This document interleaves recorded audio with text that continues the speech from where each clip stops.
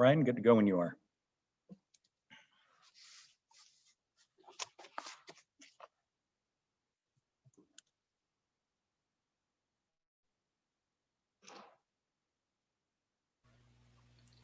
We're live. All right, everybody, live from Barrie, it's budget night. Welcome to our virtual general committee meeting, which I will now call to order. Of course, due to the COVID-19 pandemic and the need for physical distancing, this meeting is being held via video conference. Members of council, executive management, the city clerk are participating on the conference. The senior leadership team and members of our service partner leadership who have budget requests tonight are also on tonight's agenda. They're not visible, but they are available to answer questions and jump in as needed as council moves through the budget. As always, we do a consent agenda. I'm going to guess somebody wants to hold this. So maybe Deputy Mayor Ward, I'll just ask you to hold the budget. Okay, thank you very much. It is the only item on tonight's agenda. So before we get into it, and for those playing our home game, the intention tonight, because there are a substantial number of amendments that have been circulated and proposed by councillors, we'll be going through the operating budget first and dealing with the amendments that affect this year's tax levy. And then we will move from the city operating budgets to the service partner operating budgets, which are also by and large funded out of the tax levy. Once that is all done and we've dealt with the operating budget, we'll move on to the rate budgets, water, wastewater, and parking, and finally dealing with capital budgets the capital budget last. So with that, I do want to give our CAO an opportunity just to say a few words before we start debating the 2021 business plan and budget. Mr. Prout. Thank you, Mayor Lehman and members of council. I appreciate the opportunity. I wanted to take a minute at the outset. In past years, Mayor Lehman's given me an opportunity to pass comment and appreciation of staff's effort. I really thought at the end of 2020, as we start 2021, I had to take a moment of your time to talk a little bit about the budget that's in front of you. So tonight we're presenting for council's deliberation and input the draft 2021 budget. Speaking on behalf of city staff, but I'll go so far as to include the service partners, I did want to acknowledge, as members of council know, thousands of hours go into these budget processes. It starts in most years early in the spring, about 3 months after you pass the last budget. This year with the COVID pandemic, I think Mr. Miller will tell me we probably started it in around May in earnest. But from May right up until now, thousands of people hours have gone into presenting and building this budget. And in that time, city staff have dealt with a financial landscape that changed almost daily, a shutdown, layoffs resulting from the shutdown. We then ramped our services back up, and now we're in a version of a shutdown again. All of this is to say that an incredible amount of work has gone in during unprecedented, and I hope never to be repeated times. I did want to acknowledge the incredible work of your finance team as they have pulled this document together for you and answered what I think is probably hundreds of questions in the weeks leading up to it, as council did their homework, making sure that they understood the context and the information that was presented in the budget. But beyond simply your finance team, because they don't do it themselves, the leadership at the department levels, as they lended a shoulder to the wheel to make sure that they were presenting the best possible information at the same time as they dealt with all of these other things going on. And now many of them are on the call here tonight. I think there's about 50 in attendance to support you should you have questions for clarification or need additional information.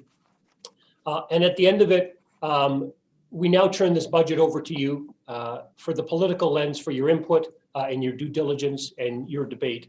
But I did want to take a minute to thank all of the staff who touched the budget. And again, I will acknowledge the service partners because while their experience might have been slightly different, I can assure you that the work that they put into it was similar to the city of Barrie.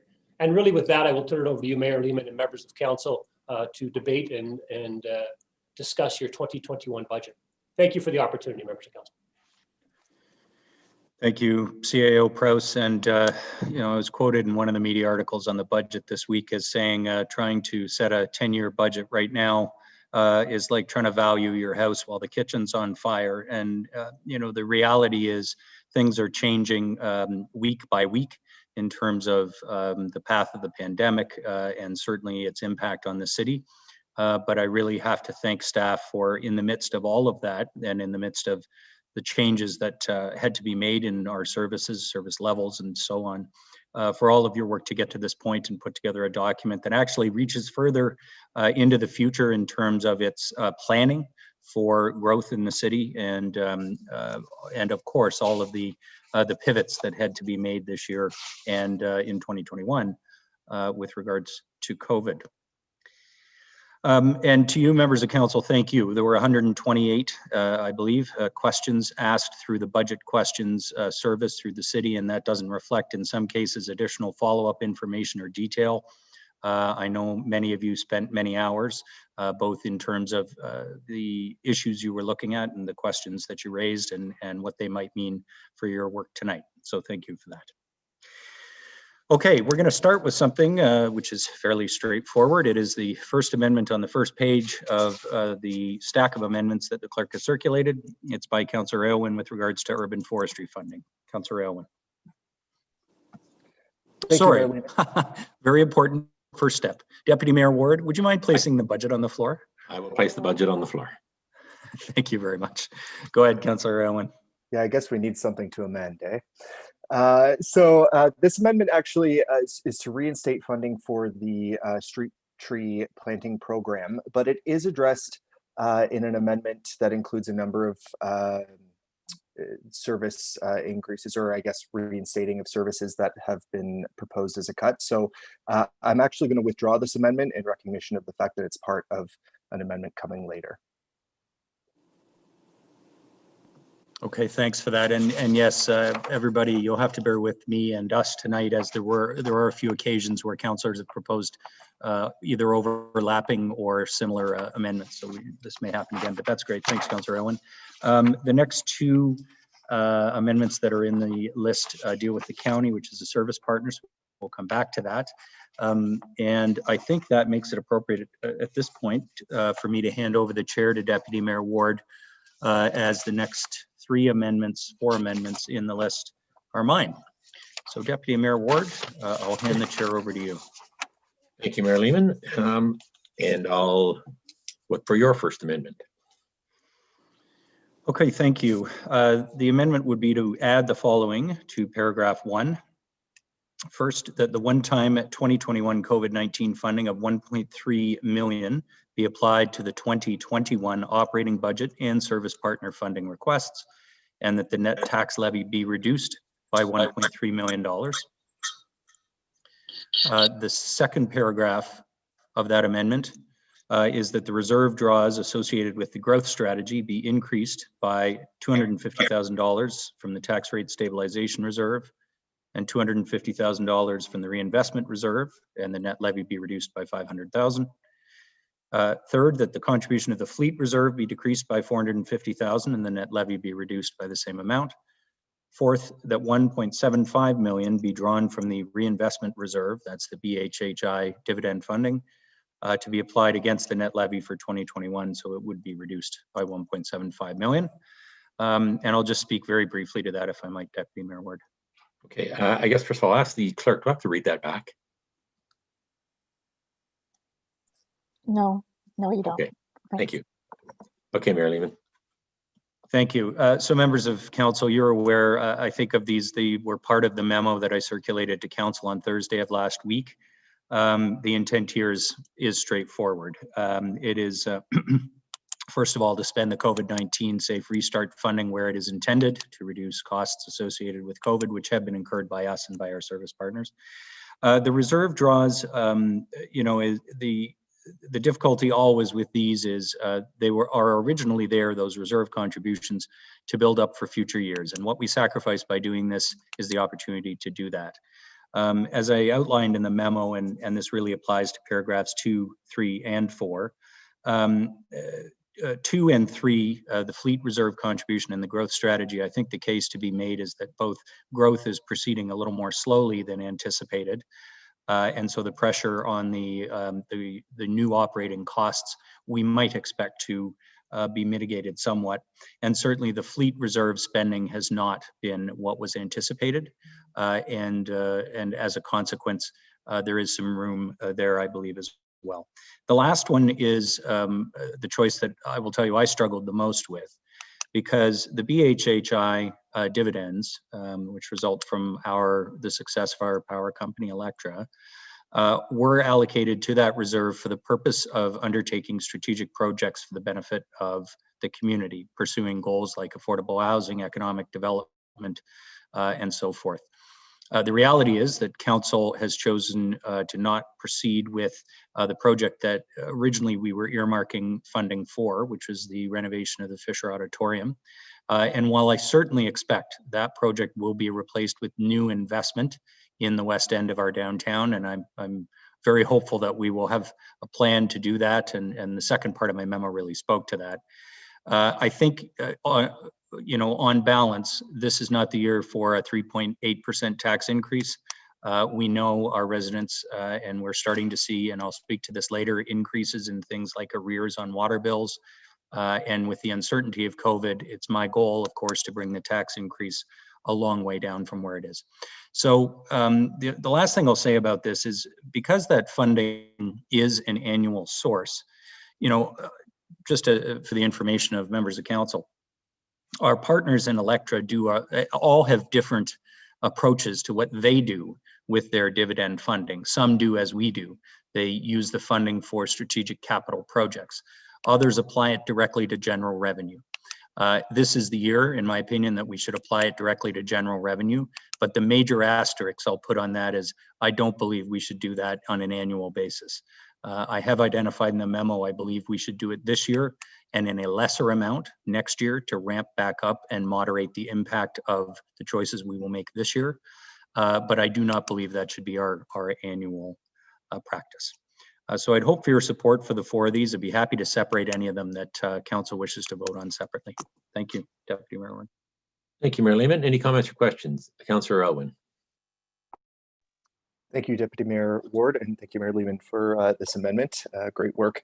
I do have a question for Mr. Miller, and I'm wondering if you can provide Mr. Miller a quick rundown of the reserves that are referenced in the amendment, and sort of give us a sense of where those reserves are at, and if there's any risk of depleting these reserves to a point that's too low.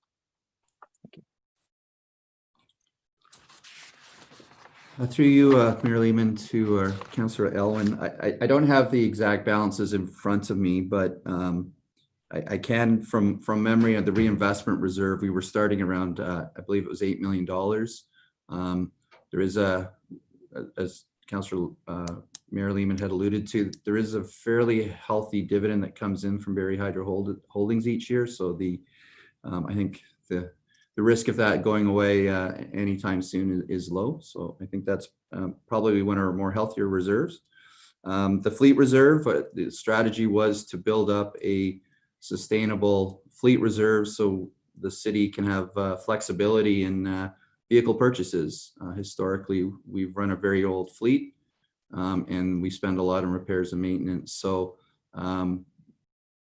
the plan was to increase the contribution each year by $450,000. This will be the second year that has been deferred. So the longer we keep deferring it, the longer it reduces our flexibility in replacing vehicles. But there's certainly enough in there to meet commitments that are against the reserve currently.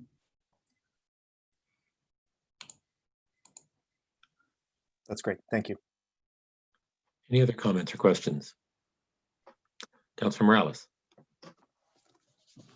Thank you, Deputy Mayor Ward. I'll be supporting the amendment. So what I'm happy to see about the essentially using our Electra dividends, BHHI, however we want to call it, in the letter I put out on December 2nd, I called it, I really wanted to simplify the language. And I said, your hydro company, Electra, BHHI Holdings. We need people to understand, as Mayor Lehman said, This is a community benefits reserve. We are the ones that decide the criteria of what a community benefit is. Some years that is art. Some years that is partnerships with people that come with creative partnerships to provide services that enhance the lives of our residents. Sometimes that might be something more cultural, like the Fisher Auditorium at the time. And sometimes benefiting your community means reducing the magnitude of property tax increases to make sure that people that are on the fence, on the fringe, we minimize the impact of tax increases. So I have no qualms whatsoever about using this fund. I had extensive, a couple hours of chat with Mr. Miller back in December 1st, November 30th about this.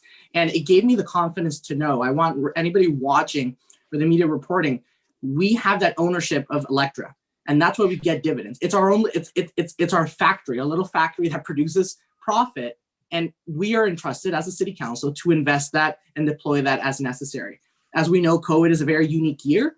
And we definitely don't need to, we should not be treating Electra dividends as a revenue tool to offset operational costs, but as a one-off, very responsible choice.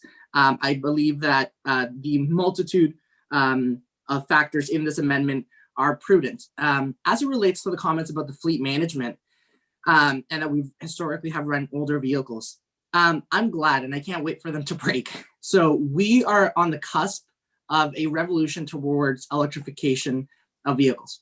It doesn't matter if it's trucks, it doesn't matter if it's vans, it doesn't matter if it's sedans or most vehicles. We are reaching that point where the need to replace fleet and the need to maintain them and invest and repair. Our staff is not going to know how to do performance moving forward because EV technology is so different and our staff is going to learn.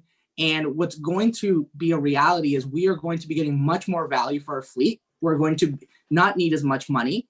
We're going to be, reducing our impact on the environment, and we're going to be getting better value for our services. So any member of council that's concerned about a depleting fleet management, I'd be happy to connect with you to explore kind of where the EV industry is, where the EV industry is going, and know that this is also a prudent choice. And again, I can't wait for old, outdated technology to end its life cycle and for us to move forward in more innovative ways as we've done with other service lines. So I'll be supporting this amendment, Deputy Mayor Ward. Thank you, Councillor Morales. Any other comments or questions? Councillor Thompson. Thank you, Deputy Mayor Ward. Through you to Mr. Miller. Just for the home game, I have it at $4,022,000, which puts our tax levy at 2.15.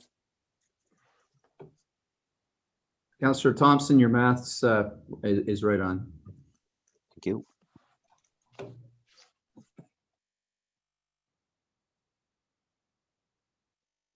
You're on mute, Deputy Mayor Ward. Oh, see none. I'm gonna call the vote. All in favor?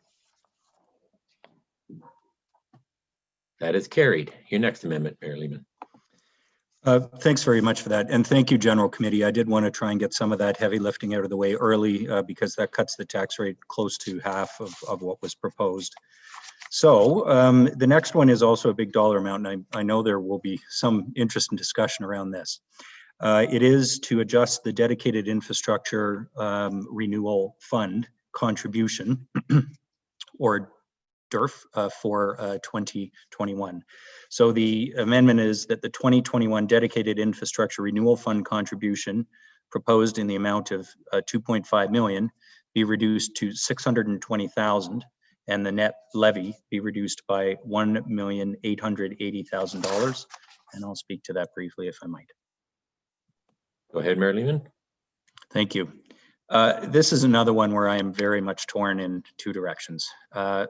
This council and the previous council have had the political will to ask our taxpayers for 1% additional every year on the tax levy for 6 years now to fund what is our residents' #1 spending priority, roads.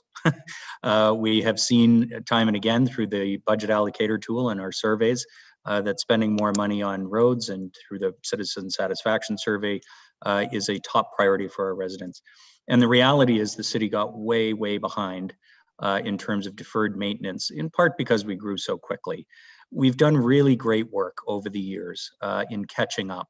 And now, because of that compounding 1% every year, we're contributing close to $30 million towards infrastructure repair that was not available 7 years ago. And that's taken real will and real pain on behalf of all of our residents who have contributed a little more through their taxes. But council has been willing every year to ask them for that because we know it's a need, not a want, as some often position it. But we know it's keen on their list or high on their list, and we know that the need is substantial. So any reduction to this annual stepping, because that's what we do every year, is we add a further 2.5 million, which results in that much more being available this year and every subsequent year. Any slowing down of that means that we cannot continue with the accelerated pace of renewal that we have been. But the reality is, and I'm open to discussion and debate around whether it's 0.25%, which is what's represented here, 0.5%, or whatever council's comfort level is. But if ever there was a year for us to choose to fund our capital a little differently and not ask our taxpayers for that extra 1%, I believe this is the year.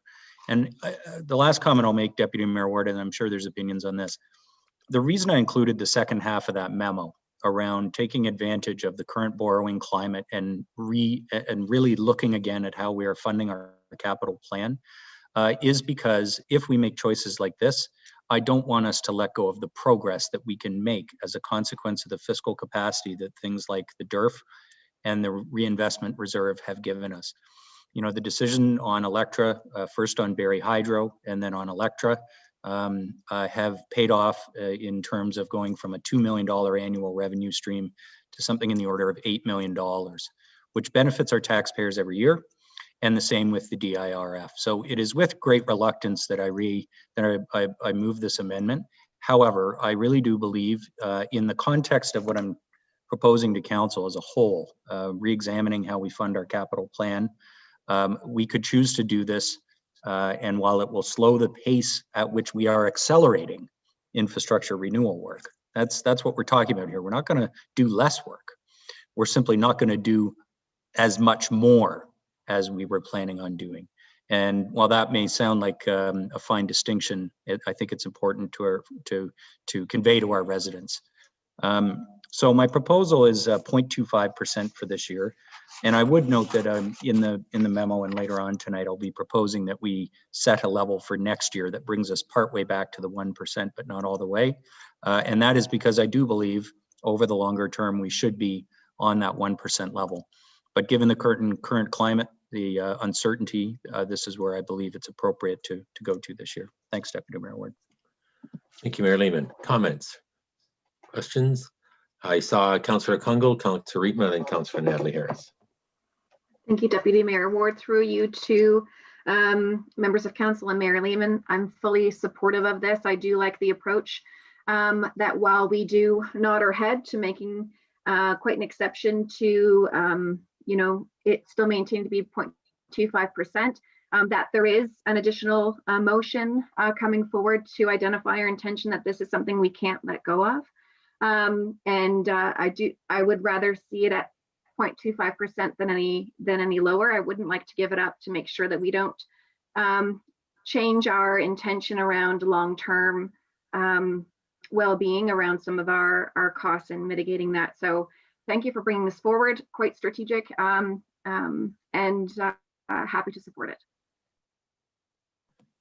Thank you, Councillor Kungl. Councillor Rietman.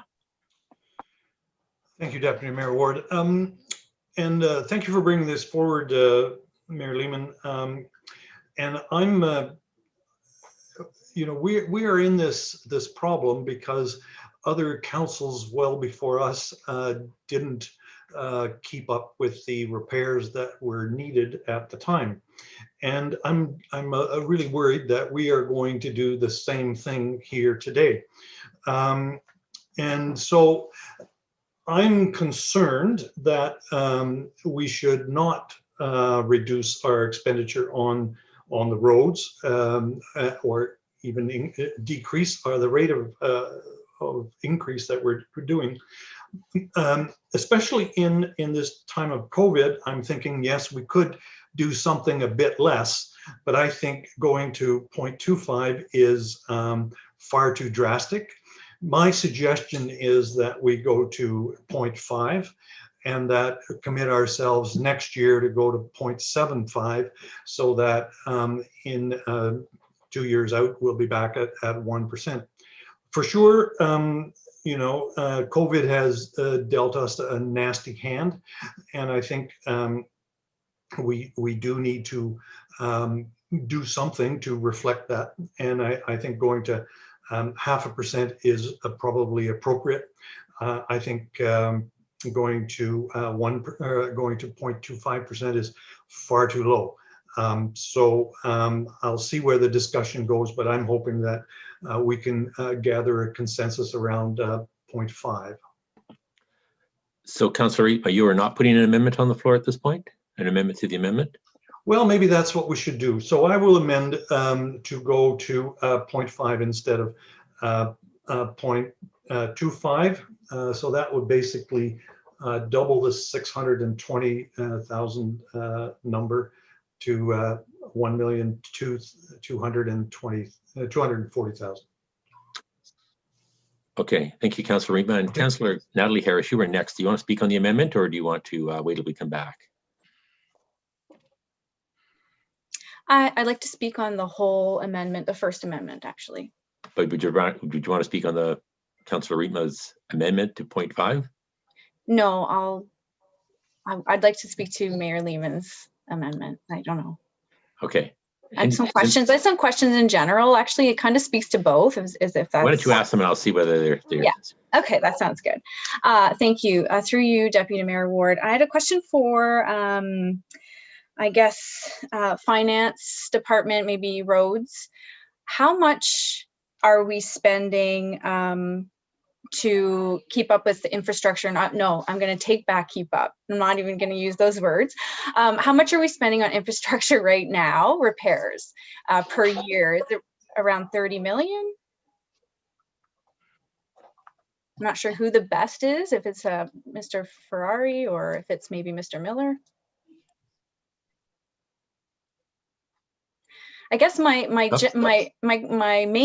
main point is, where, if you had a magic wand, would you like to be with money coming in to get our infrastructure to where it needs to be? Because my concern with this amendment is, if we decrease this now, we won't be putting the money forward and doing what we need to do for the infrastructure right now, and the roads that are already a problem, they will become even more of a problem. Does that cause more of a cost later on that we would have to face?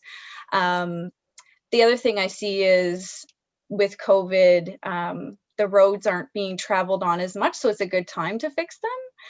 Maybe that's a whole bunch of points in one, but I guess my question is, do you foresee a problem if we reduce this in the future, in the near future, where we're going to kind of even be more behind because of this amendment? Ms. Miller, I see you. Does that make sense, Ms. Miller? Thank you. Thank you for the question. Through you, Deputy Mayor Ward, to Councillor Natalie Harris. I'm certainly happy to have Ms. Oakley from our corporate asset management team speak to you about any specific projects that you might be interested in. But generally speaking, yes, obviously there is significant demand for this renewal work, and staff will simply work with the dollars that are approved in the budget, and adjustments will be made. But as Mayor Lehman had indicated earlier, a reduction will put some of that work behind and on the roads front. Ms. Oakley, do you have anything that you would like to add? Sure. Through you, I guess, Deputy Mayor Ward, to Councillor Harris. I can't provide you with an exact number of what our investment needs need to be. We're actually in the process of updating all of our asset management plans right now. And over the next few months, we'll actually be bringing you numbers of what we should be investing on all of our core infrastructure assets. But I can tell you that what we're seeing so far is that we are continuing our trend of underinvesting. We haven't been investing more, but we are still underinvesting. Thank you. And Mr. Miller, I see you've joined us. So would you want to make a comment as well? Yeah, thank you, Deputy Mayor Ward.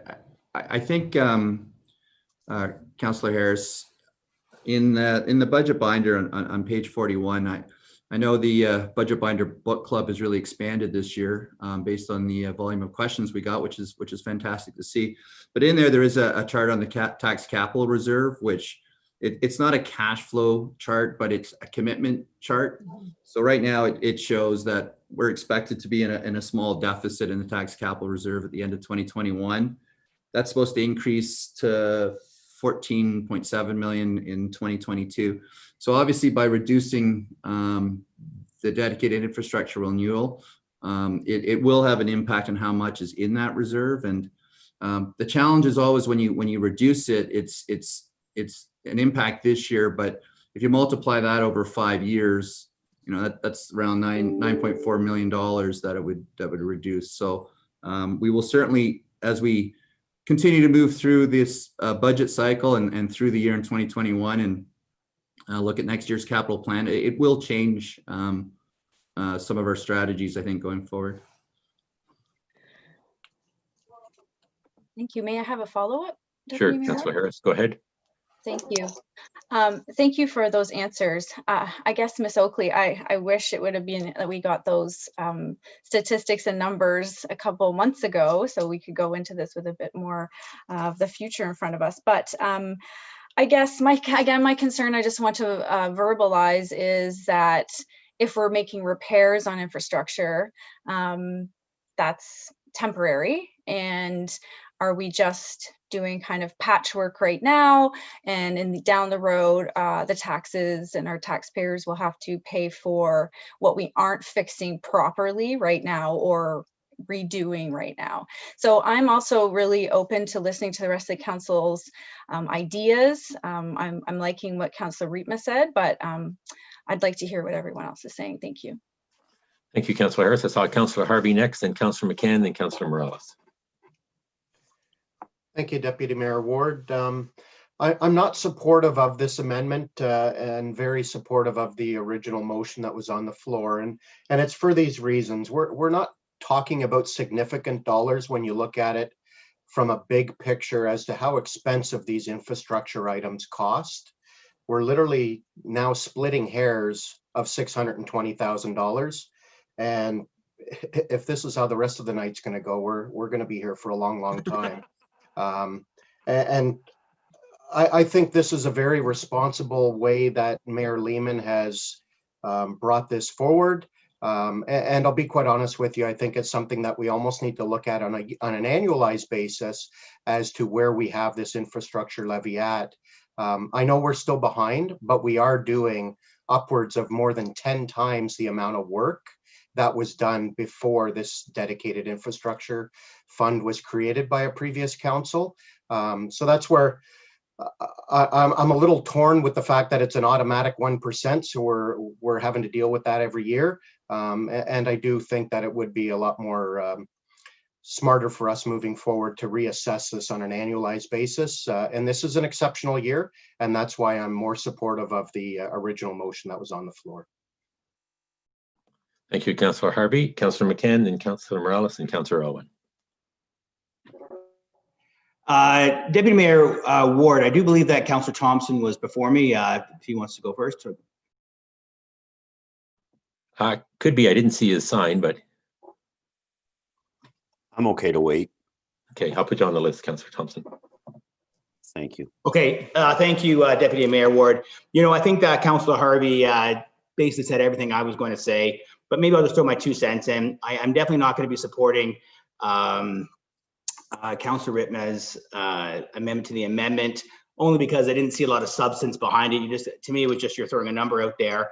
I do want to repeat that I really believe that there's very little financial benefit to the taxpayer, to the homeowner, by reducing our taxes down from 2.9 or 3.2 down to the 1.9, and then from the 0.25 to the 0.0, the 50%. Sorry, 0.50. Yeah. So I guess the big picture is that we've got next week to really check in Councillor Natalie Harris to see, the deep impacts of what this is going to happen to the city of Barrie. But the understanding is, which I think Mayor Lehman and Councillor Harvey are saying, that the impact for the taxpayer is quite low. We're talking about now, and like Councillor Harvey said, we are splitting hairs here, but the impact to the city as a whole is magnificent, right? We've got major infrastructure projects that we do need to complete. As Mayor Lehman had said earlier, that roads are really the #1 problem that we have here in the city, and that's the biggest complaint we have. So I will be tonight supporting Mayor Lehman's amendments, and it'll give us a week to ask staff, talk to our residents to see how they feel, and there may be some future amendments next week. Thank you. Thank you, Councillor McCann. Councillor Morales. Thank you, Mayor Lee. Thank you, Deputy Mayor Ward. I'll kind of provide a little bit of context to the infrastructure question. I'm very much getting exhausted over staff never having an answer for this question every time it's asked. This question has been asked since about 2016, 2017. I was told that we were going to move to dynamic reporting and software was going to come in. And I know there's been delays in that. I believe there's actually money in the budget for this.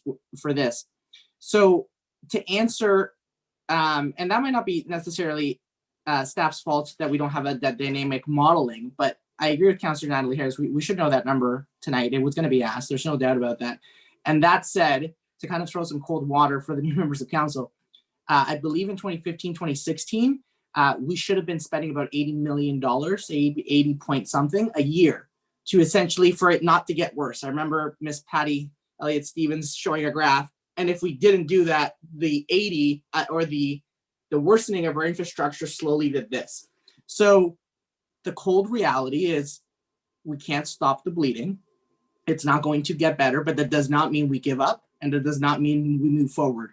We have increased, I think, over tenfold. I remember one time seeing a City of Barrie graphic, really great one produced by Access Barrie maybe 2 years ago, that showed we were at tenfold, meaning increased by a magnitude of 10 or 11 plus in terms of where we're at in 2014. So now that the cold hard truth is out there, I support the amendment as presented, the original one by Mayor Lehman. And the reason is as follows.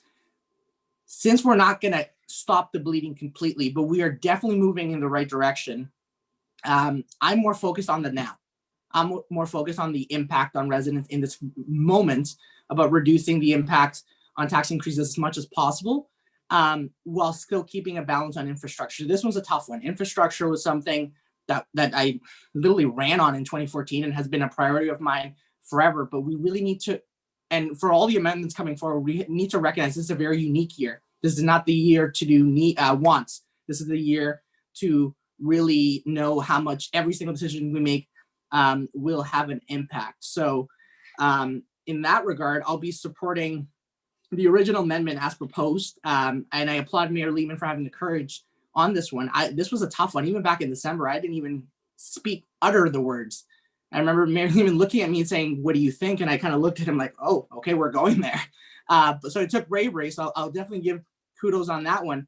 And that said, as we continue to get pressure in our own wards about density, intensification, and pushback, the only feasible way, short of a billionaire just writing us a check to the city of Barrie because they're nice, the only way that we can come close to stopping that bleeding and for it to stop getting worse is much higher levels of intensification and DCs and really investing in our infrastructure.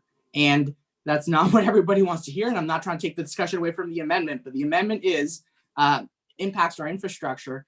And it's really cold hard truth that the only way we stop the long-term bleeding for decades is our city's growth, and the mentality is going to have to do a 180.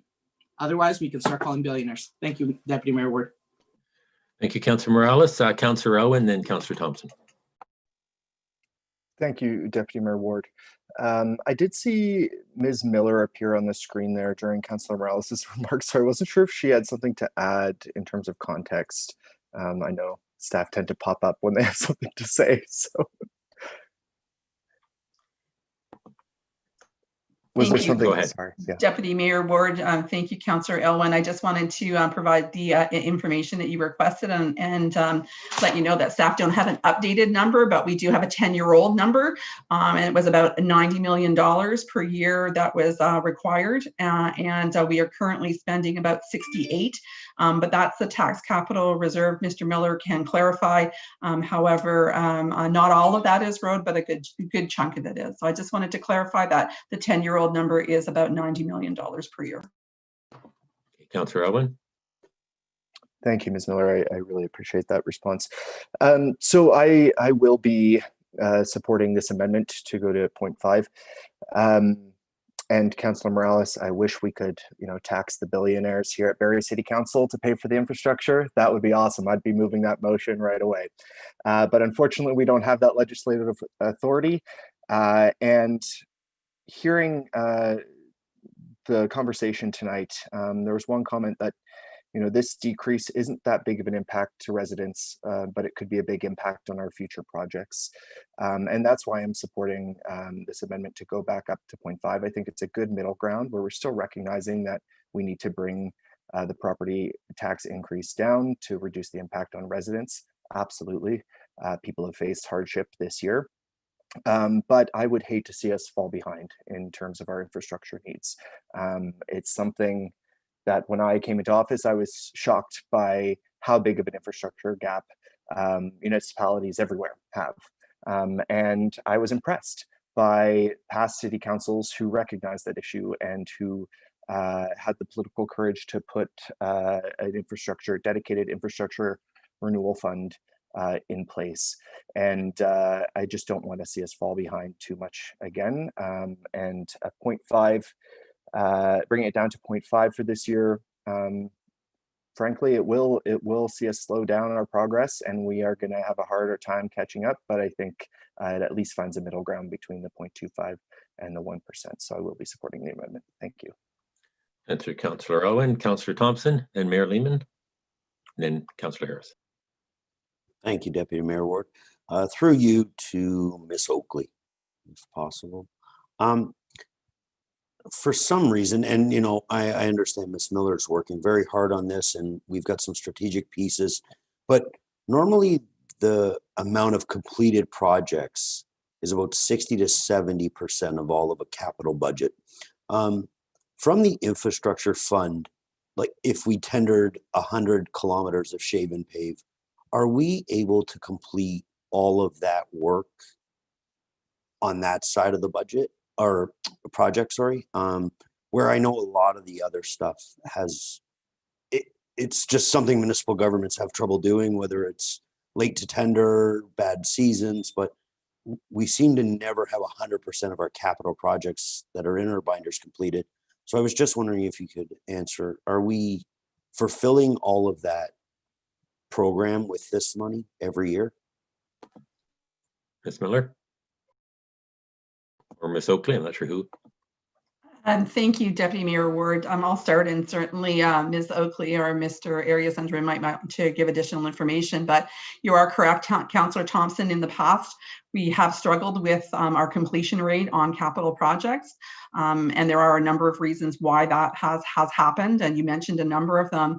We have undertaken a complete review of the capital plan, including both the growth projects, renewal projects, and just general infrastructure projects, and we feel much more confident that we are now have these projects scoped properly and budgeted properly, and at this point in time, we're completing about 75 to 80% in 2020 of our capital projects. And I believe that number will only increase going forward now that we have these additional controls in place.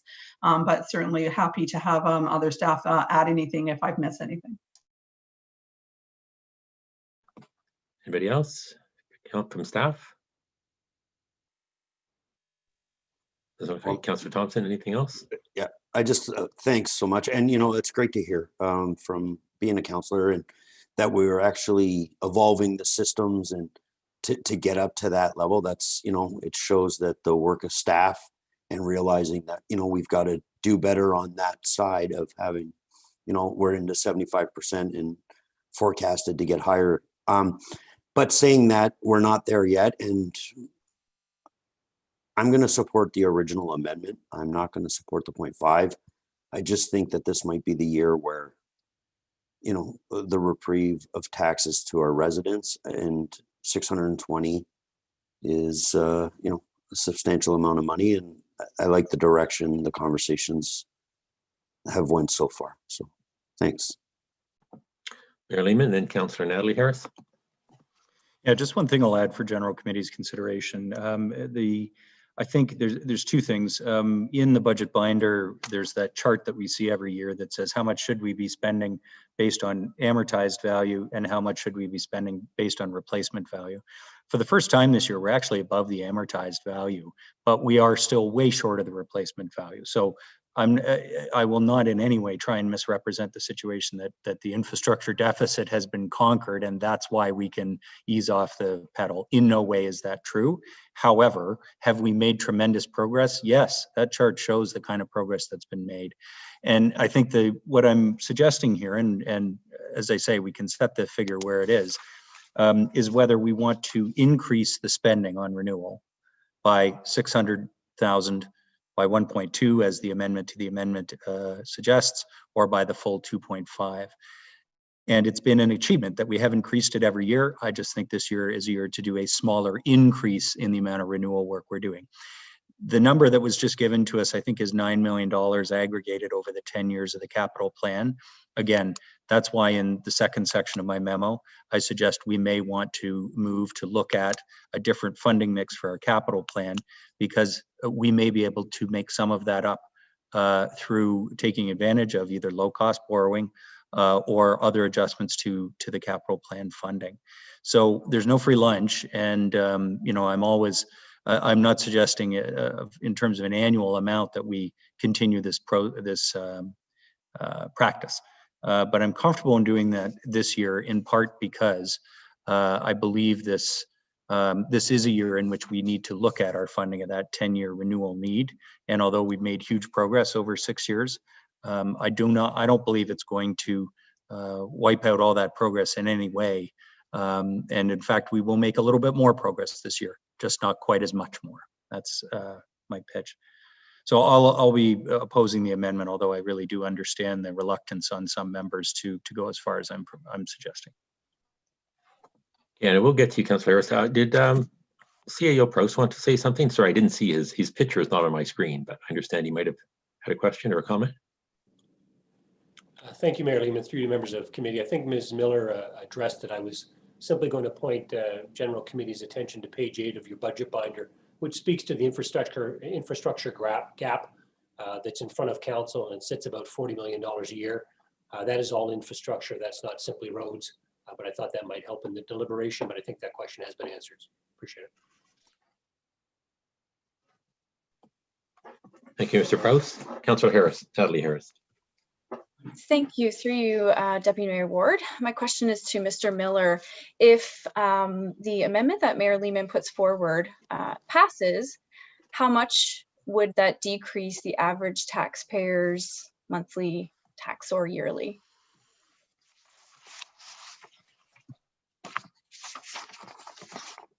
Through you, Deputy Ward, is that in reference to just that motion or that combined with the previous?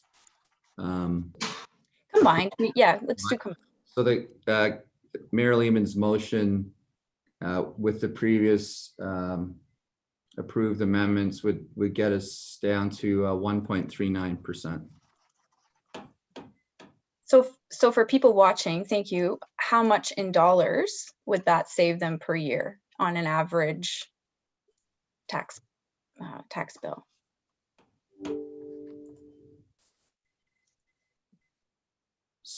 Through you, Deputy Ward Lehman. So I can tell you that works out to an increase of $61.52.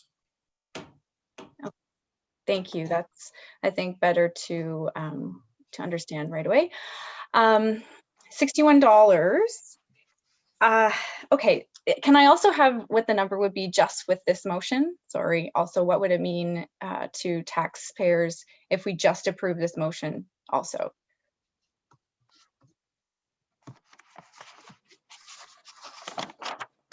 So through you, Deputy Mayor Ward, to Councillor Harris. So I just want to make sure I understand. So the number I gave you was what the increase would be with this. It works out to $1.8 million reduction in the levy, plus the previous amendment. So we would be reducing a total of $5.9 million would be reducing the levy.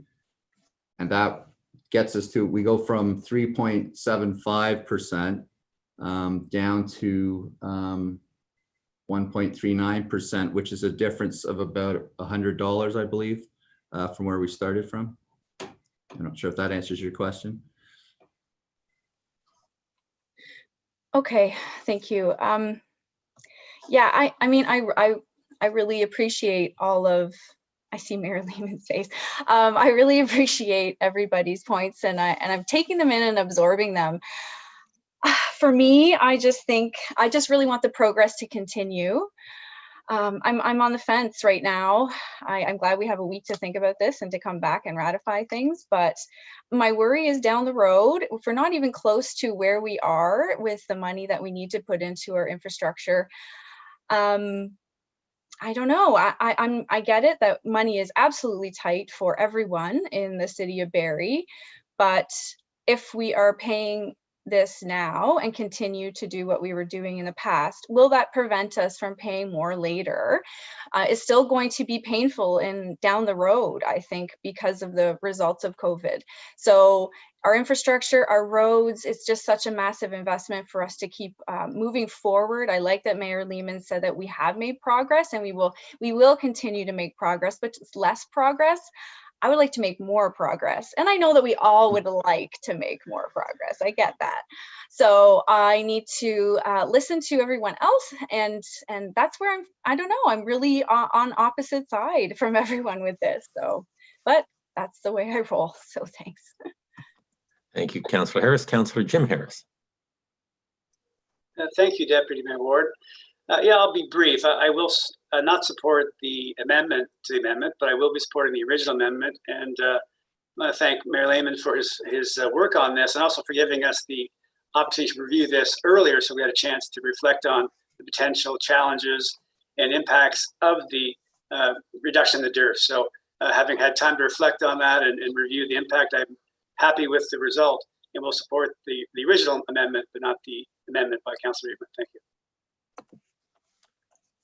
Any other comments or questions? Councillor Rima. Thank you, Deputy Mayor Ward. We have been falling behind for years. We have a big deficit as far as our infrastructure goes. And we've been doing well. We've been improving over the years.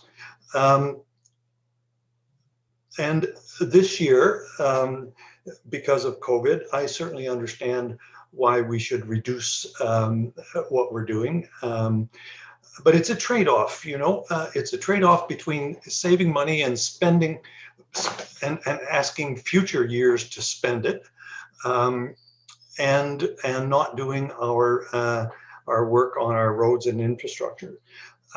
My preference would have been to stay at the 1%, because you just end up passing it down and struggling with it next year and the year after. In recognition of COVID, and I certainly applaud what Mayor has been trying to accomplish here, I'm suggesting that we go part way there. And that's why I made the amendment to go to 0.5%.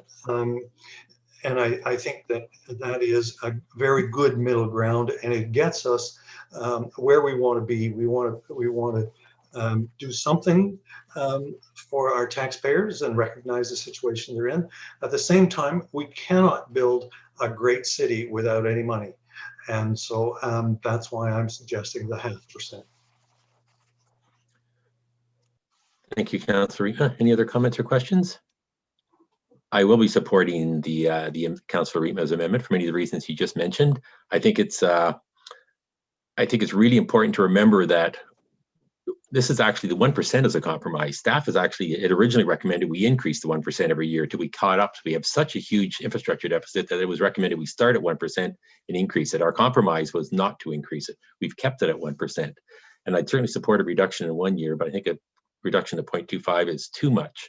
I think a reduction to 0.5 it's a good compromise. It's a reduction, but it's not the full reduction, and it keeps us from falling further behind in our infrastructure deficit, which is, as we've heard, massive. Anyways, I'll call the vote if there's no other comments or questions. All in favor? Oh, sorry, just a second. Councillor Morales, did you have a comment? Sorry, yeah, point of order. Are we voting on Councillor Reitman's amendment? We are. Councillor Reitman's amendment to 0.5% versus the original 0.25. Okay. Then all in favor? And against? It is defeated. And I'll put Mayor Lehman's original amendment on the floor. Anybody want to speak to the original amendment? We've had a good discussion. Then all in favor? It is carried. Oh, and against. Okay, sorry. Councillor Lehman, Mayor Lehman, you have more. No, I can keep being councillor for tonight. Mayor Ward, thank you. I'm going to hold off on the tax rate stabilization draw because, to be frank, that one is the lever that we can push and pull a little bit based on where we end up on some other items. So I'd like to move to the quick one to simply pull the new investment and service recommendation form for my own office. That's Form 559. Position will be fully funded by the Ontario Big City Mayors Caucus, and it will actually probably not even be through the city. We're talking with AMO about working with them, and OBCM is going to be a not-for-profit unto itself. So we can simply pull that form, and the savings is $31,000. So I'll move the amendment to remove that intake form. Any comments or questions on this? Seeing none, I'll call the vote. All in favor? It's carried. Anything else, Mayor Lehman?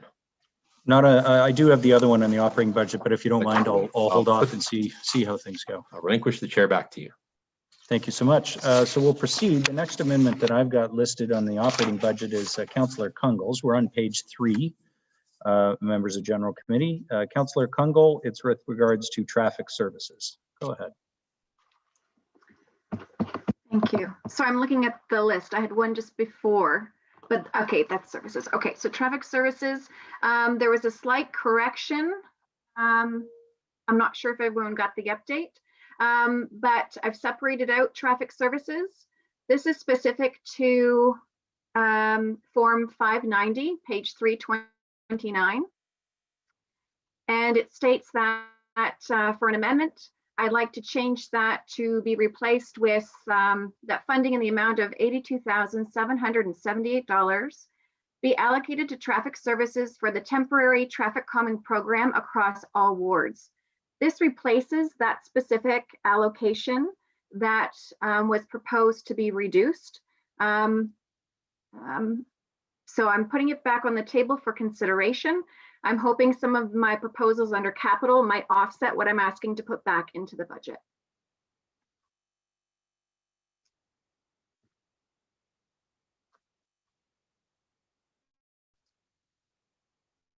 Okay, thanks, Councillor Kungle. Sorry about that. So the amount again, 82,778? 82,778 yeah, was specific to that portion of the form. So it's not the full form, 590, page 329. And it is about putting back in the traffic calming program services that were reduced, and that benefits all wards. Okay.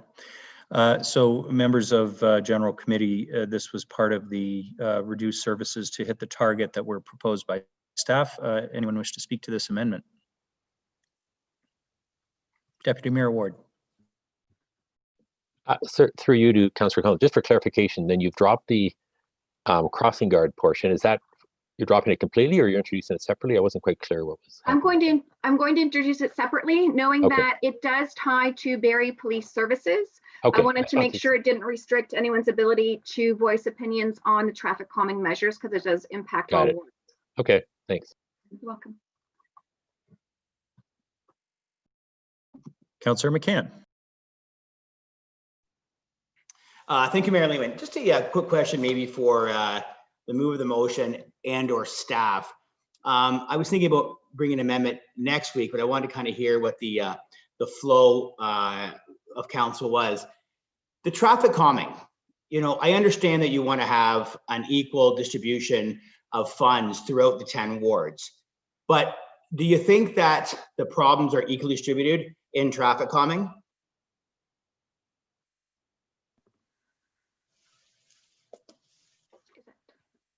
And that question go to staff or the mover. The mover, obviously, if she wants to take a first crack at it, would love to hear her comments. If not, if staff can give me a little color on that. I'll go to Councillor Kungle and then ask Ms. Miller, who in her department might answer the need for traffic calming across the city. Councillor Kungle, go ahead.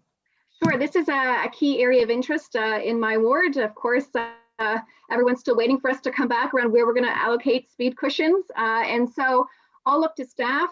Should Councillor McCann want more specifics around what aspects that particular amount of funding related to in the program? I think it was tied to in the sheet. If you refer back to that on page 329, did make some reference, I think, to some of the painting and other services and other approaches. Again, because it does touch all wards, I thought it might be of interest at least to raise it for conversation to see if there was interest around the table that would merit bringing back this $82,000 budget item. For me, speeding, traffic safety is one of the main issues I'm dealing with. So I did not want to see a service reduction in this global program. Okay, Ms. Miller. Thank you, Mayor Lehman. I will indicate through you that certainly staff do see a demand for traffic calming in all areas of the city, but if Mr. Rose would like to comment on if there is one area that is more affected by another, then he is welcome to provide that additional clarification. I believe that he's on the line. Yep, go ahead. Good evening, through you, Your Worship, to just to answer the question through Councillor McCann. We have several requests in each ward throughout.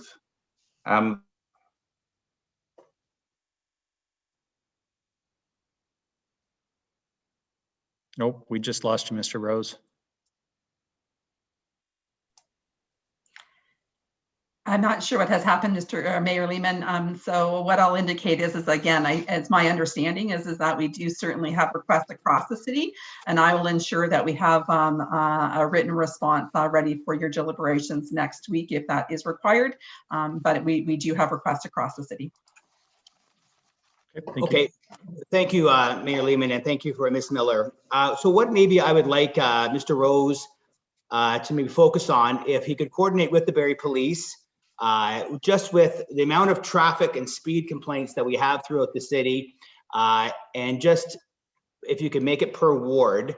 And my intention is to maybe not make this a blanket, or using Councillor Kungle's words, a global fund throughout the whole city. If there's certain areas in the city that have a lot more cases and a lot more safety concerns, then I think that we need to allocate funds accordingly. And I'm a little fed up with speed cushions, to be honest with you. We've had this conversation, and I believe that it was Councillor Robert Thompson that alluded to maybe the costing of permanent speed measures through concrete. And I really think that the city of Barrie and council, I hope, will get on board and start focusing on permanent instead of these speed cushions, because it's ridiculous that it actually costs more to install than it actually costs to purchase. So I'm not sure if I can support this or not. Not that I don't support more safety measures. I just don't want to confuse the issue next week. So I'll see what else council has to say. But I would say that Councillor Kungle, you're on track. I just want to see this amplified a bit more. And I believe that this is money well spent. And chances are we'll bring something to council next week. If not, if somebody brings someone this week. Thank you, Mayor Lehman. Thank you, Councillor. Sorry, just going back to my speakers list here. Hold up, Councillor Harvey, you're up. Go ahead. Thank you, Your Worship. First, I'd like to thank Councillor Kungle for separating her original motion that she had was going to bring forward, so that way it didn't prohibit myself and Councillor Harris from being able to speak to it, because there's the number one concern that I always get is traffic related issues, and I know this year's budget does include some permanent calming measures, which I'm happy to see, because as Councillor McCann stated, that is the way we need to go, because it is a lot more cost effective, and they're there for 12 months of the year instead of only there for about 6 or 7 months of the year. I am supportive of the direction of this motion. However, at some point, whether it's before next week, I would also like to have some discussions a little bit further with a few of my colleagues to maybe change this funding, instead of it being for the temporary measures, to maybe add some additional permanent calming measures into the budget with these same allocated funds. But I am very supportive of bringing back this funding because it is such a high priority for our residents. Thanks for that, Councillor Harvey. Councillor Jim Harris.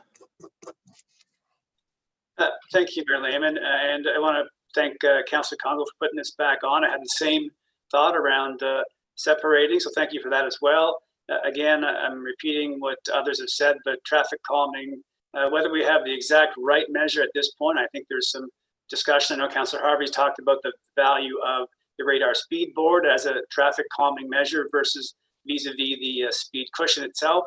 And obviously we understand there's methods that are more permanent than these temporary ones. Having all that said, I do have many areas in Ward 8 that do request the cushion and do appreciate the cushion. And generally speed calming measures. So I will be supporting the amendment. Thank you. Thanks. Anyone else wish to speak to this amendment? Councillor Natalie Harris. Thank you, Mayor Lehman. Through you to, I guess, Mr. Rose. Where I know I've brought up the permanent speed cushion or speed pads many times as well. Where are you with respect to costs? How much are they at this time? Are you finished with the trial that you were doing? I guess it was a few years ago with certain types. Just an update for people watching as well, because I'm definitely for moving into the permanent speed pads for sure. I don't know if Mr. Rose can hear us or respond yet, but Ms. Miller, if he can't. We'll see if he pops up, Mayor Lehman. There may be some technical difficulties, but I can tell you that the speed cushions, the budget is about between $20,000 and $35,000 per permanent cushion.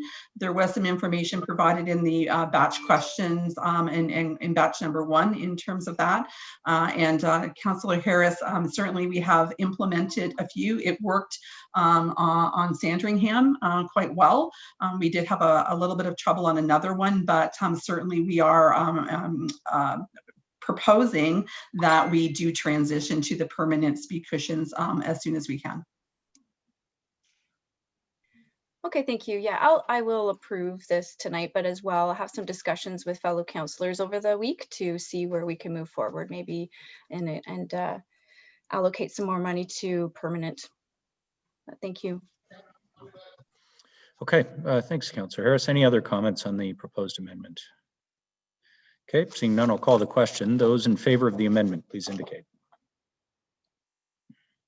Any opposed? None. That carries. Thanks, Councillor Kungle. The next one is a very small dollar value, but why don't you introduce it? We will give it due consideration as we do with everything, and that's with regards to the CAM service level.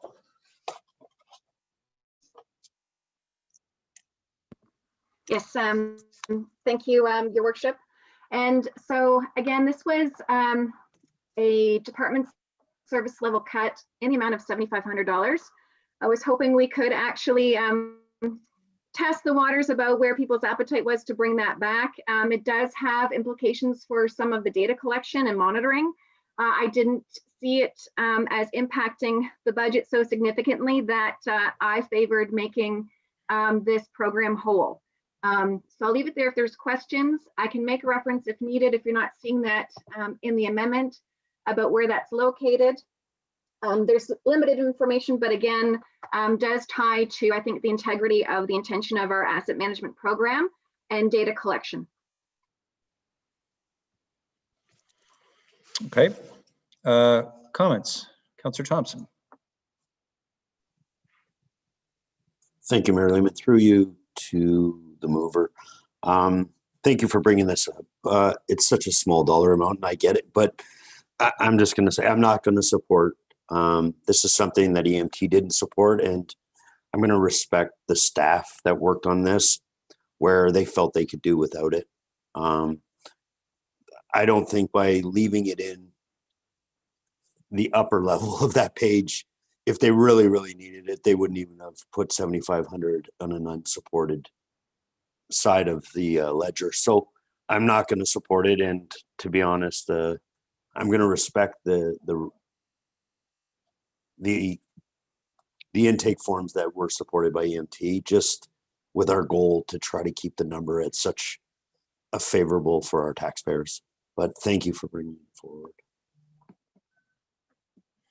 Okay, thank you. Any other comments on this proposed amendment? Councillor McCann.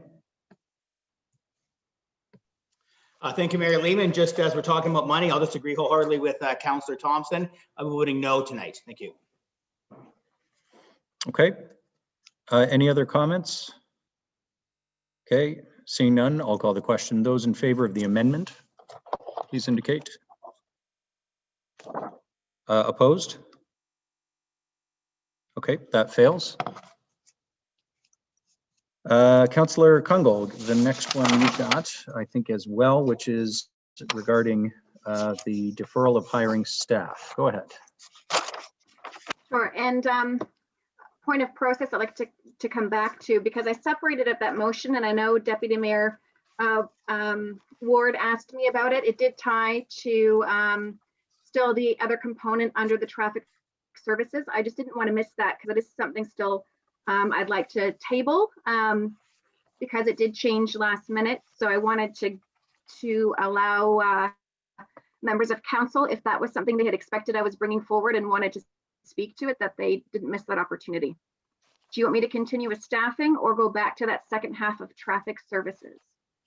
Oh, so that's with regard to the crossing guard program and the police funding? Yeah, I think we would address that with the other police amendments, just because there are two members of council, I think, who can't participate in that debate. So I won't forget about it, but please help me not forget about it, everyone else. And we'll just, if it's all right with you, we'll proceed with the staff positions in the operating budget. That's great, thank you. So I'll speak to this. There were two different lenses I took on this, but overall, do you want me to speak to the first motion? Some of them were different considerations, but Mayor Lehman, do you want me to table the first one to start the conversation? Well, whichever one you feel is best, Councillor Kungl, because I represent, I think, or I recognize, I think the only difference, correct me if I'm wrong, is the date on which you're proposing to defer the hiring until.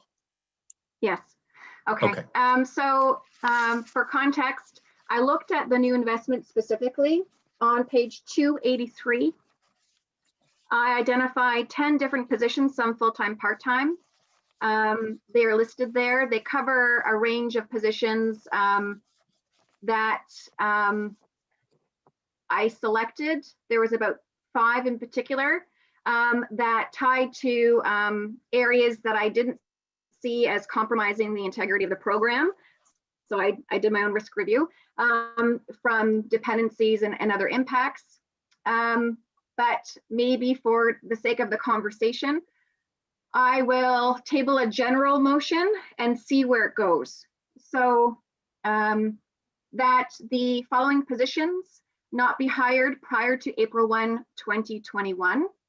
And that related to the project manager of IT, Form 541, service area operations coordinator, Form 300, manager of business development, Form 569, customer service representative, Form 580, enforcement,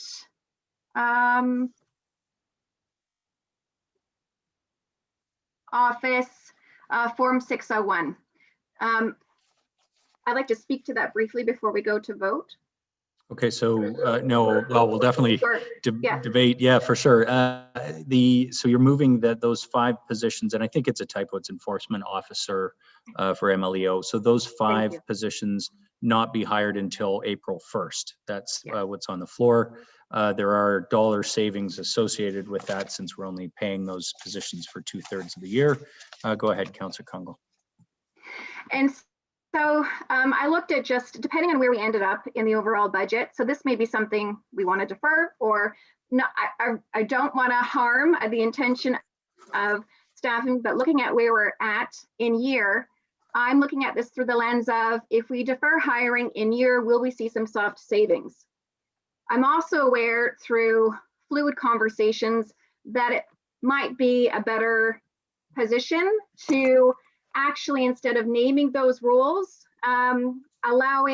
making it, and so if someone wants to throw a friendly on the floor, but if there is intention around how we look at new staffing positions, some of you may rather look at a friendly amendment to this that identifies an amount of money we want to impact the staff gapping budget and allow staff to have discretion on which positions are hired when and how this will impact workflow.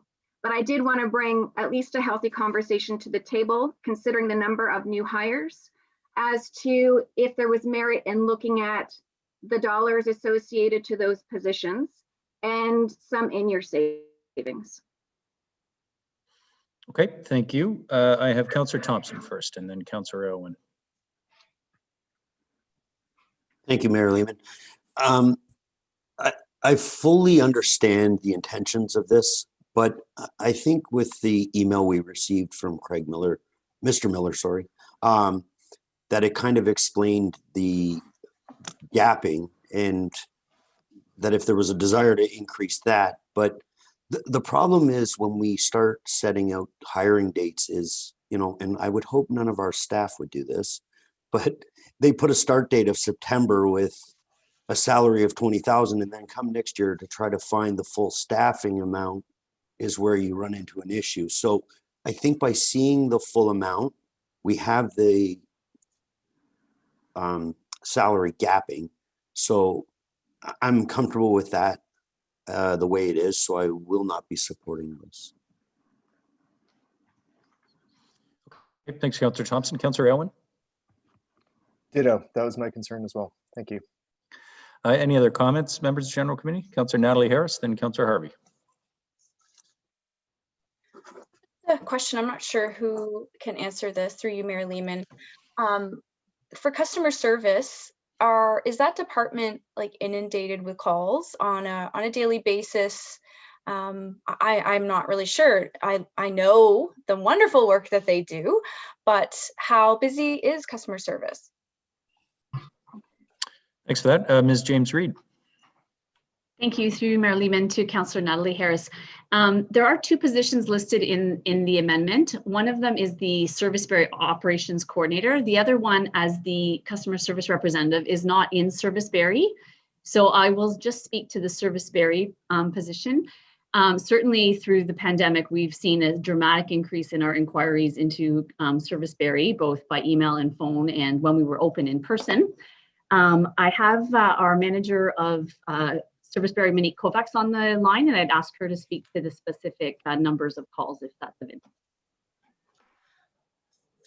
Thank you very much for introducing me, and through you to Councillor Harris. This year we have seen unprecedented growth in our numbers, and last year we had approximately 200,000 phone calls come into Serviceberry over the course of the year. And in terms of that included counter as well as emails.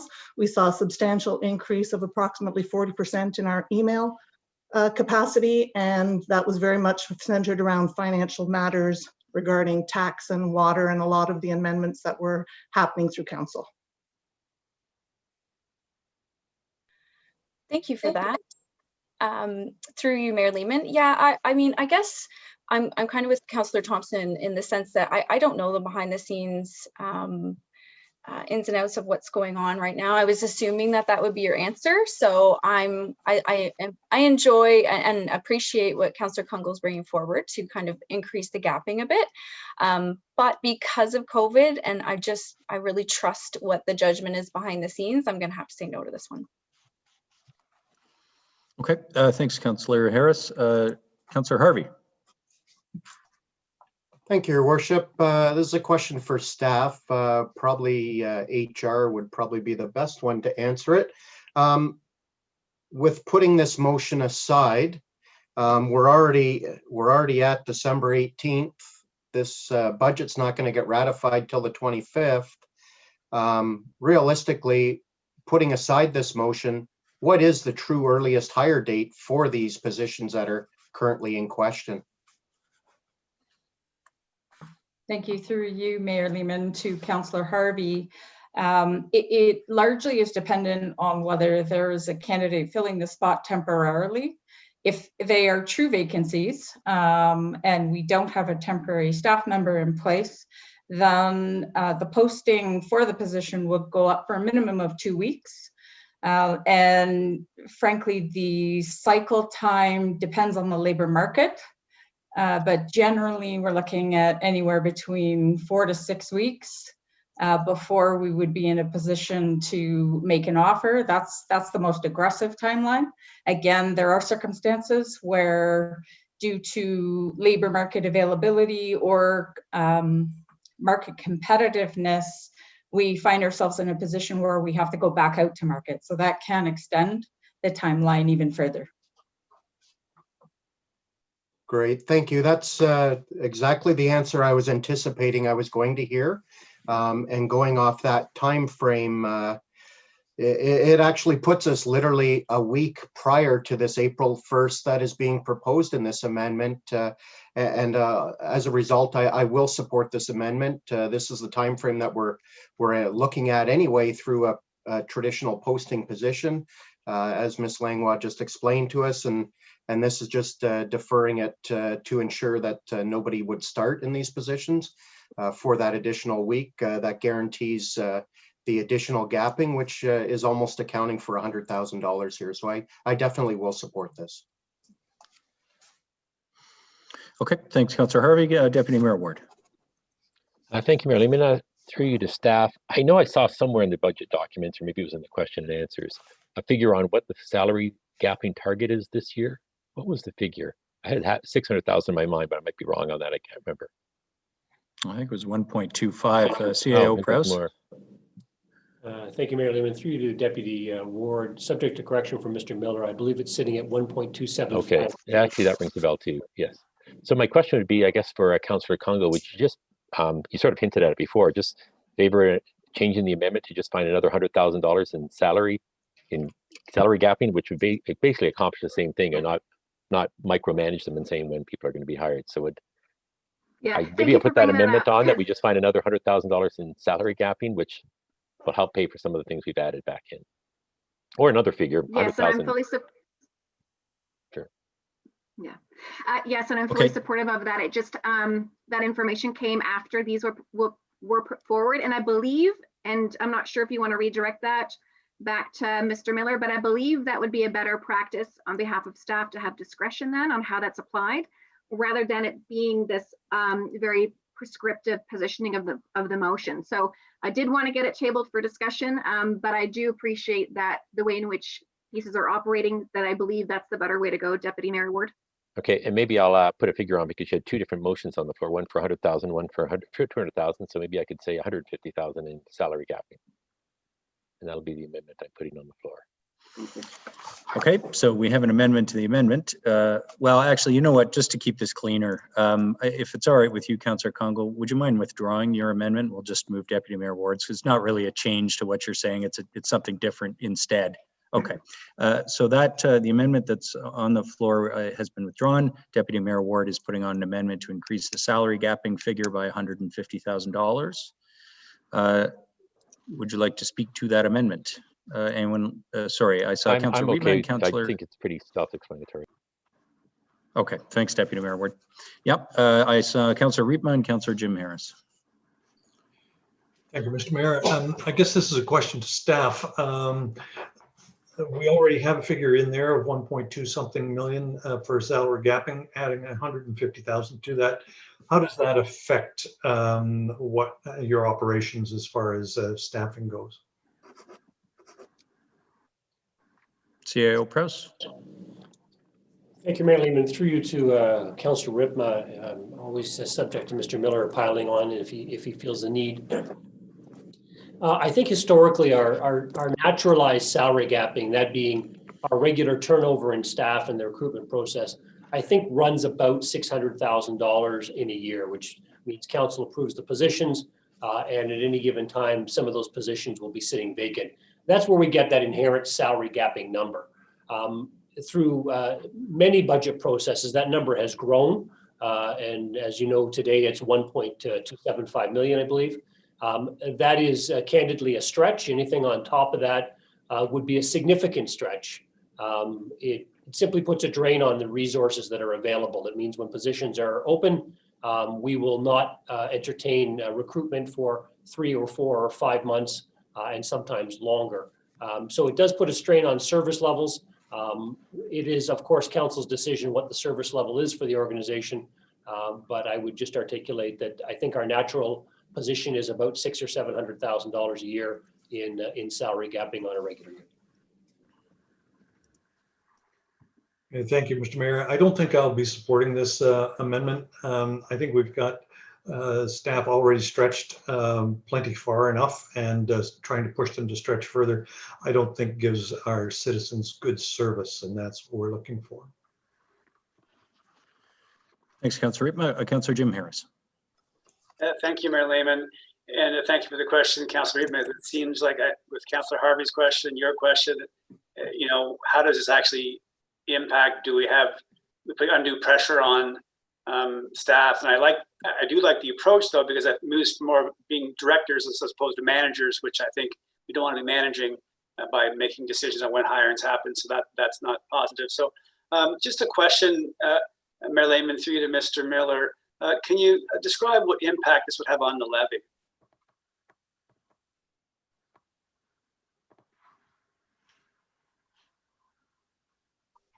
So through you, Deputy Mayor Ward, to Councillor Harris. So that's the, just to clarify, so if we put in 150,000, that's your question?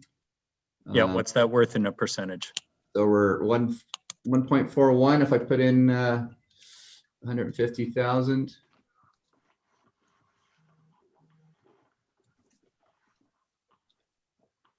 That'll get down to 1.35%. Thank you, Mr. Miller. Yeah, this is I do like where Councillor Congo was going with this, and I do prefer Deputy Mayor Ward's approach. So I'm struggling a little bit with the overall impact and the potential, as per Councillor Reitman's comment and the answer from CEO Press, that it puts staff in a bind and in hiring and reduces service unnecessarily, putting pressure. So I'll have to give this some consideration. Looking forward to other questions on this. Thank you. Okay, I have Councillor Gary Harvey. Actually, I'd already asked my question earlier, Your Worship. Thank you. Okay, my apologies. Councillor Kungle and then Councillor Aylwin. Through Your Worship, to Mr. Miller, and I guess I'll frame it as, are there nuances there to appreciate around I appreciate there'll be pressures on staff, but I think this is the softer way of acknowledging some of the pieces that Councillor Harvey spoke to, which is, I'm assuming, the reality of the hiring and where we are in year, that we wouldn't necessarily, in some contexts, depending on how aggressive we were going to be with some positions, necessarily be would have spent the full amount anyways within this year.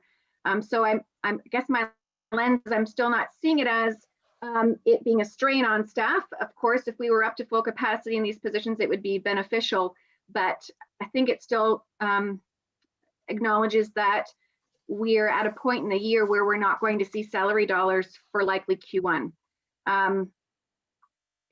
It may not warrant a response, Mr. Miller, but if you have a comment, I wanted to leave room for that, but I guess I'm still looking at in the same context of how Councillor Harvey spoke to the intention about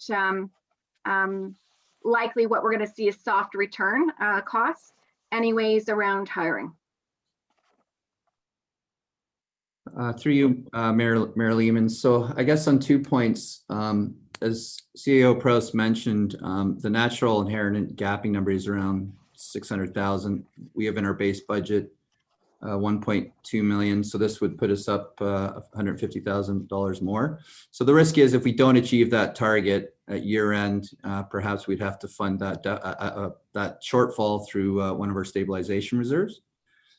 Second point, it is considered best practice in government finances to, when you're budgeting for positions, that you budget the full year, just for the fact that you are, if you don't budget the full year, you're only deferring more cost into the year after.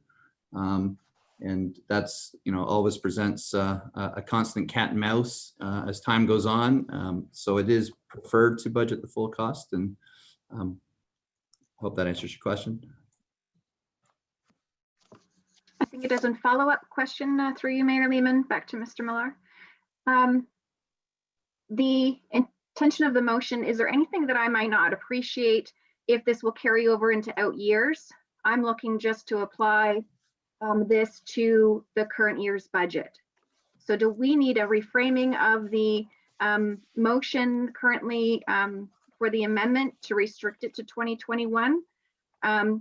Because I'm assuming staff are still planning out the full salary dollars on a go forward, but that we are reducing the gap for 2021 by an additional $150,000, but it's not a carry forward reduction. Yeah, it's a good question, Councillor Congo. I think staff propose a gapping number to us in the budget every year. So I think the amendment that's on the floor certainly only deals with the amount that we carry in the 2021 budget. I would certainly see it that way. It's not an automatic that we're now going to require 1.4 million every year. But the big asterisk to put on that is salary gapping cuts the levy by 1.4 million. So we won't be receiving the revenue. And if that number is lower next year, then we'll have to raise the revenue next year to cover it. Okay, I had Councillor Aylwin next. Thank you, Mayor Lehman. I won't be supporting the amendment for the simple reason that this is already twice the amount of salary gapping that we would have in a normal year. And then to add another $150,000 on top of that, I heard the words significant stretch and drain on staff resources. So I won't be supporting. Thank you. Okay, I would like to move us to a vote on this pretty soon. Anyone else wish to speak? Councillor Morales, go ahead. I'll be supporting. Okay, any other comments, members of General Committee? Okay, seeing none, I'll call the question. The question is, do you support increasing the salary gapping number by $150,000, which reduces the levy by that much? Those in favor, please indicate. Opposed? That fails. Okay. Deputy Mayor Ward, that was technically yours, but I think we're still on Councillor Kungals, if that's all right. Councillor Kungal, did you wish to move anything else? I know you had two here regarding those positions. Did you want to move anything on that, or should we move on to the Parks, Forestry Operations and Beautification motion? Yeah, those are all backups on related to HR, Okay. so we can move on to Parks and Forestry. Great, go ahead. Thank you very much. Thank you. I'm not sure if you've all seen the updated motion. This again, and so I know I've heard, but I am looking at the aspect of items. So there are 4 in total that represent Parks and Forestry. Just going to find my updated one. But I'm going to check if Wendy, if that was passed on to Mayor Lehman while I'm bringing it up. So I assume it's just the first two bullets, Councillor Kungle, the waterfront, Meridian Place, and the urban forestry, because the other two have been dealt with. It wasn't. There was two. Yeah, Oh, there were. Okay. Sorry, there were two that were missing. I've just circulated the updated list to members of council, sorry. I see. Okay. Okay, so Sorry Councillor about that. Kungle, why don't you, So sorry, go again- ahead and read it. Oh, that $202,100 is replaced into the budget to support the restoration of reductions proposed to urban forestry, parks, and horticulture. And overall, this motion covers 4 items. So this is urban forestry at $53,000. In reference to that, Councillor Alwyn withdrew that. This covers his motion. The urban beautification in the amount of $20,000, parks and forestry in the amount of $115,500, and parks and horticulture in the amount of $13,600. These are all items on page 283 for quick reference, and they relate to forms 584, 487, 588, and 591. I was just going to ask for that page reference again, Councillor Kungle. You said 283 in the operating budget? 283, that gives the table of new investments. So under your section tab, new investments and service recommendations, that is the bottom half of the table. Okay, so it's the service level There are reductions other items- that you're proposing to replace, Mhm. to restore. Okay, all right, go ahead Restore. and speak to that. Thank you. And again, I'm hoping that some items I'm bringing under capital that are one time might replace the ask to bring it back. This does total $202,100 for those 4 items. They do touch aspects. There are some, what I found, more details on those respective pages. The majority of them, if you want the details, are found across pages 327 to 328 and 329. I'm happy to open it up for discussion.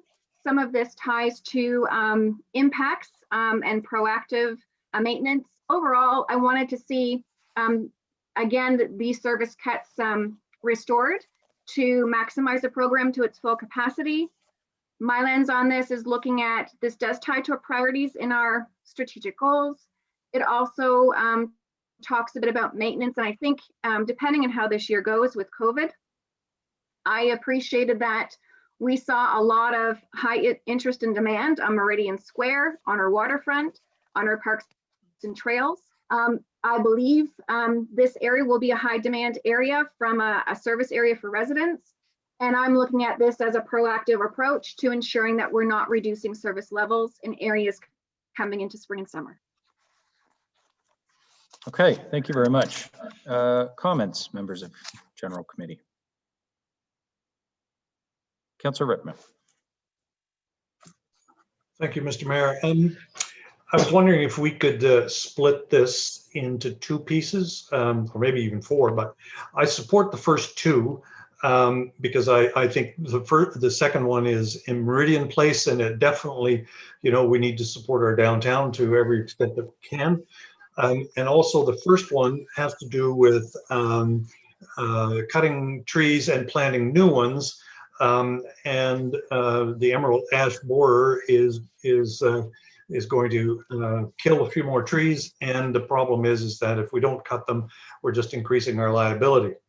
The other 2, I looked at the forms, and I just think that they're not direct service related. So I'm not going to support those 2, but the first 2, I think for 73,000, that's money well spent. Okay, seeing a couple of nods around the table, Councillor Kungle, would you be okay with separating and just dealing with the urban forestry and urban beautification pieces first? Sure. And so then that motion would then be attributed to $73,000 back into the budget. Yep. Okay, so that's the amendment that's on the floor, the urban forestry and the urban beautification service cuts. It would be to not make those service cuts, which will require an additional 73,000. Councillor McCann. Thank you, Mayor Lehman. And I do find this an interesting amendment.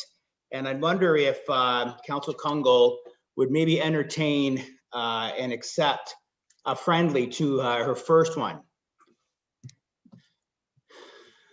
Just want to make sure I've got her attention there. You good? Okay, thanks. So I had the kind of great pleasure of planting like 60 trees in my property last year. And when you plant or when you do something, you attract the same people who do a lot of things around town. And I became a bit of a green thumb. And because of my plea planting, the people that I was associating with, I got a lot of insight onto what people thought about our tree management service here in Barrie. And it came up a few times, and I did talk to I reached out to our supplier of our trees, or one of our biggest suppliers, and he made a comment to me that would be roughly about $1,000, he said. And this is no disrespect to city staff, but the comment that got peppered through maybe 3 or 4 times was that the management that staff have on the existing trees on our boulevards, they're not being manicured properly. So I'm going to be fully supporting your amendment, but I'm wondering if in that $73,000 you could incorporate that city staff get trained by an outside service provider or by the provider of the trees. And like I said, this is a little slapstick and a little throwing spaghetti on the wall, but his cost was $1,000 to actually train, our arborists. So, Mayor Lehman, I'm not sure if Council Kungl would appreciate that and accept that. Councillor Kungl. Thank you, and thank you for the intention on that. I'm by no means an expert in this, but I know that we have leveraged Living Green and others, and I believe there's been lots of conversation at multiple tables just about the health and wellness long-term of trees and looking at tree ambassadors. I hesitate to be prescriptive because I don't want to assume that I understand the dynamics of that, but I think there could be an intention about how this comes back to an appropriate committee to talk a bit about it being a priority around tree health and how do we do that. And if there's a part of this program that is already supporting that, I'm not too sure. So I'm not sure if we can take that away and bring it back next week and get some information from our Parks and Forestry staff. I'm actually happy with that, getting a little, maybe narrowing this down and being a little less scrappy. So yeah, I can bring this back next week. Okay, but appreciate hearing that, and I'll take that forward and see what I can find out around the intention around just tree overall wellness and lifespan around our approach to maintenance. Okay, so what's on the floor is the urban forestry and the urban beautification service levels. Anyone else who wishes to speak to that? Councillor Natalie Harris and then Councillor Aylwin. Thank you, Mayor Lehman. My question would be to whomever is in charge of the forestry. Ms. Miller, thanks.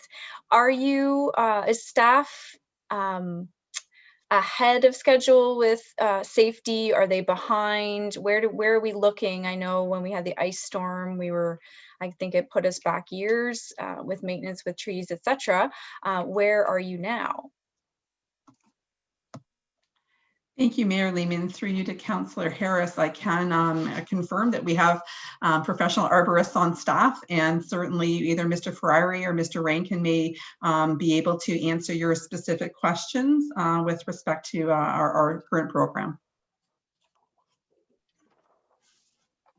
Your Worship and members of committee, I can tell you that safety is our #1 priority. We are up to date with all of our safety requests. If there's a dead tree needs pruning, limbing, we're on that immediately. Our block trimming, we typically send out a list to our contractors. They go out and they trim.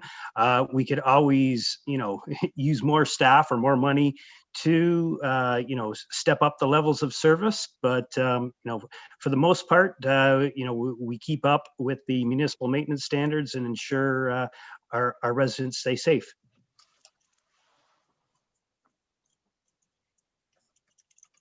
Okay, thank you. Thanks, Councillor Harris. Councillor Aylwin. Thank you, Mayor Lehman, and thank you, Councillor Kungl, for bringing these amendments forward, and thank you to Councillor Riepma for splitting them apart, because that's exactly how I would have split them. I am supportive of these two that are currently on the floor. I don't hear from very many people in the community who think we should be planting fewer trees every year. So I think we should at least maintain that service level, and that this amendment does accomplish that. And then the second piece around urban beautification, hopefully, as summer comes by, we'll have more vaccines out there, and people can be out and enjoying the downtown and enjoying Meridian Place. And we want to make sure that our new streetscape is as beautiful as can be. And I think that's a fantastic investment to support our local businesses in the downtown. So I will be supporting the amendment. Thank you. Okay, thank you. Members of General Committee, anyone else who wish to comment? Councillor McCann. Thank you, Mayor Lehman. And I know it's $20,000. It's not the hugest spend that we're approving tonight, but can Andrea Miller maybe pass on a little more information on $20,000 for a beautification on the Meridian?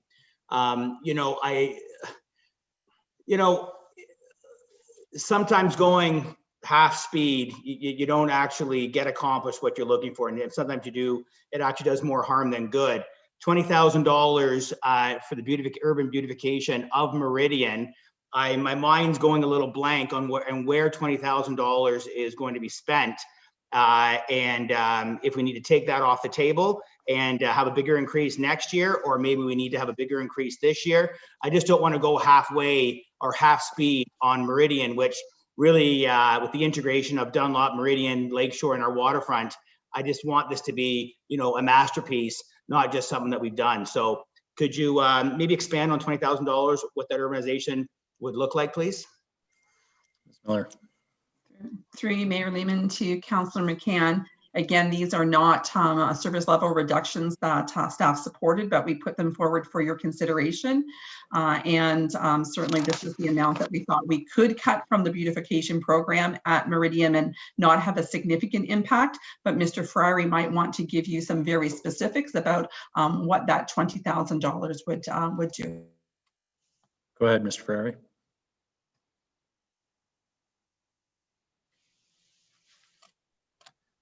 Your worship and members of council, it's not just for Meridian. So what you need to realize is it's the whole downtown beautification. So flowers, plantings, any of the streetscape, things that make it aesthetically pleasing. It also includes the waterfront. So in the past, we have bought those loungers for the waterfront that you see. Our hope is to maybe even add some umbrellas in the future to go along with it, some permanent umbrellas, things like there was a permanent ping pong table down by Centennial. So it's not just the Meridian beautification, it's sort of all encompassing of the waterfront and the downtown. Well, Mr. Ferrari, I thought we were a pickleball community. You're now throwing in ping pong? That's correct. Oh, lovely, lovely. I'm sure that Councillor Thompson will be quarterbacking that one. I love jokes on Zoom. They have such a great impact. And so, okay, you know what? It was just a bad joke. Yeah. Touche. Okay. You know what? I am going to be supportive of this tonight. It's 20 grand, so I want to move on. We've got lots more to talk about. But I do want to have a conversation with you, Mr. Ferrari, only because 20K for the beautification, if it's for flowers and et cetera, I get it. I just want to have a big impact at Meridian, and I would rather hold off and have an explosion in 2021, 22, because we are hopefully still organizing a meeting with the BIA, with all this council, to talk directly about our downtown and how we are going to fire up the downtown and bring our residents and tourists into our downtown, obviously after COVID. So I'll be supportive tonight, but I definitely want to get a little more insight, or a lot more insight maybe, on my thought pattern with you, Mr. Ferrari. Thank you. Okay, I will go to Councillor Natalie Harris, then Councillor Thompson. Then I would like to call the question, as we do have a significant number of amendments yet to go. Councillor Natalie Harris, go ahead. Thank you, Mayor Lehman.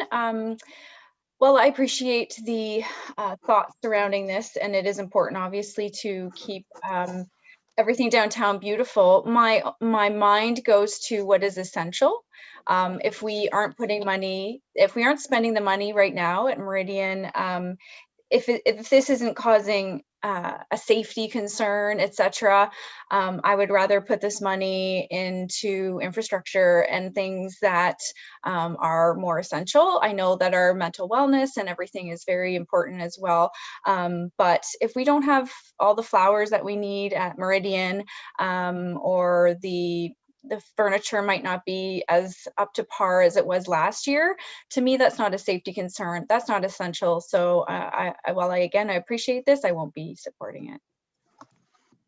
Okay, thank you. Councillor Thompson. Thank you, Mayor Lehman. Real quick to Ms. Miller.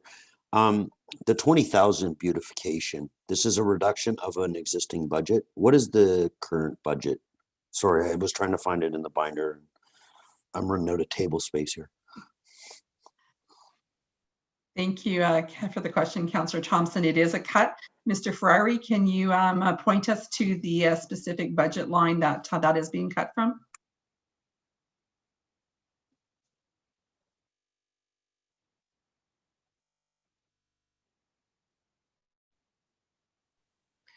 My apologies, I was on mute. Your worship and members of the committee, it's 587, page 326. So it's the $20,000, which is basically our entire budget for that program. So eliminating the funds would technically eliminate the program for the year. Okay, thanks for that. That's good information. Any other comments on the proposed amendment? Okay, I am going to support this one. The amount, I mean, I get tremendous feedback on the additions that staff have made to the waterfront, everything from the additional seating to the improvements in the public spaces. And I agree, this is a drop in the bucket when it comes to the overall budget, but has a outweighed impact in terms of attracting people to the downtown and to our waterfront. So I'll support the amendment and I'll call the question on it. Those in favor, please indicate. And opposed? 1. That carries. Okay, the second half of your amendment, Councillor Kungle, was with regards to the cuts to parks and forestry and parks and horticulture. Sure. Since you'd introduced it before, should we now just proceed with that as the second part? And I'm looking at the dollar amounts, and I think I've got 129,100 that would be restored by this amendment. Did you want to speak to that? Yes, thank you. So this again, and this is my lens on it about this being actually a cut to current services. So we're going to see a decrease. Happy to put this on the table and generate some conversation with staff to fully appreciate the impacts. But the Parks and Horticulture is Form 591. It's on page 330. This one, just for an appreciation. I skipped to the wrong one. Okay, so the Parks and Horticulture was 13,600. Unless anyone wants to separate them out. This one really just talked a bit about the irrigation system repairs and upgrades, some impact to minor capital and replacements tied to sports fields.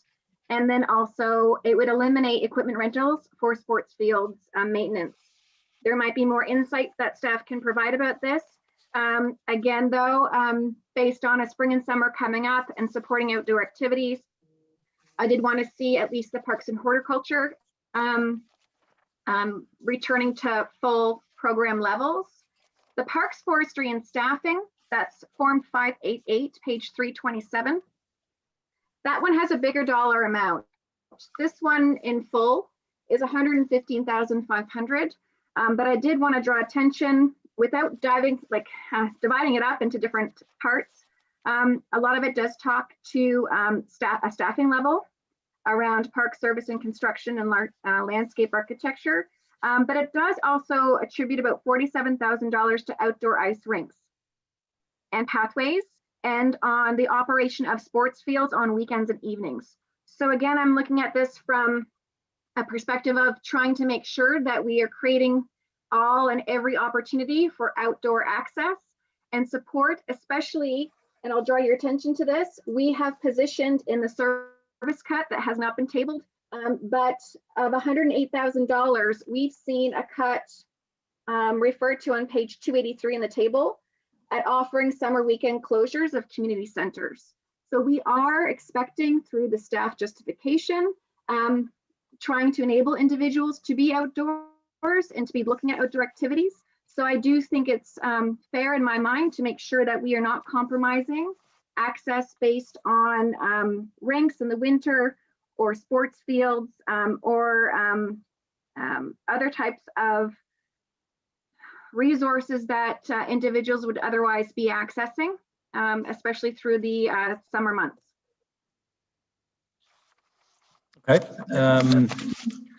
On the amendment, comments? Deputy Mayor Ward. Thank you, Mayor Lehman. It's a question to staff, and sorry I didn't ask this question in the written form that we had. We had a few weeks. It says they eliminate the winter casual parks and it's hard to complete winter maintenance at Meridian Place, waterfront pathways, outdoor rinks. If we don't restore this, is it eliminating that maintenance, or would it would take longer to clear those pathways and rinks? What does it mean? Elimination? Miller, or Mr. just Friary. longer?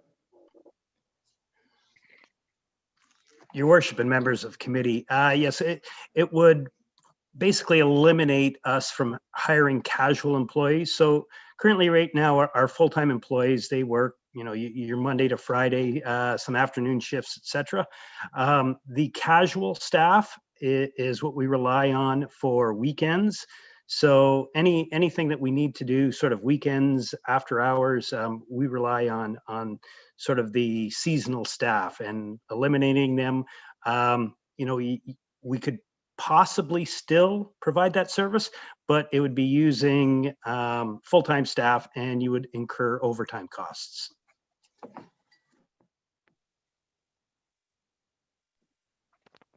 Okay, I think I got it. So the work would still be done, but it would either be done later or at a greater cost. Is that what you're saying? Let's use the waterfront pathway. That means it would not get plowed in the weekends, or it would be still plowed, but we'd use staff at overtime to do it. Not quite clear. Mr. Friary?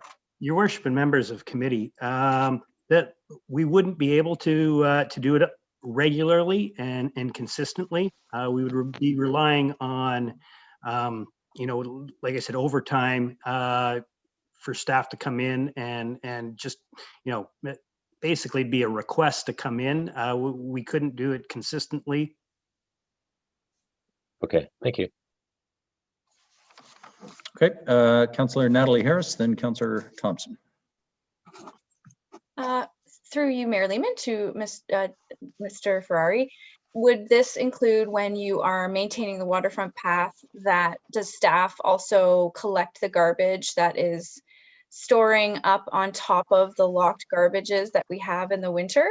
Right now, it's a big problem down by the waterfront. So we have those garbages locked, which I've learned now because they're too large and we can't have access to the proper equipment to remove the garbage in the winter, but people are still putting garbage all around the garbages and on top of the garbage. So I'm concerned if we reduce the staff, then we would even have a bigger problem. So would that be part of this as well?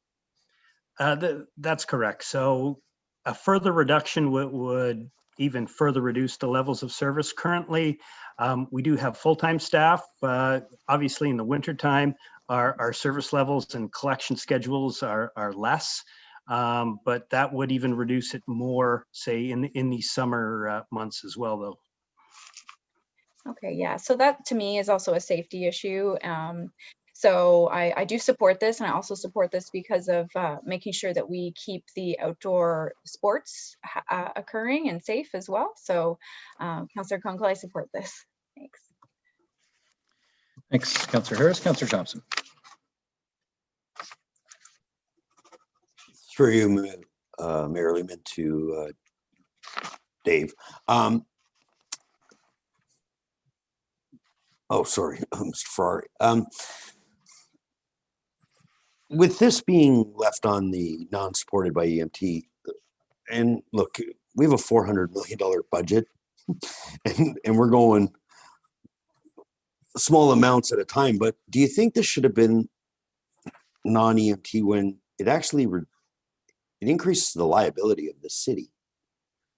So I'm just a little bit nervous if because of where it's positioned, and I was, upfront of where my comfort level was not to really support things that weren't supported by EMT, but I just think in the position we're in, I don't think we should be putting our city in a position of more liability. And maybe you can speak to that if it's not a liability issue, but it sounds like not cleaning the waterfront walkway would be a liability if we couldn't maintain the service levels throughout the week and on weekends. Mr. Ferrari.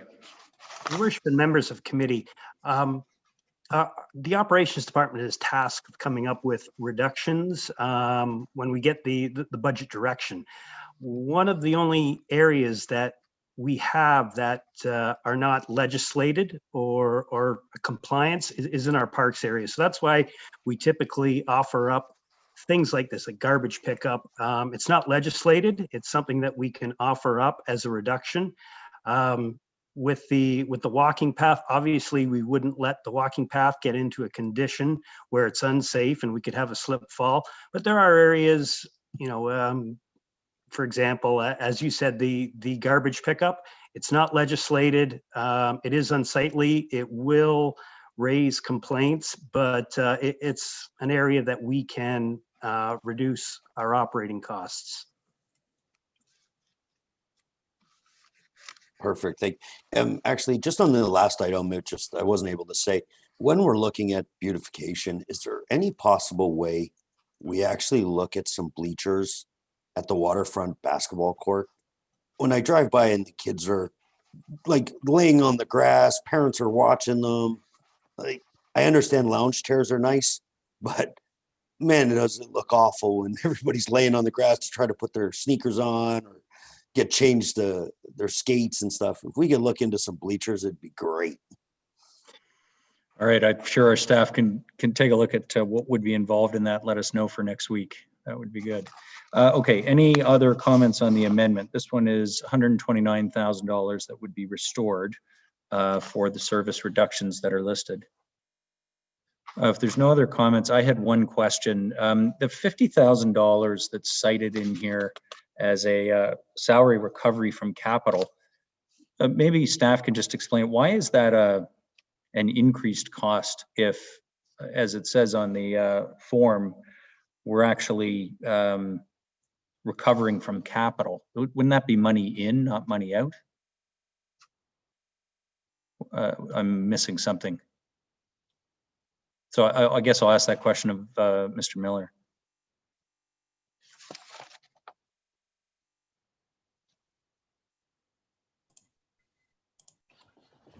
Sorry, Mayor Lehman, I'm just trying to flip to the right page. 328 or 327. So the form notes introduce salary recovery from capital engineering projects for the supervisor of park services and construction and the landscape architectural planner. So I would have thought that if recovery was coming from the capital budget into the operating budget, it would actually be a net positive, but it's listed as a cost.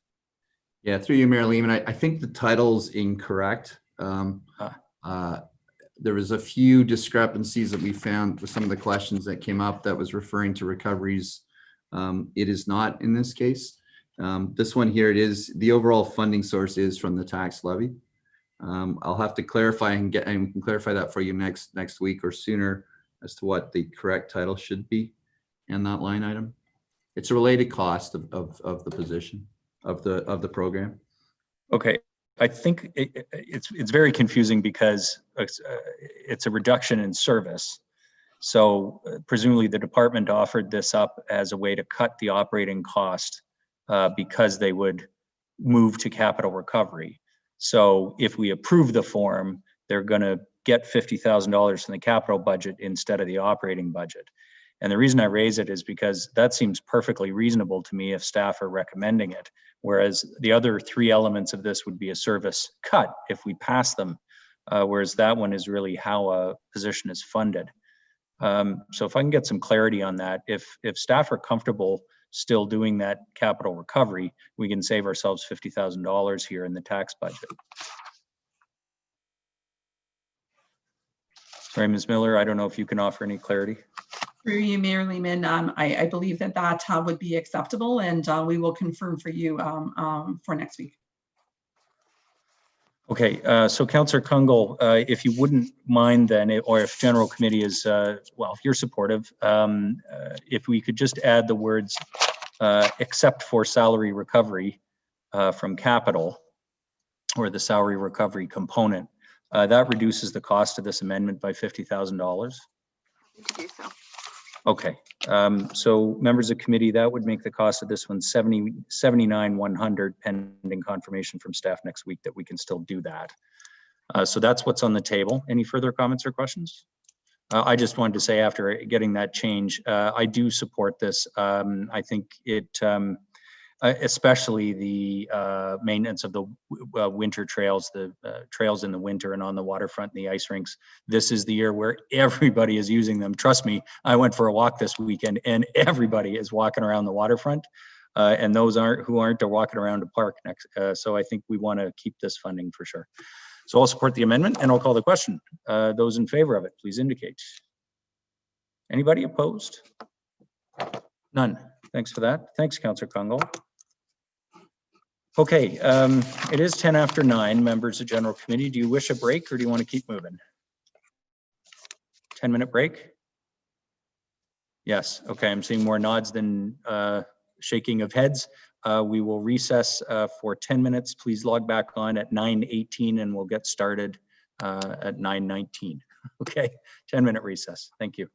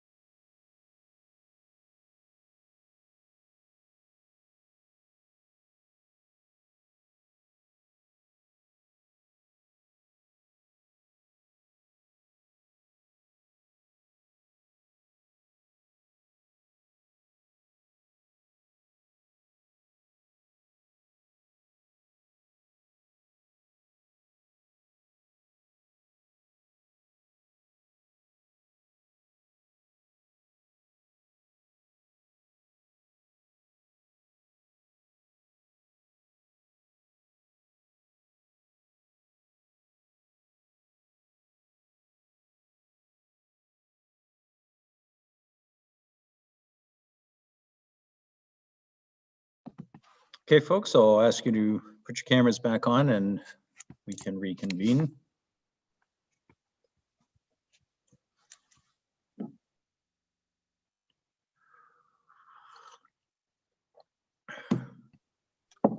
Hey, just before we get started, I'd like to thank all the partners that stuck around for that. That was kind of them. Well, True. Can you hear me? It's Councillor Harris. Yes. I'm getting a message that the my camera's been stopped by the operator. So, Mr. Nolan, what do you have against Councillor Harris's appearance? Oh, there we go. Okay. Okay. Sorry. What about me? It's that hair. Okay, it's It is Deputy the Mayor hair. Ward. I'm having the same problem, it looks like. Oh, there you go. Are we gonna Okay, hang Deputy on. Mayor Just Ward? getting a message to start my video. So there. There Okay. we go. It All was the right. beard. Okay, I'll call General Committee back to order. I have good news and bad news for you, members of General Committee. The good news is that we did do a substantial amount of reductions to the tax rate. The bad news is there were 56 amendments circulated and we have only dealt with 9 of them. So, and we've spent more than half of our time for tonight. Now, of course, tomorrow night and Wednesday night have also been called as General Committee meetings, and we'll almost certainly need tomorrow night. But because we've only dealt with 9 of 55 amendments so far, I'm just going to urge everybody who's moving one always to keep our remarks as succinct as possible. And if there are duplicate motions, we'll obviously try and limit that as we go forward. But let's see what we can get through next. Councillor Kungle, we are on your amendments, and the next one I think is with regards to traffic services. Go ahead. Thank you, Your Worship. I'll be quick with this one. I'm tabling it because it was originally circulated as an amendment that was clustered under traffic services that we already motioned on and separated out, which was around traffic calming measures across all wards. I wanted to make sure in doing that, if someone expected to discuss this, I didn't limit their ability. So specifically, this is motion as follows. In alignment with corporate goals of creating safer streets, funding in the amount of $30,000 be transferred to the Barrie Police Services to assist with citywide student school crossing guard program. And I'd like to speak to sorry, that. Councillor Kungle. I do remember that one, but I think we were going to deal with that during the police services budget. The one I had was at the top of. Oh, I had 3 more from you at the top of page 5. Did you want to hold off on those?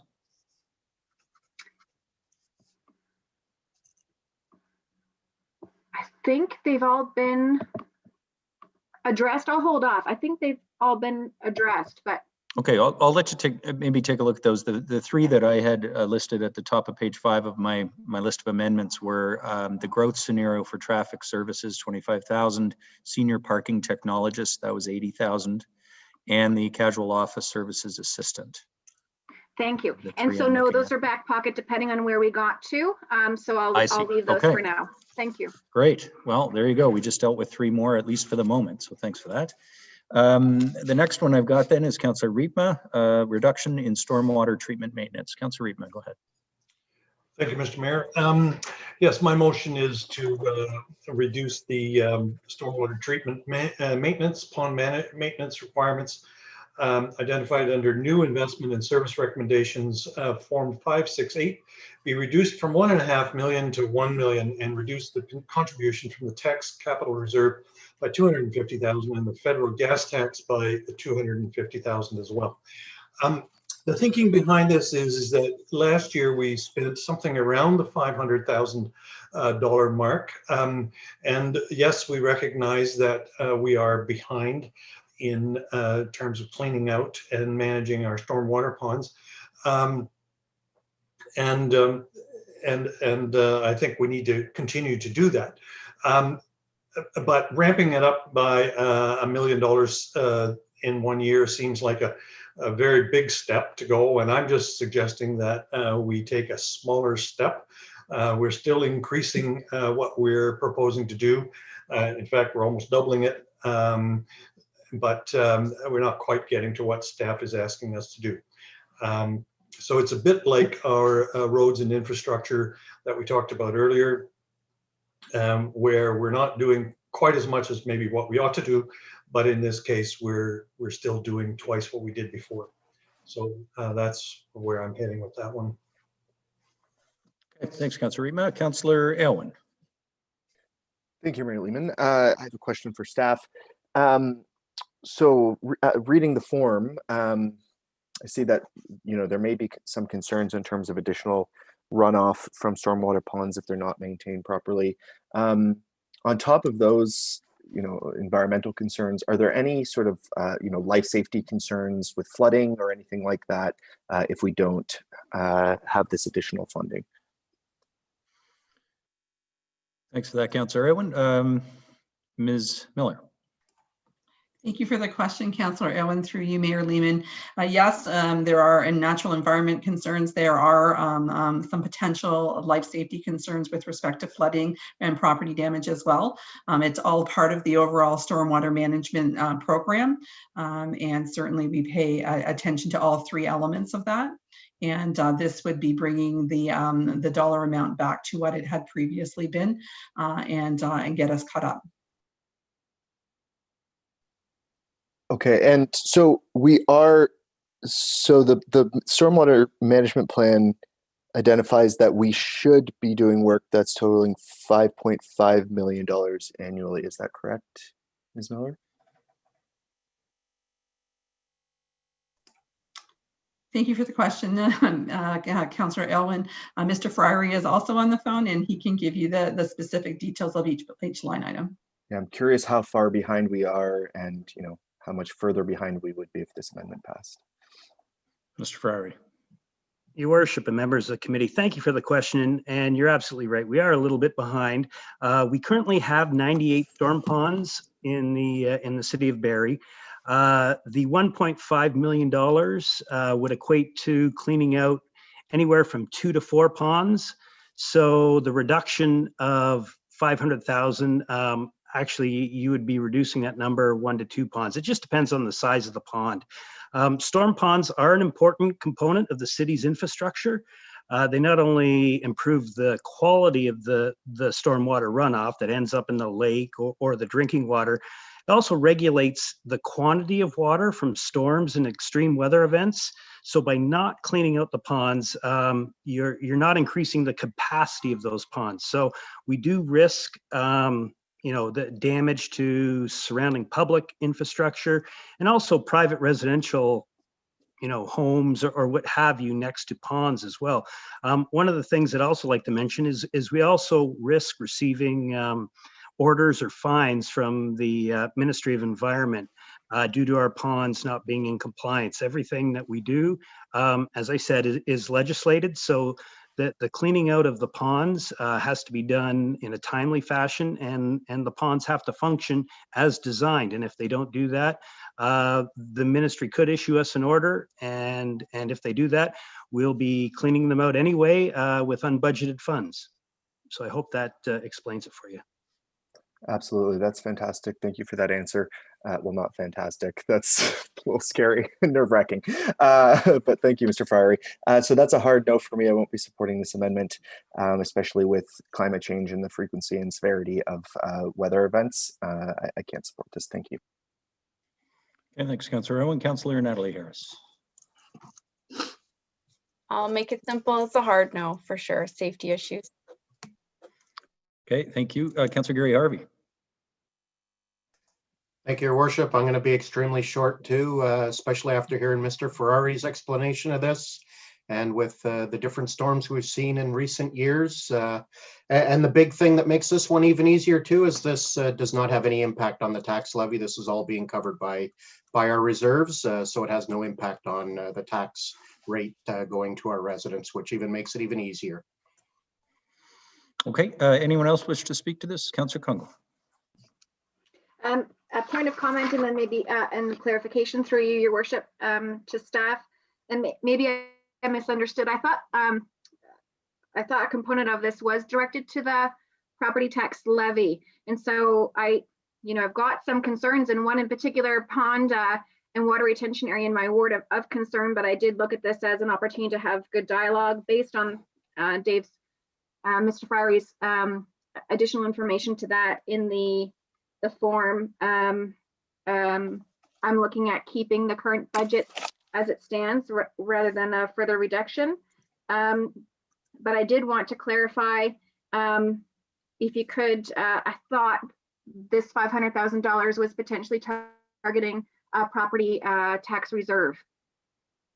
No, it's this one, it comes from the tax capital reserve, but we fund the tax capital reserve through the dedicated infrastructure levy and the transfers from the operating budget. So unless Councillor Riepma also moved a reduction in the contribution to the tax capital reserve, this is coming from the funds that are sitting there on an annual basis through the contribution. Okay, thank you. Mr. Mayor, just to keep things moving, I'll withdraw this one. Okay, thank you, Councillor Riepma. You have another one on the CIP funding. Go ahead, sir. Yes, thank you. My motion is that the $400,000 funding identified in Form 574 for the CIP be reallocated as follows. $200,000 to the County of Simcoe Capital Reserve to support the provision of affordable and supportive housing, and a reduction to the net levy of $200,000. Just by way of background, it seems to me that the CIP program, in terms of producing affordable housing, has been somewhat unsuccessful. And I know that staff are looking at tweaking the program, and we have done some work, but I'm not sure that we're getting as good a bang for our buck as we could. And that's why I'm not supportive of the $400,000 additional funding. However, I am thinking about that the County of Simcoe is the primary group that provides affordable and supportive housing, and I would want to continue to try to support them in terms of what they're doing. So that's where I'm coming from on this one. Okay, thank you, Councillor Riepma. Madam Clerk. Mayor Lehman, I forwarded Councillor Riepma an amendment to his amendment earlier this evening, and I just forwarded it to members of council.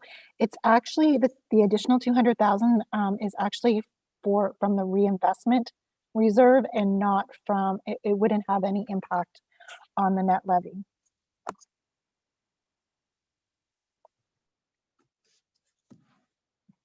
Okay, so this is on page 310 of the budget binder.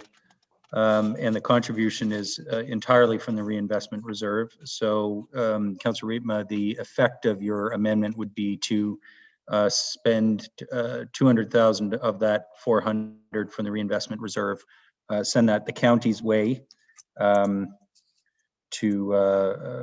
increase funding to affordable supportive housing, and the other 200 would stay in the reserve. That's my understanding. Mr. Mayor, I think I'll withdraw it. I think I need to do a little further thinking on that one. Okay, thanks for that. We can bring it back later if you so choose. The next one you had, Councillor Riepma, was had two paragraphs. It was really regarding the urban forestry program. Now, we've already voted on the first half of what you were proposing there to restore or not cut that funding, that first paragraph, but the second one had to do with the provision of vegetation management along the North Shore Trail. So did you want to introduce that part? I think, Mr. Mayor, I'll withdraw that as well. We've dealt with the 53,000, so I think that was the more important part of it. Okay. And the traffic service was one, which is my next one, has also been dealt with already. It has. Great minds think alike. Okay, the next one after that in the list is a service partner one, which we'll of course come to a little later tonight. Councillor Harvey, though, your second one was to do with security at the Holly Rec Center.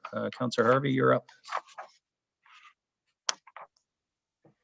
Thank you, Your Worship. So my motion is to add the following to paragraph 1, that the funding for the security at the Holly Recreation Center identified under new investment and service recommendations, Form 523, which is on page 284, to be reduced from 70,000 to 35,000, and the net levy to be reduced by 35,000. Would you care to speak to that? Yes, thank you, Your Worship. The staff recommendation initially was the full 70,000.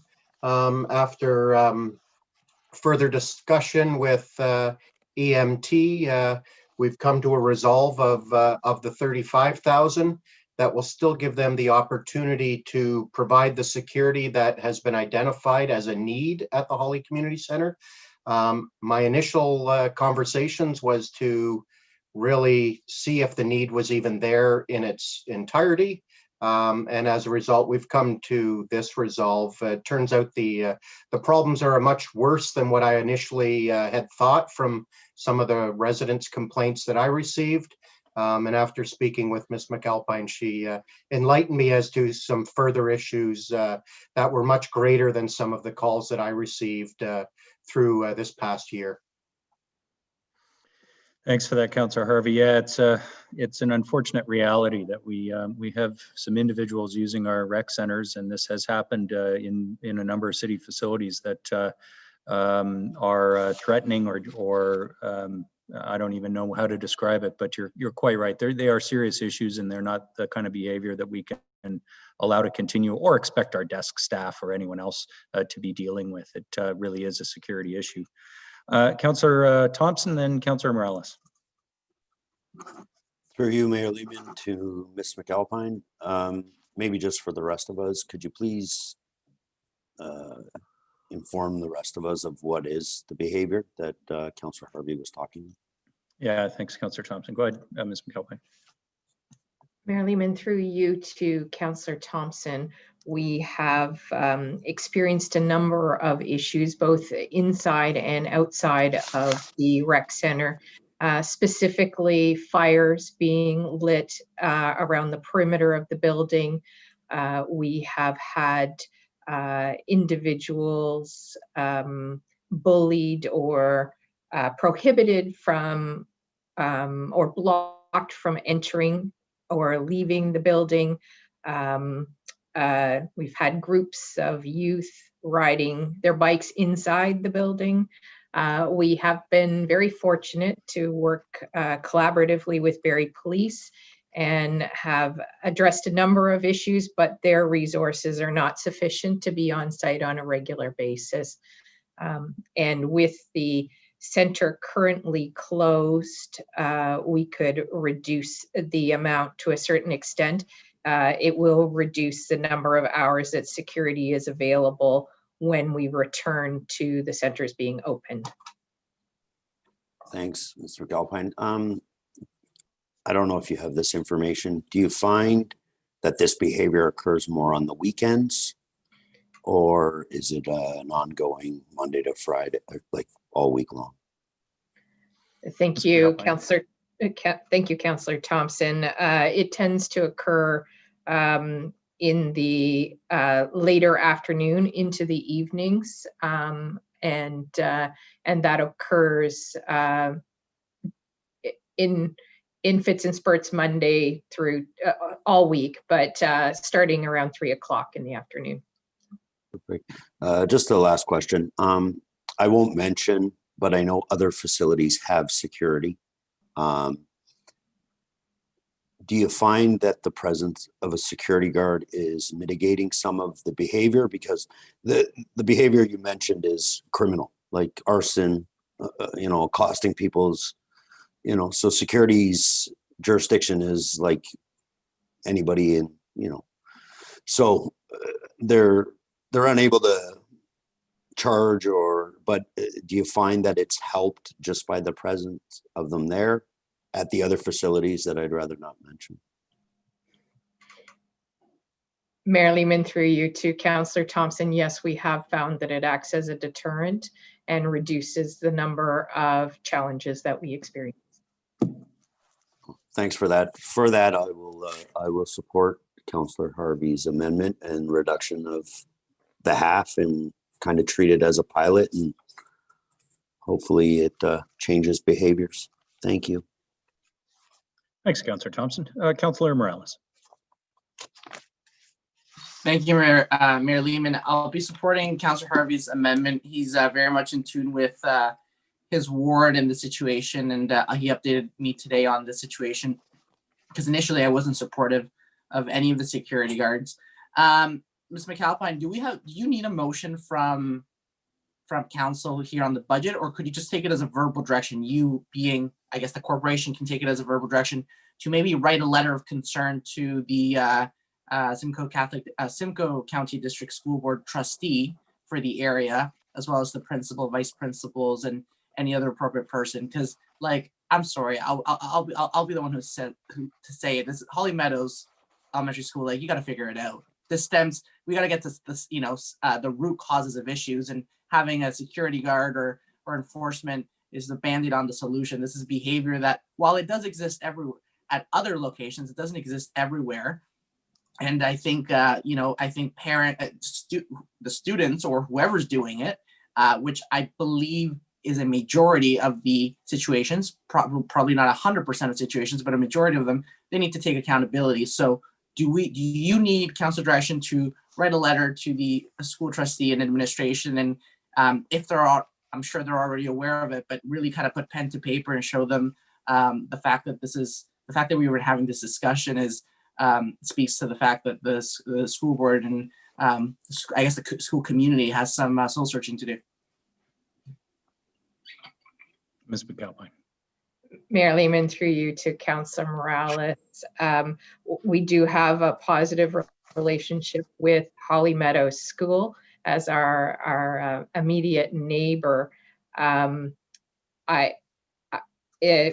of the issues are occurring after school closes, and I would suggest, or maybe not, the school board's responsibility at that point in time. Thank you, Mr. McAlpine. I personally would disagree. Councillor Harvey, I'll be supporting your motion, and hopefully this behavior ceases or minimizes, and I'd have no problem sending the bill for the security guard next year to the school board if it continues. Thank you. Okay, if no other comments, I would like to call the question. Is there any other member of General Committee who wishes to comment on this amendment? Okay, seeing none, I'll call the question. Those in favor, please indicate. I am as well. Nobody opposed. That carries unanimously. Thank you, Councillor Harvey. The next one is actually Councillor Morales. I think this is one of the few remaining ones on the operating budget, the city side of the operating budget. There's one more for client services, but we can skip, obviously. Pardon me, Councillor Morales? We could obviously skip the security one because it was kind of a duplicate. Yeah, but we'll take care of the full-time client service. Go ahead. Thank you, Mayor Lehman. So I'll move forward the following amendment. Intake form 524, the full-time client services representative. So to add the following to paragraph 6, that intake form 524, full-time client service representative, page 334, under deferred service recommendations be deleted. And I'll put that on the floor and I can speak to that. Okay, I'm just getting caught up in my binder here. So this is under the deferred service recommendations.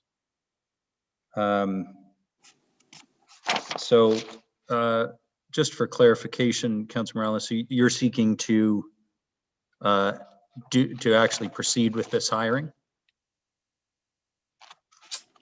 No, it would be to delete it. Are you saying that in the location in the binder it's not being done or it's being considered? I just want to get clarity on that because it might be redundant the way I interpreted your wording there. Mr. Miller, do you want to just clarify? This one's on the deferred service recommendations list. Certainly, through you, Mayor Lehman, to members of council. So the deferred lists aren't actually, there's no budget impact to these. EMT isn't asking for them to be approved. They're there to let council know that EMT recognize the need for these positions, but in order to try and meet council's budget directions, they put them in a deferred section. So again, there is no budget impact. Okay, thank you, Mr. Miller. I guess I'll still speak to it. I know Councillor Kungle in an earlier one, it was kind of in her list. I'm going up here. It was kind of in the, there we go. Customer service representative identified on page 584. Yeah, her earlier one for July -21, that the net levy impact was 199. So the reason I just want to delete this is the way I interpreted the intake form is right now we have 3 part-time positions. The recommendation is to amalgamate them and create a FTE.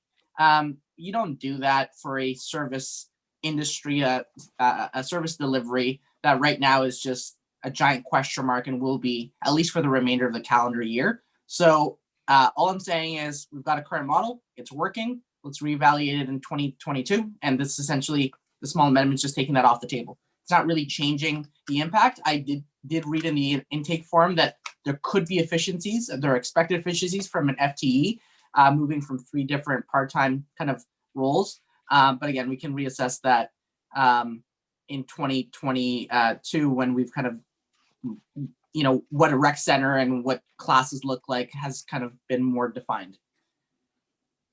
So Councilor Morales, I'm a little confused by what you're moving. This has been deferred already.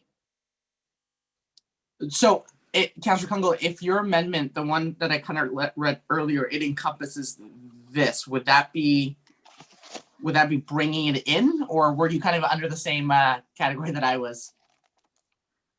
So separate positions, if I may. So any motions that I tabled already specific to HR, if that helps to clarify, Councillor Morales, were all specific to those listed under new investments. So did not include this one. This one was separated out and so listed under deferred. So it is in no way associated to those that staff are recommending they're investing in. Okay, perfect. I'll take it off the floor since there's no need to discuss any further. We can keep going. Thanks, Mayor Lehman. Okay, so that's been withdrawn. Okay, so there's a couple of operating amendments we didn't deal with just before we move on to the service partners, members of the General Committee. There's one that I've got prepared with regards to tax rate stabilization.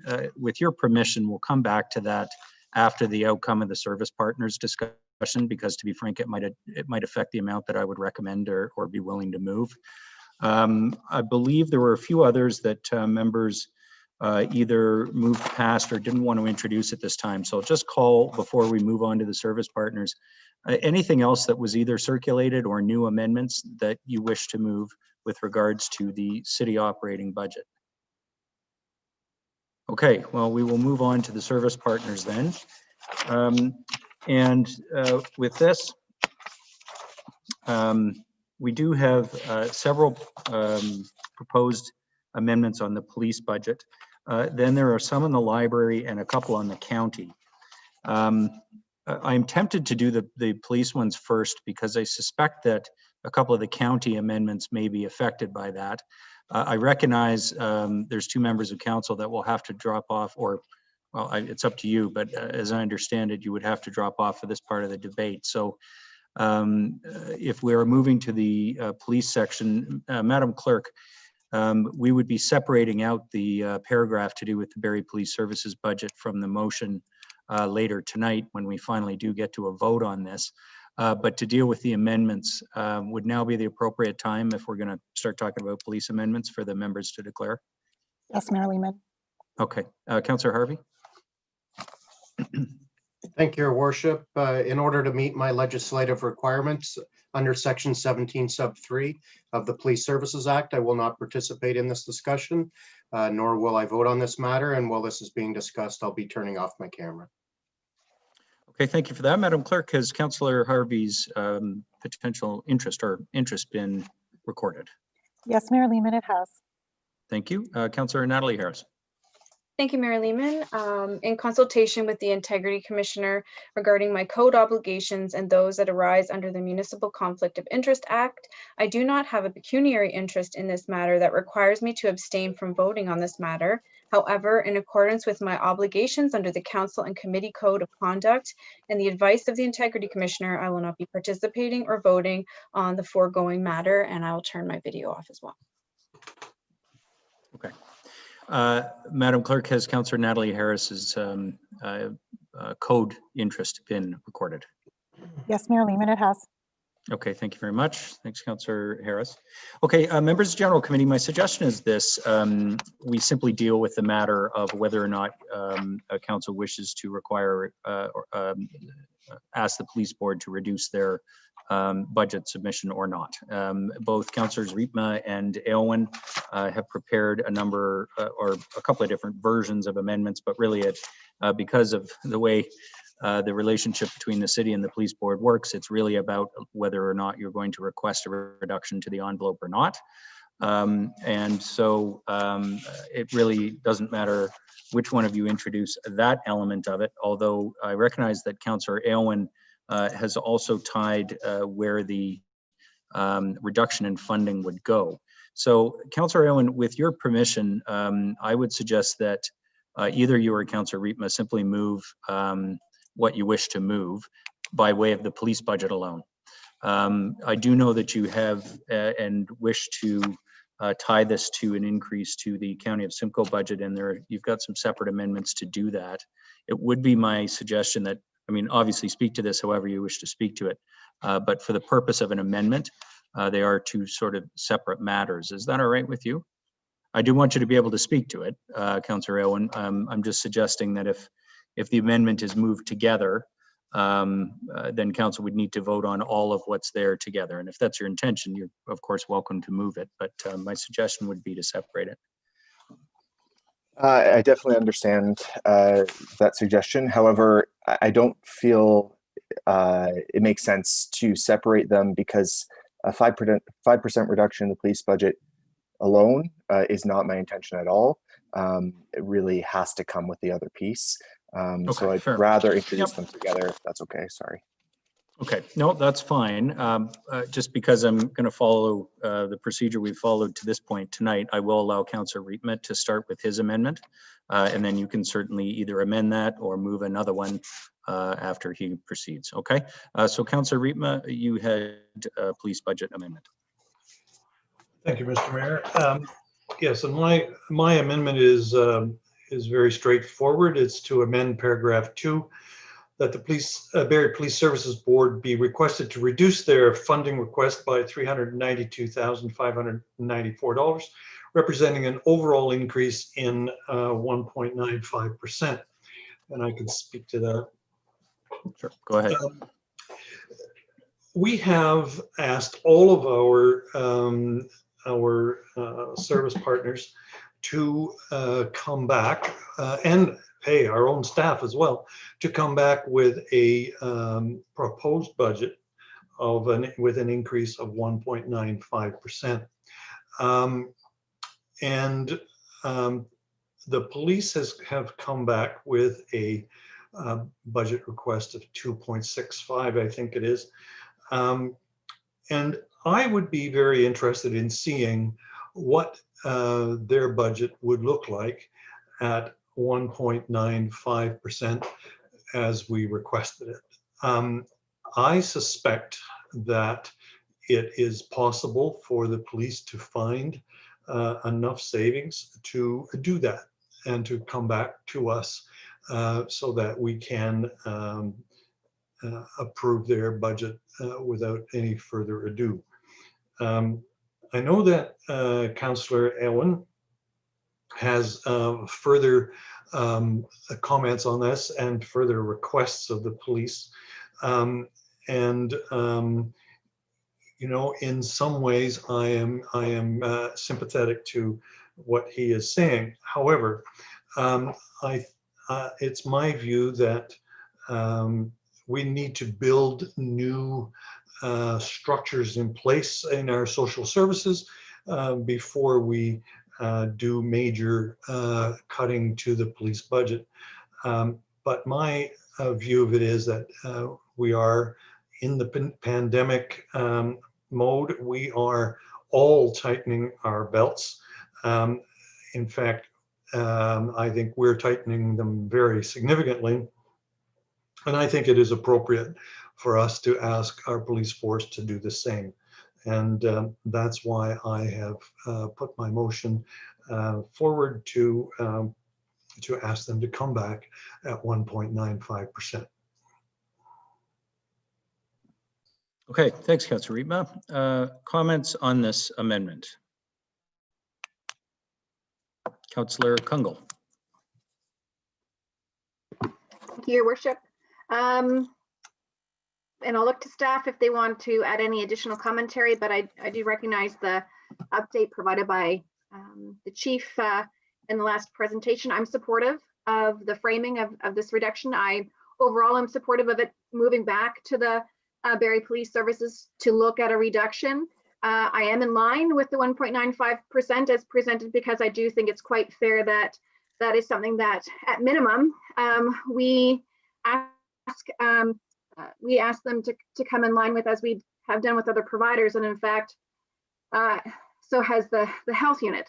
I do respect and note that my understanding is our other agencies may have access, and other police services in Ontario may have access to reserves, and I don't understand at this time that Barrie Police Services does not have access to reserve funding, and in fact is requesting some dollars to actually put into that.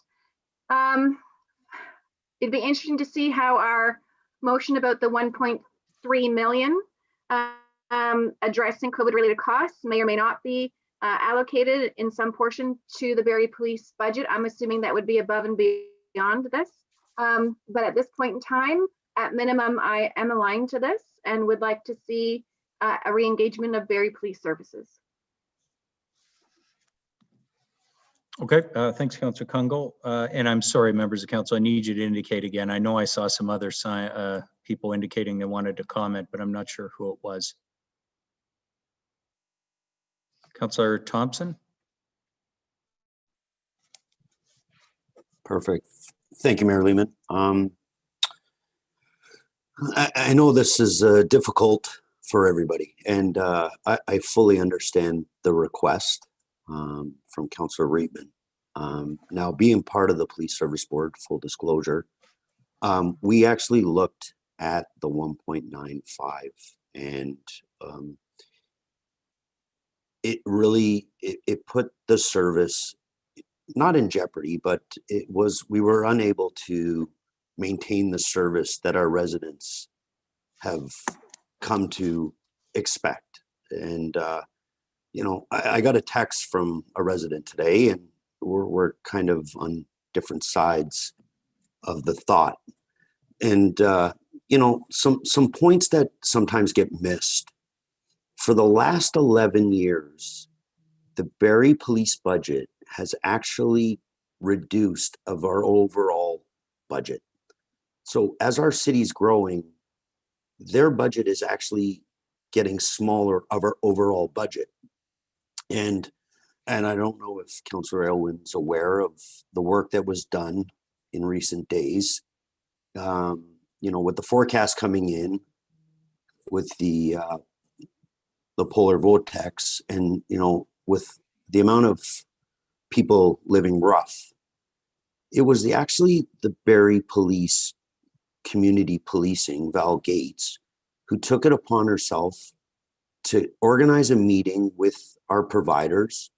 And we actually, at this point, have one person living rough who refuses shelter.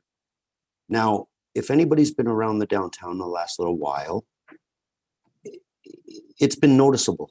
And, you know, it's the sign of the times, and I get it. And, but the community policing, and it just goes to show you that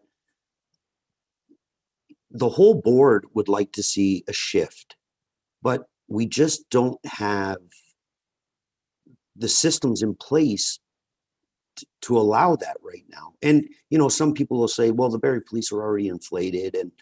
But, you know, going back to the cop to pop ratio, like, and, you know, to my first point where the actual overall ask is reducing on our major budget.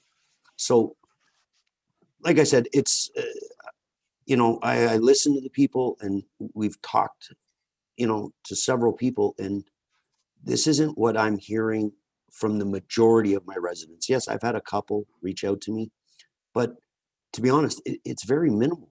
And, you know, I'm not saying, and I don't discount that, but I just truly believe at this time, we don't have the system in place to reduce our policing. And, you know, I reached out to the CEO, sorry, of CMHA today, you know, because they actually rely on the police. And I wasn't able to connect with her, and hopefully by next week I'm able to. But, you know, speaking to staff there, this is a tool in their toolbox, you know, and I know people look at the percentage of calls where they're not criminal, or but they still have to attend. They still accompany the person to RVH. Like there's a lot more to it. It's just not cut and dry that there are criminal offenses and non-criminal, or emergency and non-emergency. There's lots. Like, you know, we had 2 armed robberies downtown, you know, with somebody brandishing a knife. Like, the poor store clerks. Like, I don't want social workers there at that time. Like, we needed police. And I just think, like, I understand the movement and what society's looking at. I really do. But until we actually build the foundation for the services people want, you know, actually talking to one of my residents, she did a deputation, and, you know, there's a lot of calls even officers don't want to do. But we just don't have that in place. So, you know, as much as I understand it and appreciate Councillor Reitman's motion, I won't be supporting it, because I know what the 1.95 looks like. It was discussed. It was something that the board just didn't feel that it would maintain the service that the residents of Barrie deserve. So, thank you. Thanks, Councillor Thompson. Other comments on the amendment that's on the floor? Councillor Kungol, did I see your? Yeah, go ahead. Through you, Your Worship, to Councillor Rietma. So I'll ask this because I do completely hear you, Councillor Thompson, and I'm quite aligned on all fronts, and I still, you know, recall different metrics around. I think we're still looking at a gapping of 29 positions, perhaps. So I wasn't sure about how prescriptive at this point in time from a percentage point. So I'll frame it as follows.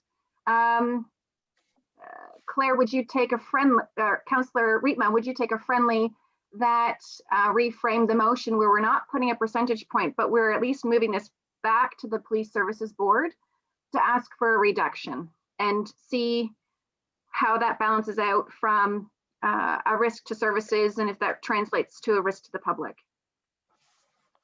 I'm not sure, but perhaps I guess I'm looking at, I'd like to see how far we could get with this. Maybe it's removing a percentage. So I'll throw that on the table. Mr. Mayor, in response to that, I've put a 1.95% because that's the number that we requested. If they come back at some other number, you know, that's what we'll have to look at. I think we need to, you know, if we just say to them, well, you know, reduce your budget, and they come back with $1, they did what we've asked. And so I'm thinking that if we gave them the target, we gave them the target in the first place, and they did not respond to that. So I'm inclined to stay with the 1.95%, but I'm not saying that we should reduce their budget to 1.95%. I'm asking that they have a look at it and tell us whether they can, what risks, what are the issues with it, so that we can have a good discussion about it. I must say, I mean, in terms of what Councillor Thompson also was talking about, I'm not saying that they're not doing their job. I think, in fact, they're doing a terrific job. And with respect to those 2 robberies, it really points out the issues that we have. Had we had proper social services in place for that person, maybe those robberies wouldn't have occurred. You know, I mean, those are the kinds of things that we think about, but that's not the question before us at this point. The question here now is just simply monetary. We've asked for a 1.95. Come back and tell us whether or not you can hit that and how close you can come to it.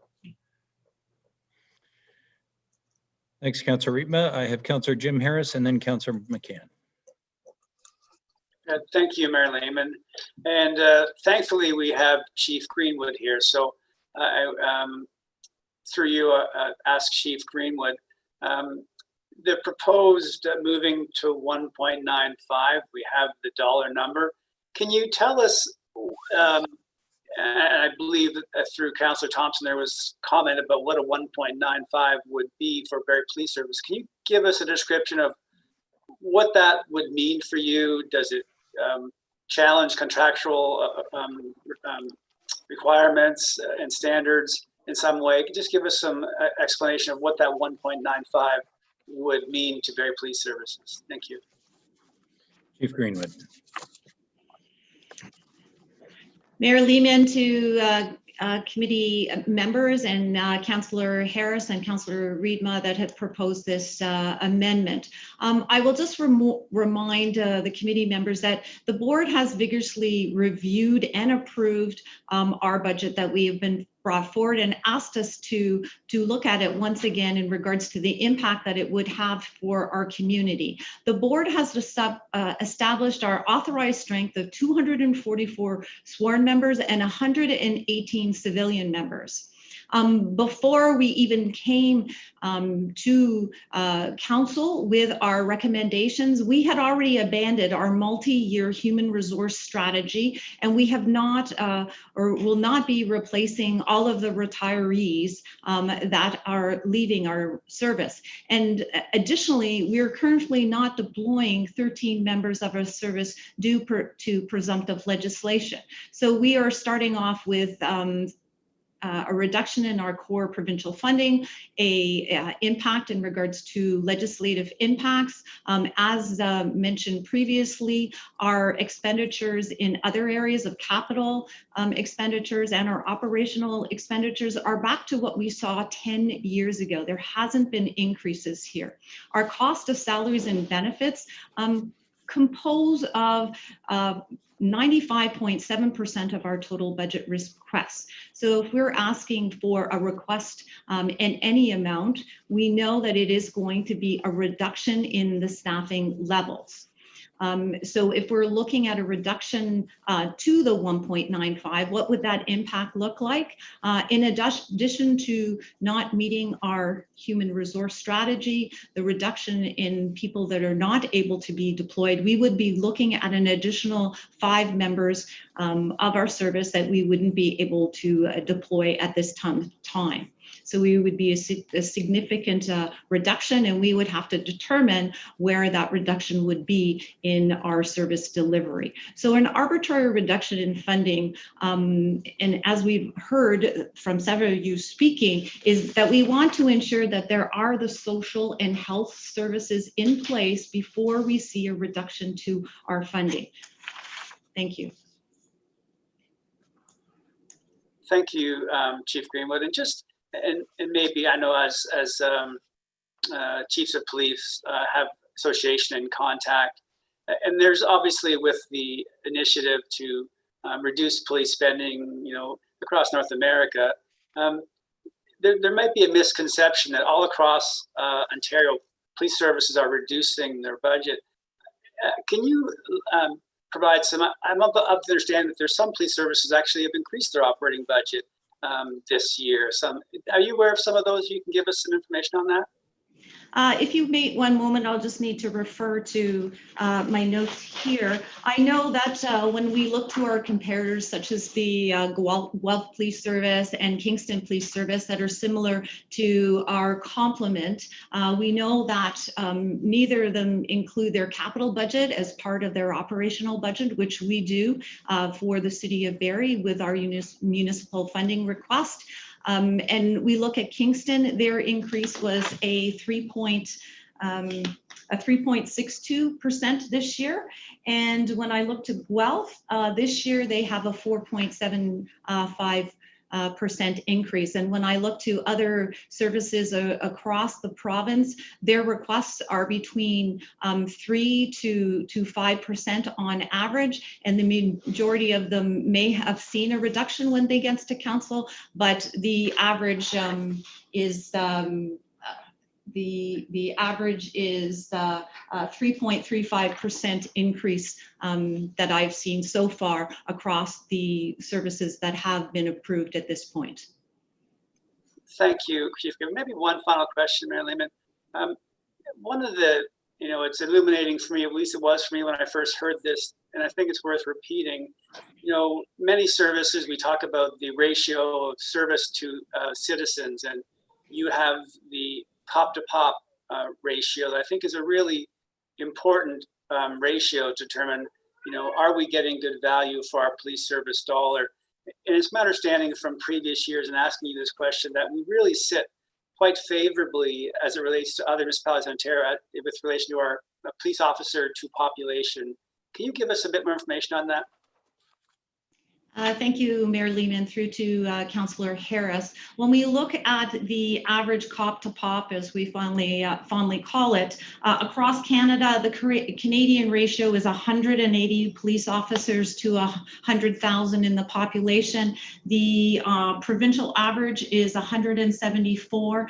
And when we look at our numbers in 2018 for the Barrie Police Service, we were at 163. I have been advised by Stats Canada that we will not hear the numbers for 2020 due to the COVID and other areas that they're working on. So I cannot provide you the 2020 numbers. Thank you. And just sorry, you made me think one more question. Is there a ministry standard? In a lot of health, there's standards for how many hospital beds, per 100,000 people, or psychiatric beds. Is there a standard that is to be kept at a service level for police services in a community? There is no provincial standards for that you see in fire and healthcare. Wow, that's surprising. Yeah, okay. Thank you very much for that information. I appreciate it. Thank you. Thank you, Marilyn. That's all. Thanks, Councillor Harris. Councillor McCann, you're next. Thank you, Mayor Lehman. I want to ask a pretty bold request for Councillor Ritma, and fully appreciating he may have choice words for me and say no.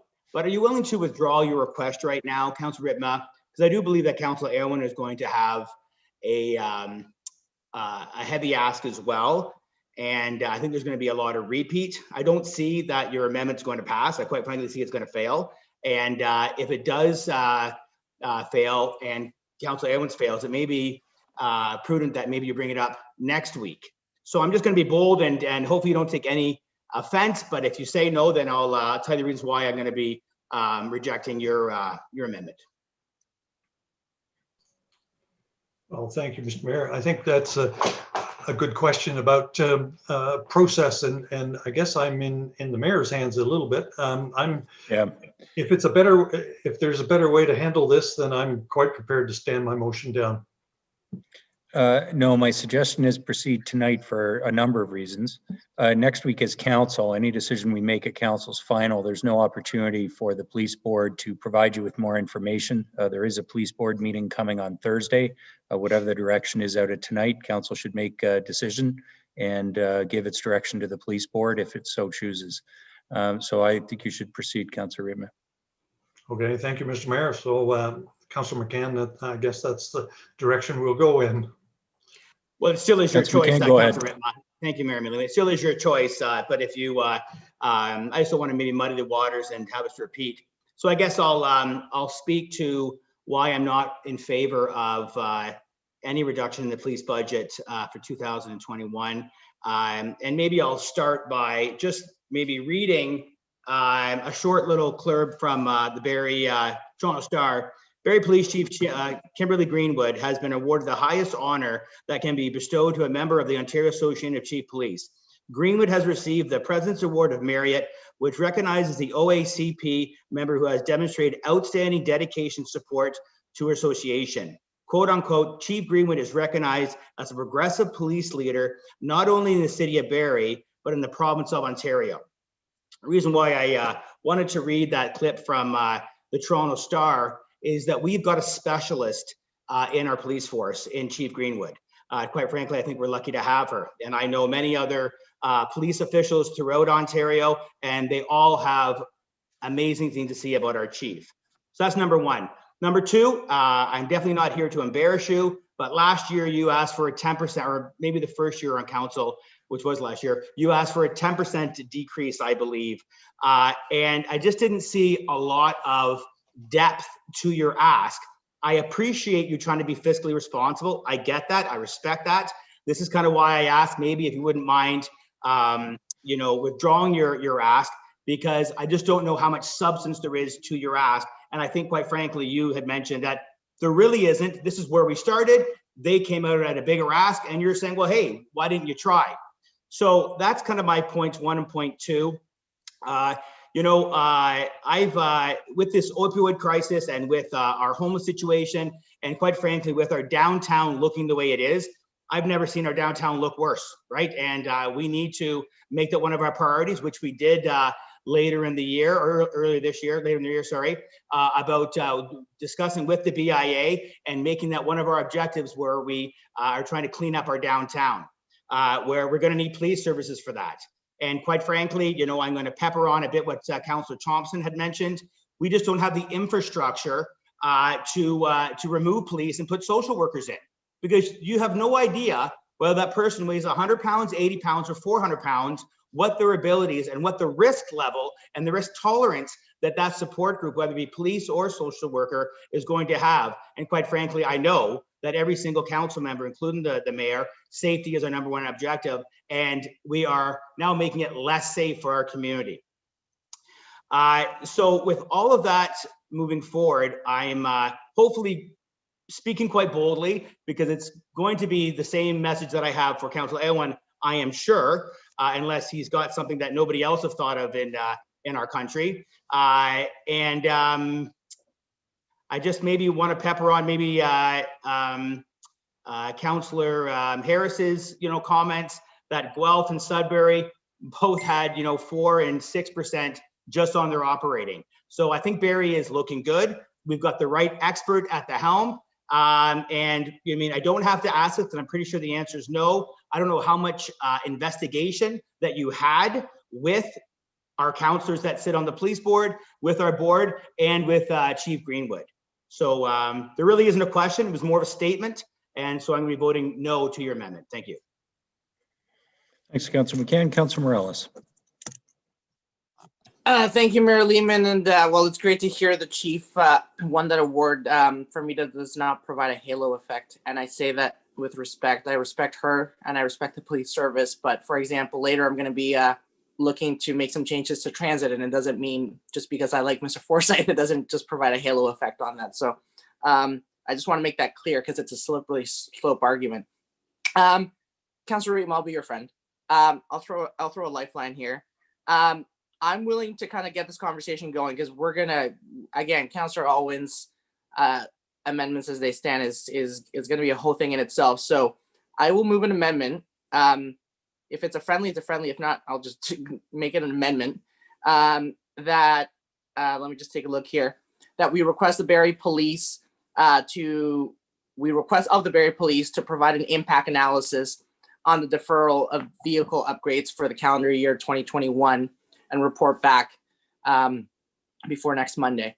So we're talking about cost savings. I am, as I kind of spoke earlier, I am completely convinced that there's lots of opportunities to do conversions for vehicles of Barrie Police for fleet to EV. I had good discussions with Barrie Police staff this past week as well with Mr. Forsyth, and they're excited. I do think there's opportunities to have a more wholesome discussion, and we're going to bring in we'll timely hopefully and proceed on that. So if it is about the dollar and cents for people, let that amendment, I can't see that being too controversial, and that's going to be some real money, not just some nickels and dimes, and we'll go from there. And I'm sure Barrie Police will take that opportunity and come back, and let's go from there. But again, we're essentially going to have the same discussion with Councillor Alwood's amendment. So do you take that as friendly, Councillor Rietma?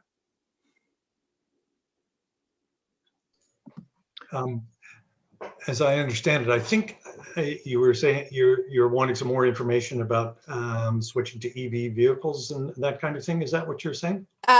Yes, thank you. Yeah, yes and no. We're essentially be requesting an impact analysis on deferral of vehicle upgrades for 2021, with the understanding that we're deferring those vehicles, basically as many vehicles as possible, in order to essentially align the timing with EV if appropriate. So it basically, I want them to come back and say, these are the vehicles we're looking to replace in 2021. If we don't replace them as we planned, this is the cost. We're going to accrue 10% additional maintenance. And that is the cost savings, I guess, from not spending the capital on purchasing those vehicles, which would allow, and then that if council adopts that, and if they're good with that, we can, it essentially buys us the year to then look at the feasibility of either buying the vehicles they were going to buy anyways, or converting to EV. And the data will show that for basically every single vehicle, we're still at the point of that people don't know what they don't know.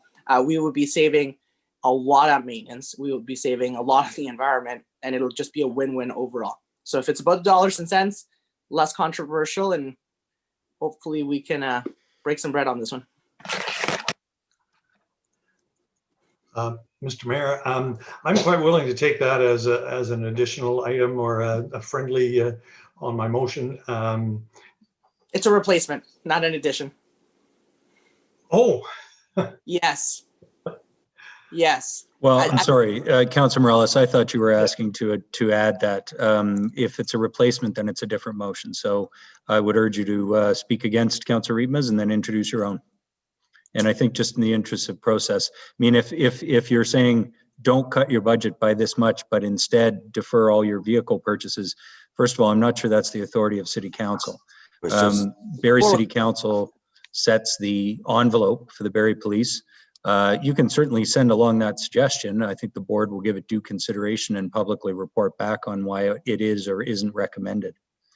Well, Mayor Lehman, the wording of what I was reading literally came from a board member. So I'm pretty confident that the wording that I used wasn't outside the jurisdiction, because literally it was word by word.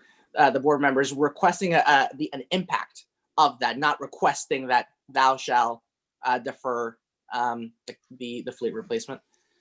Okay, what I'm ruling here, Councilor Morales, in the interest of moving forward, is this is not an amendment.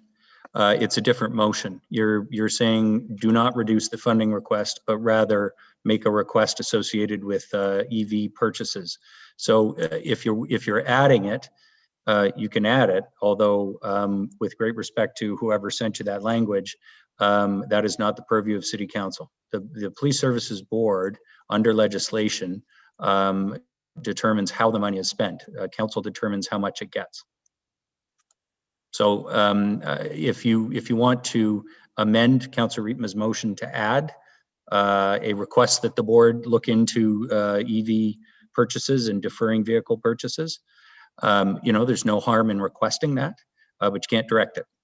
And I would say if you want to replace the language that's on the floor, it's a new amendment.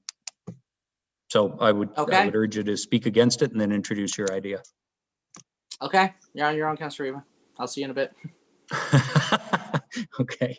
On the motion that's on the floor, which is to reduce back to 1.95, a reduction in the envelope of $392,000. Councillor Aylwin. Sorry, no, I had Councillor Kungle first and then Councillor Elwin. Thank you, Your Worship. So full transparency and disclosure, because I did identify that I was completely aligned to this on principle because of where we have requested other service providers, the conversation and Q&A between Councillor Jim Harris and the chief was beneficial. I'm confident and I'll stand behind the current budget as it stands. Would like to know where we move forward in the future with public and good, healthy dialogue about how are we moving well to a place to look at a future reallocation. At this point in time, I have confidence that the budget is lean. I respect that there's no reserve.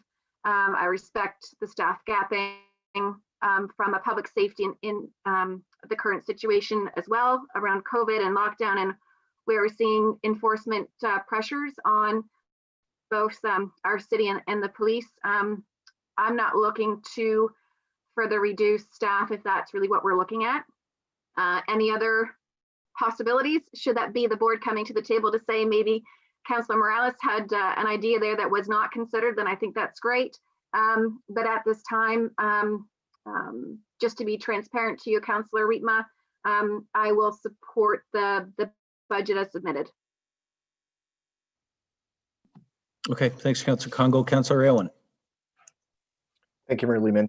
I'm wondering if, because I did hear during the discussion a couple references to my amendments, and I wonder, because I do plan on moving them, if it would be helpful for me to move them now or to wait until we vote on this amendment, because I do plan on introducing them either way. So whatever you think in terms of process, I mean, I wish we'd dealt with it first. I think that logically might have made sense, but whatever we feel can work.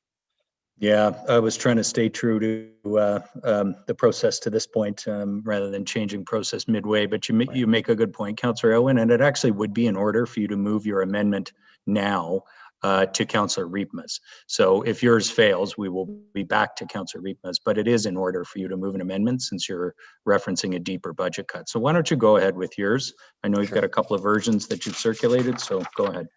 Yes, and I have cut out the middle version just so everyone's aware. So the first one I will be introducing, and this is the one that I really think we should go with. I will read it out now. So it's to amend paragraph 2 so that the Barrie Police Services Board be requested to reduce their tax-supported net levy requirement by 5%, which is a total of $2,864,000, and report back on any potential impacts.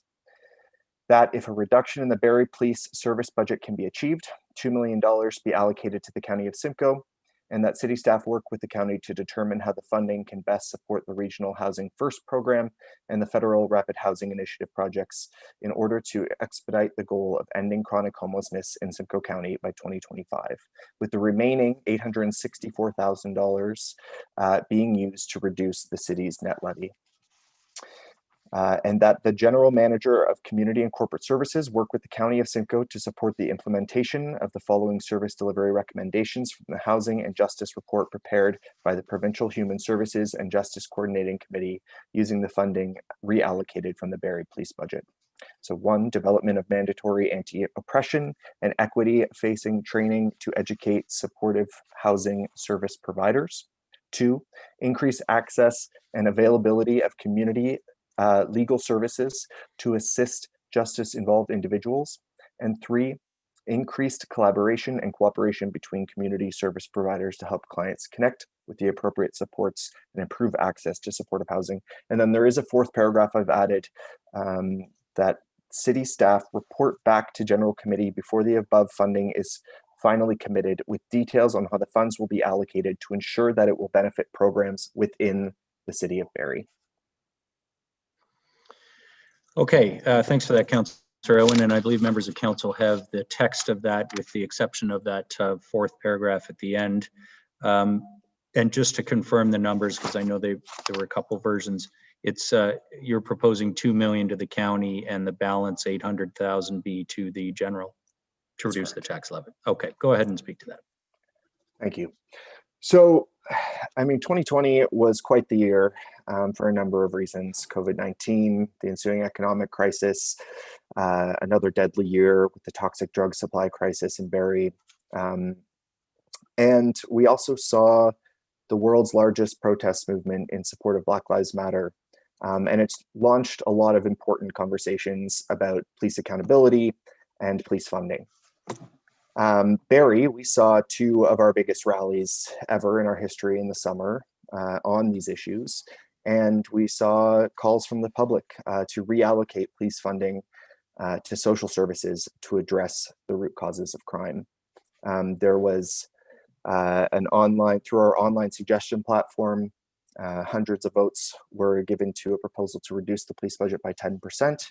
And as we can see in our budget survey results, 63% of respondents agreed with a 5% reduction in the Barrie police budget, which is what I am proposing with this amendment. And only 6% wanted an increase, and the balance wanted to maintain spending. And this was the one budget area in the budget survey where the public wanted to actually decrease funding, and it was an overwhelming result, and I think that says something. We really need to rethink what public safety means in our community and how we care for people in our community. And I'm glad that Councillor Thompson referenced the situation that's going on in our downtown. Because I was at that meeting with Staff Sergeant Val Gates, as well as the sergeant who patrols the downtown. And we were told at that meeting by the shelter service provider that was there that there were 40 to 55 people living rough on the street. Now, since then, for sure, some have entered emergency shelter, which is great because the last thing we want to see is people out in the cold right now. And you also referenced, Councillor Thompson also referenced the armed robbery that occurred downtown. I live across the street from where that occurred. Deeply concerning. And this meeting that I had with Staff Sergeant Val Gates and some other members of Barrie Police was the morning after that robbery. And to me, what was very telling was that the police described this crime as a crime of desperation. This was someone who was out living on the street, living rough on the street, who out of desperation committed this awful crime. Obviously, that's not an excuse for committing a crime, but it's the context under which it happened. And this is exactly what this amendment is trying to address. We have a safety issue in the downtown. It's people living outside. It's people being in desperate situations. And we have an opportunity to fix that and to end chronic homelessness and truly support people in our community. And the public overwhelmingly supports that. I hear the concerns around reducing police funding before we build up these services. But I don't see another funding source right now in front of us. And to me, this is an emergency situation when you have so many people out on the street during a pandemic, and we really need to act as quickly as we can. So that's the intention behind my amendments here. So I do have one more if this doesn't pass. I'm guessing from the earlier conversation that it might not pass, but I do feel it's important to have this on the record and to have this conversation continue. And I do really appreciate Council's time to indulge me with this important topic. So I hope you will support. Thank you. Okay, thanks, Councillor Owen. Councillor McCann. Thank you, Mayor Lehman, and thank you, Councillor Erwin. I won't repeat what I repeated to Councillor Ritma. I think that's still fresh on your minds. I just maybe want to get into your head a little bit and maybe get a better understanding of where your thought process and I really get it, Councillor Erwin. You're a unique individual. You speak very well. You've got a high level of intelligence. And so I'm just trying to get on the same page with you to see if I can't support you, okay? And I do understand that you're a man of action and you want to act and you want to make change because you're a city councillor, right? And as a city councillor, you're front line. You see it every day. You live downtown, as you said, and you see the downtown It's never been as messy as it ever has been in the past, not in my lifetime anyways. And so I understand you think that city council can make the change, but I want to ask you a question. Don't you think this is the responsibility that weighs heavily on our provincial governments and maybe on our federal governments? And maybe you can add a little color to that is the first question. Now, I'll ask all my questions because you may be able to summarize and have one answer for everything. So that's the first thing, because that's my 2 cents is this is, crime and homelessness and drug abuse and all that doesn't have borders, where we have very distinct borders, right? I believe that this is a heavy responsibility on our province and on our federal governments, right? And I don't believe they're doing their share. And I look at the police budget I have in front of me, and 97% of the budget is staffing. So you're looking to take staff. I mean, the only way I can look at this budget that you want to remove that $2 million, I'm guessing, is from staffing. Is that right? Well, as Mayor Lehman was saying earlier, under the Police Services Act, it's not actually up to City Council to determine the exact line item. So I'd like to just direct the exact amount. But I think we heard from the chief that it would include some impact on salaries because it's such a large portion of the budget. Sorry, Councilor Irwin, that's not really the question I was asking. I was asking, like, you've obviously done your research, and if you did have the power, right, where do you see the police reducing their budget by $2 million? Is it in staffing? Is it in capital? Like, where do you see that happening? I can definitely appreciate the question. I'm not on the Police Services Board. I don't have all the operational details. I don't even have a line by line of every budget item.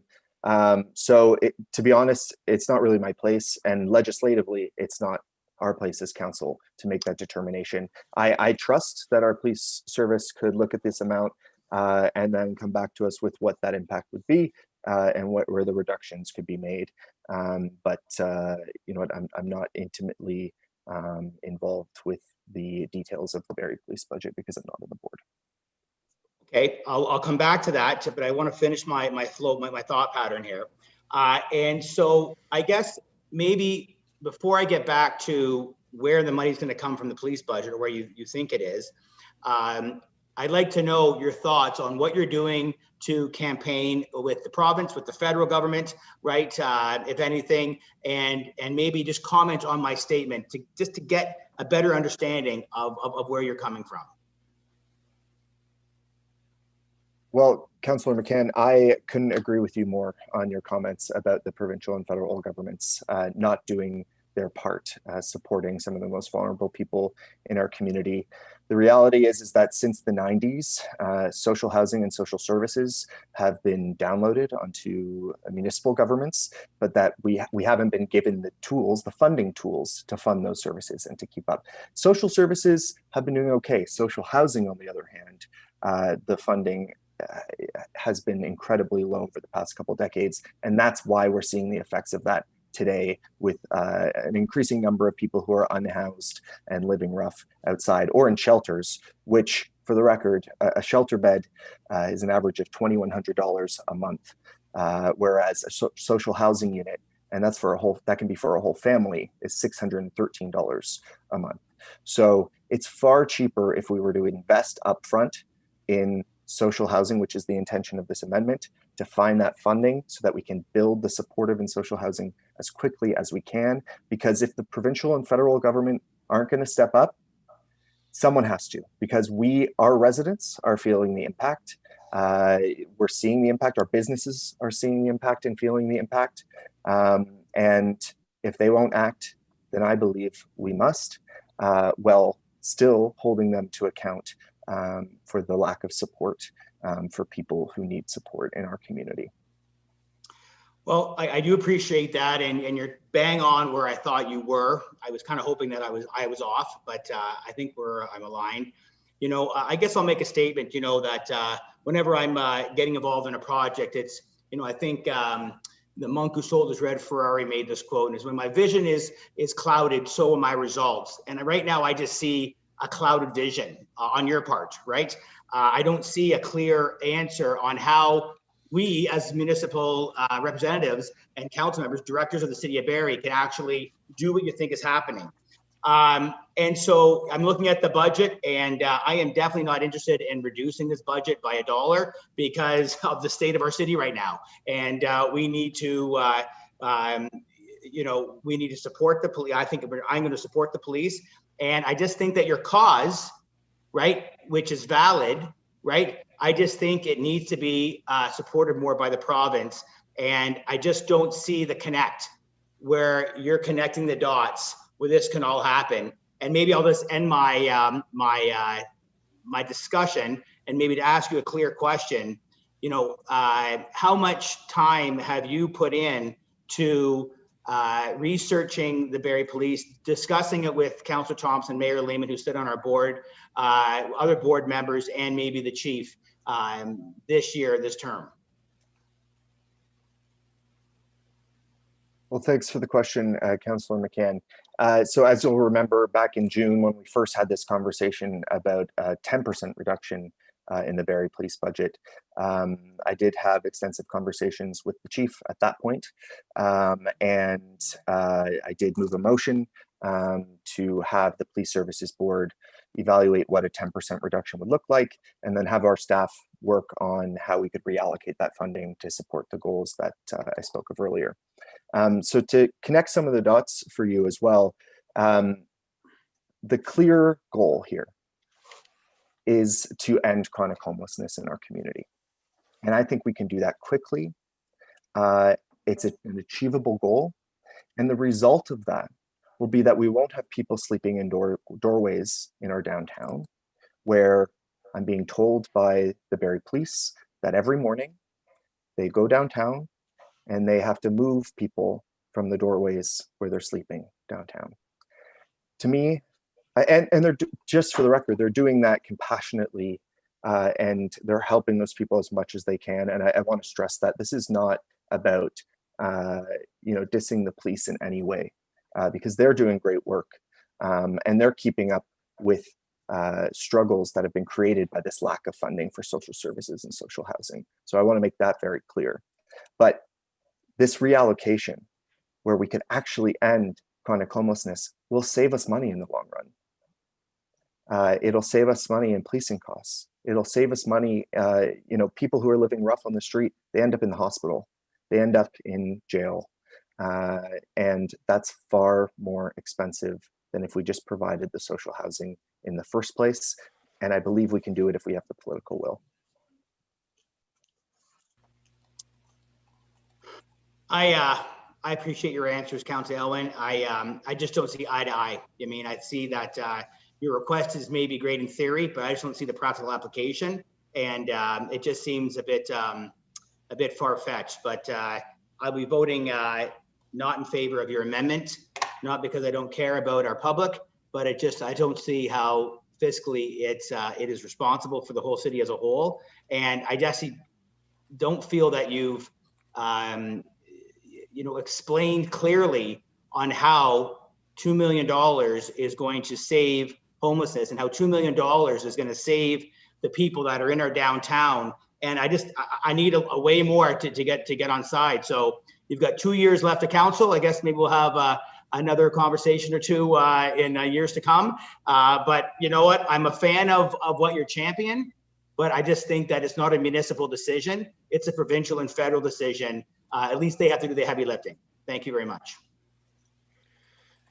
Councillor McCann, Councillor Morales. Thank you, Mayor Lehman. Councillor McCann actually said a lot of what I was going to say. I just kind of made a few notes here. Councillor Alwyn, I've heard you speak many times at council before. I've heard you say things with conviction of belief that whatever you were moving or advocating for was going to go through. Tonight's not one of those nights, and I actually noticed that as soon as you start speaking about this, and here I'm not going to go where you think I'm going with this. I don't blame you. You've answered the why very eloquently, but as Councillor McCann kind of pushed you, and I feel like he was kind of guiding you. He wasn't like, it wasn't like a Senate hearing. He was actually like, tell me the how.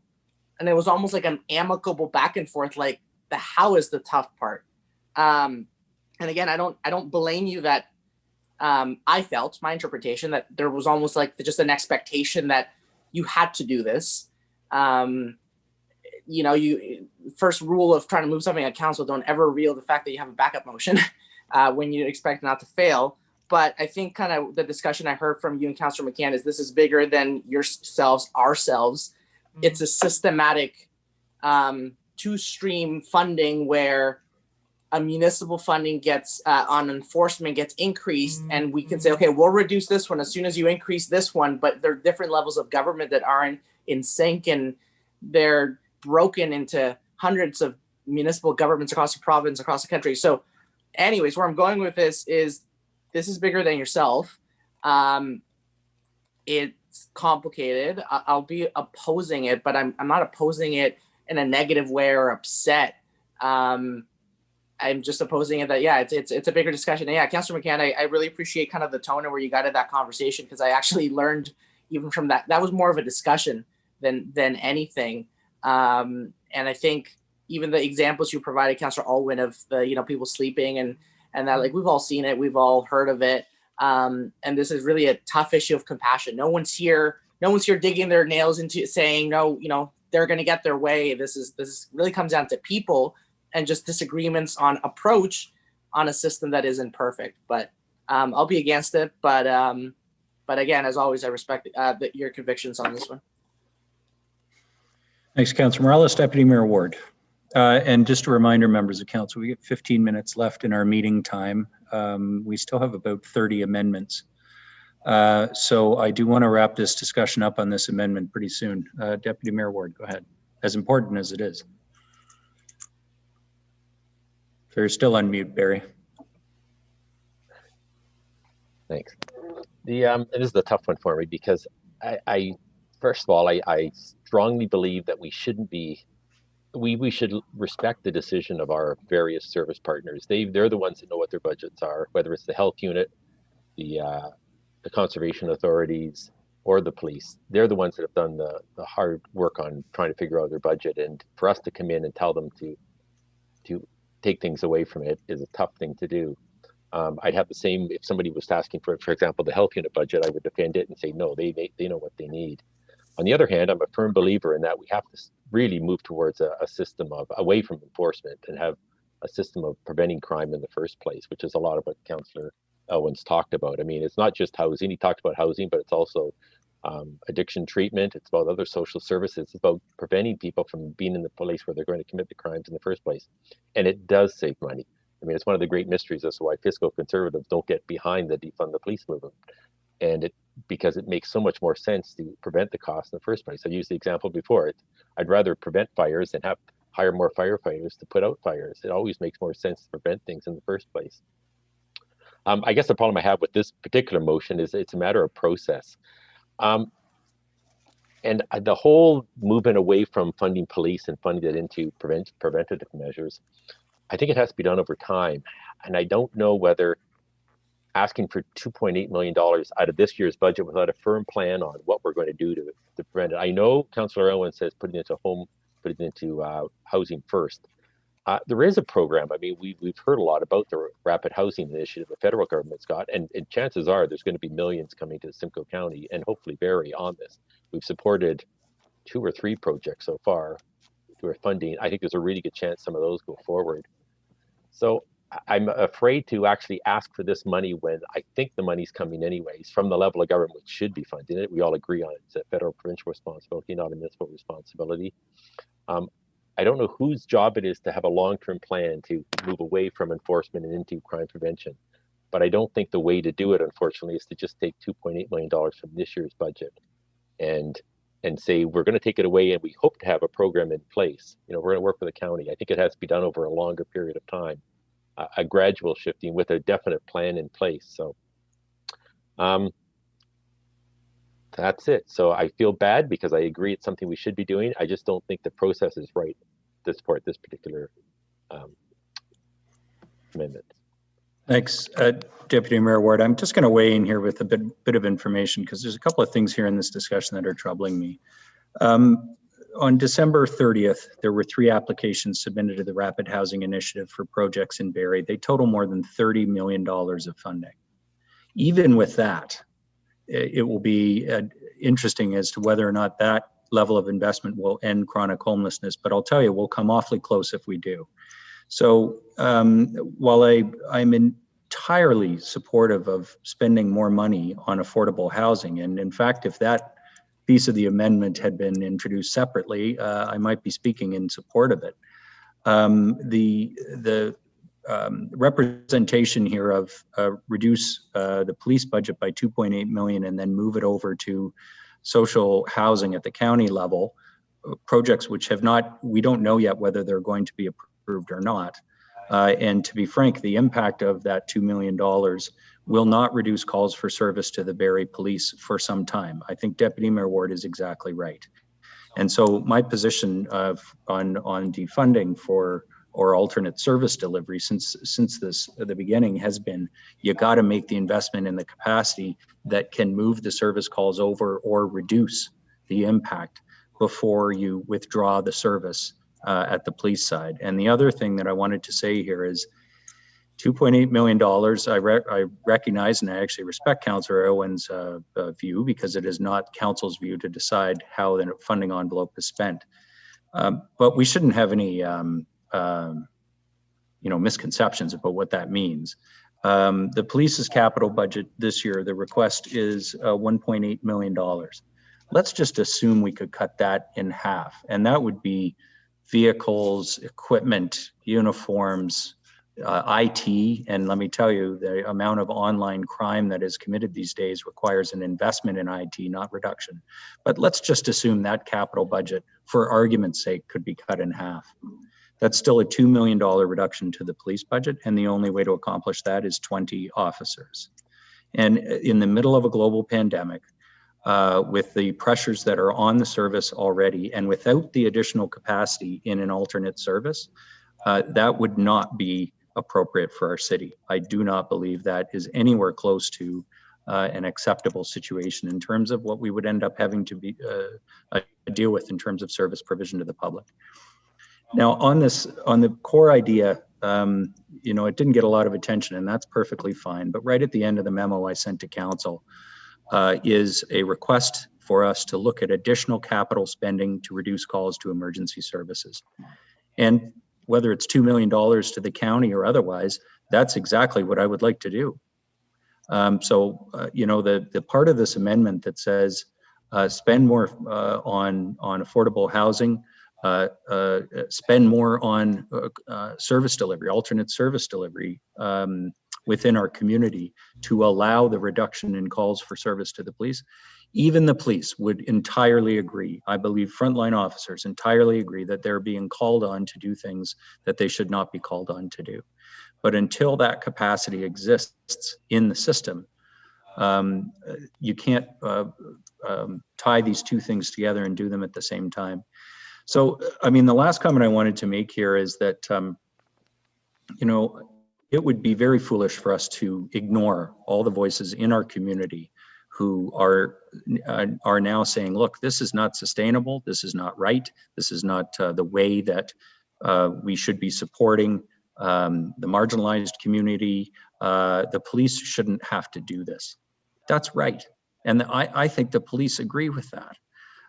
It would, and what I would say to those folks who will be disappointed that there isn't this kind of a motion passing tonight because they want that immediate action is I want to echo Deputy Mayor Ward's words. This takes some time. It takes the time because you've got to build up the alternate capacity, but just make no bones about it. It needs to occur. The police want to be part of that occurring.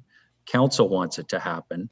The police board want it to happen. And we have already directed that process to begin through the systemic review, through the community wellbeing and safety plan. And it's a big part of the reason the police signed the Barrie Health Accord. So the investments that need to be made there to create the alternate service capacity will, over time, reduce the pressure on the police budget.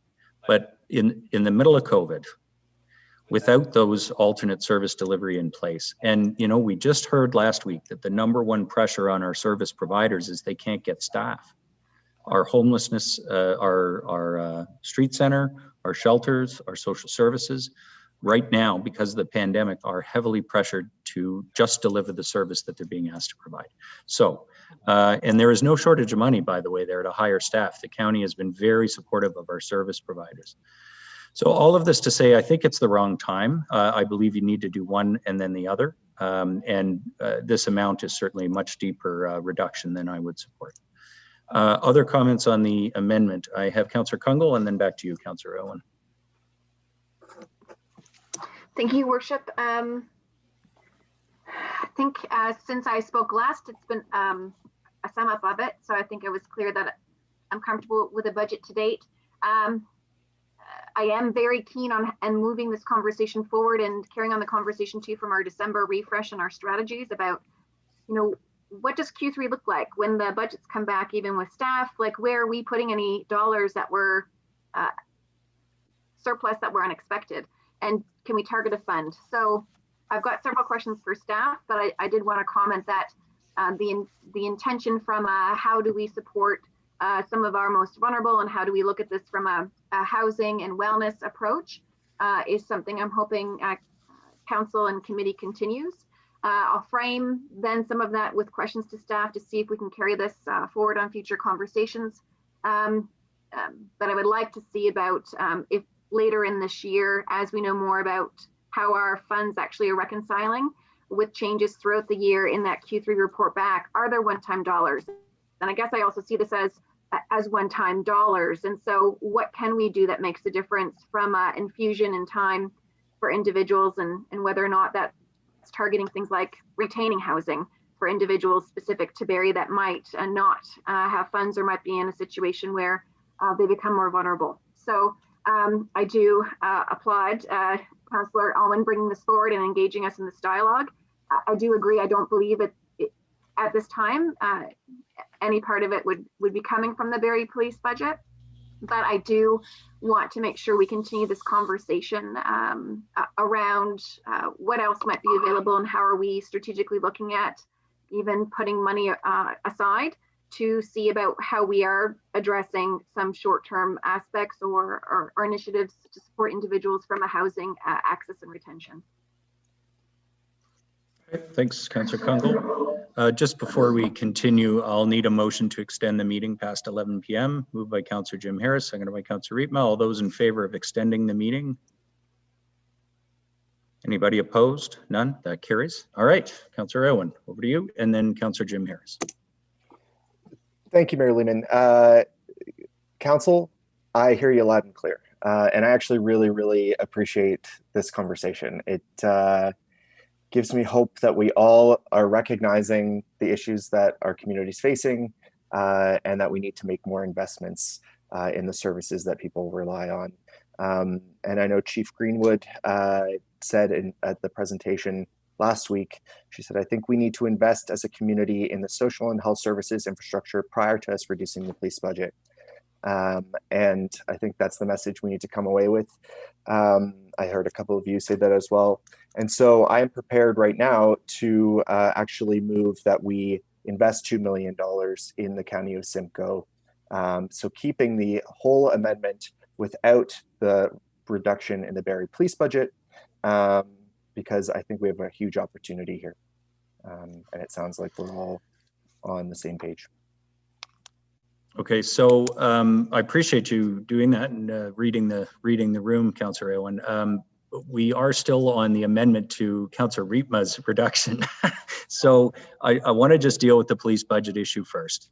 What I would suggest to you is you can either continue to a vote on your amendment to Councillor Riepma's amendment and then introduce separately, because I know you've prepared it as well, just the increase to the county homelessness, anti-homelessness initiatives. Or you can withdraw your amendment and we'll just go back to Councillor Riepma's. Up to you. Sure, let's vote on it and then I can introduce it separately. Thank you. Okay, so I would like to call the question on Councillor Aylwin's amendment to Councillor Riepma's amendment. Those in favor, please indicate. Opposed? Please indicate. Okay, that is defeated. We are on Councillor Riepma's original amendment now, which is the reduction of 392,000, the request to the board, or a 1.95% increase. Are there further comments on the 1.95 increase or reduction? Reduction of 392,000. Anyone else want to comment on that? Okay, I will call the question on that. Those in favor of that reduction, that motion. Those opposed? Okay, that is defeated. Okay, just while we're on the police, there is one more brief amendment that this one actually staff gave to me, but I'd be happy if somebody else wants to move it. And they mentioned it, I believe, in one of the Q&As, and that is that the last year, 2020, there is the potential to apply some of the Safe Restart funding. Where that would matter is in discussions really around the year end, but it may end up obviously having fiscal benefit because it is us who fund the police. So if somebody would care to move that amendment, that's regarding last year's Safe Restart funding. Deputy Mayor Ward. So yes, that as part of the 2020 year-end process, that up to 300,000 of the Safe Start funding be allocated to cover actual COVID-19 costs incurred by the Barrie Police Services. Is that the one? Yes, that's it. Yeah. Okay. Okay, thank you very much. So that's on the floor. Any debate on that motion? Okay, seeing none. Those in favor? Any opposed? None. That carries. Mayor Lehman, just out of respect, I think Councillor Kungle had the one that was separated so the others could declare. Oh, thank you. Jeez, and she, I'm sorry, I said I would remember, and it took Councillor Thompson to remind me. Go ahead, Councillor Kungle, please. Thank you. And for those watching this evening, so this was actually a piece that was tucked under operations through staff, so you're not seeing it in the Barrie Police budget. It was originally an amendment that was clustered as 2 items for the traffic calming services, and because it's related to traffic and safety, it does tie to the Barrie Police budget. So that's just point of clarification. So the motion I'm tabling is that in alignment with the corporate goals of creating safer streets, funding in the amount of $30,000 be transferred to the Barrie Police Services to assist with citywide student school crossing guard program. That is Form 590 on page 329, and I'm happy to speak to that. Okay, thank you very much. Go ahead, Councillor Kungle. So we'll see how this goes. I'm actually hoping staff can comment a bit further to the form on this actual program and how it may impact services we're expecting from a community safety, and if this is a typical amount of funding, which I'm assuming it is. I wanted to make sure I still tabled it because it was identified to council that the larger service allocation was together, and because I separated it apart to just deal with traffic calming across the wards, I wanted to make sure that I didn't inadvertently remove it if someone wanted to speak to it and expected it on the table. So I'll open it for questions, but at this point in time, I might encourage members of council to also redirect this to staff for more information about this program and the impact of it. Okay, thanks for that, Councillor Kungle. Councillor Thompson and then Councillor McCann. Through you, Mayor Lehman, just to be quick. I won't support this. This is exactly kind of what we just had a big conversation. I would rather not see the police get this money. They should concentrate on core policing. And I would like to see them direct this to the appropriate organizations. I know CAA sponsors it, and this is, I understand the safety and all that, but speaking with the chief, this is something that the services that we've got to get away from and concentrate on core policing. Thank you. Okay, thanks, Councillor Thompson. Councillor McCann. Thank you, Mayor Lehman. And unlike my friend Councillor Thompson, I don't think I will be quick. I'm a little, taken back. I remember when I was my first year in council, I was actually pretty revved up and spent a lot of time on making this program happen in the city of Barrie. And we went through a lot of education and due diligence on why this program was not feasible as a risk management process for the city of Barrie. I know Mayor Lehman was very supportive of this, and I don't know why I remember this, but I remember his veterinarian who was in my ward was like, she was really the champion behind me, getting me behind it. And I remember Jeff, for some reason, was going to her for, anyways, I'm not sure why I brought that up, but it's 11 o'clock and weird thoughts come to mind. But maybe I can ask staff, unless Marilyn want to comment them. Maybe staff could give me some clarity on how is this in the budget and how did we go from staff like aggressively saying, no, this is not right for the city of Barrie 4 or 5 years ago, to this now sitting in our budget.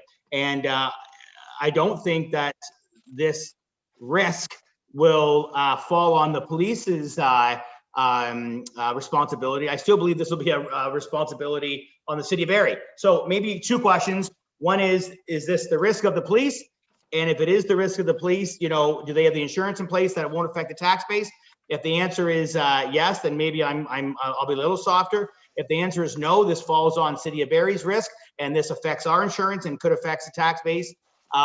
Then, and for those who don't know what I'm talking about, the liability of a crossing guard not showing up and there's an accident would fall heavily on the City of Barrie. So maybe I'll just go right to Don McAlpine, if you don't mind, Mayor Lehman, unless you have somebody that you think is better. No, go ahead, Ms. McAlpine. Mayor Lehman, through you to Councillor McCann. I'll let Ms. Miller speak to this in a little bit, but this is funding for student crossing guards. And I believe what Councillor McCann is referring to was when there was a request to staff to consider adult or staff crossing guards. These are student crossing guards that this funding is provided for, not a school crossing guard program that the municipality runs.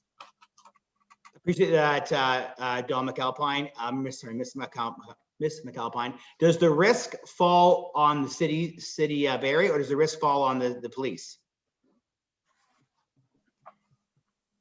Mayor Lehman, through you to Councillor McCann, I will refer that one to Ms. Miller as or the Chief of Police. Again, the program is not operated by the city, so and it is students only. So my anticipation would be that it doesn't carry the same risk as it would if you were having adult crossing guards.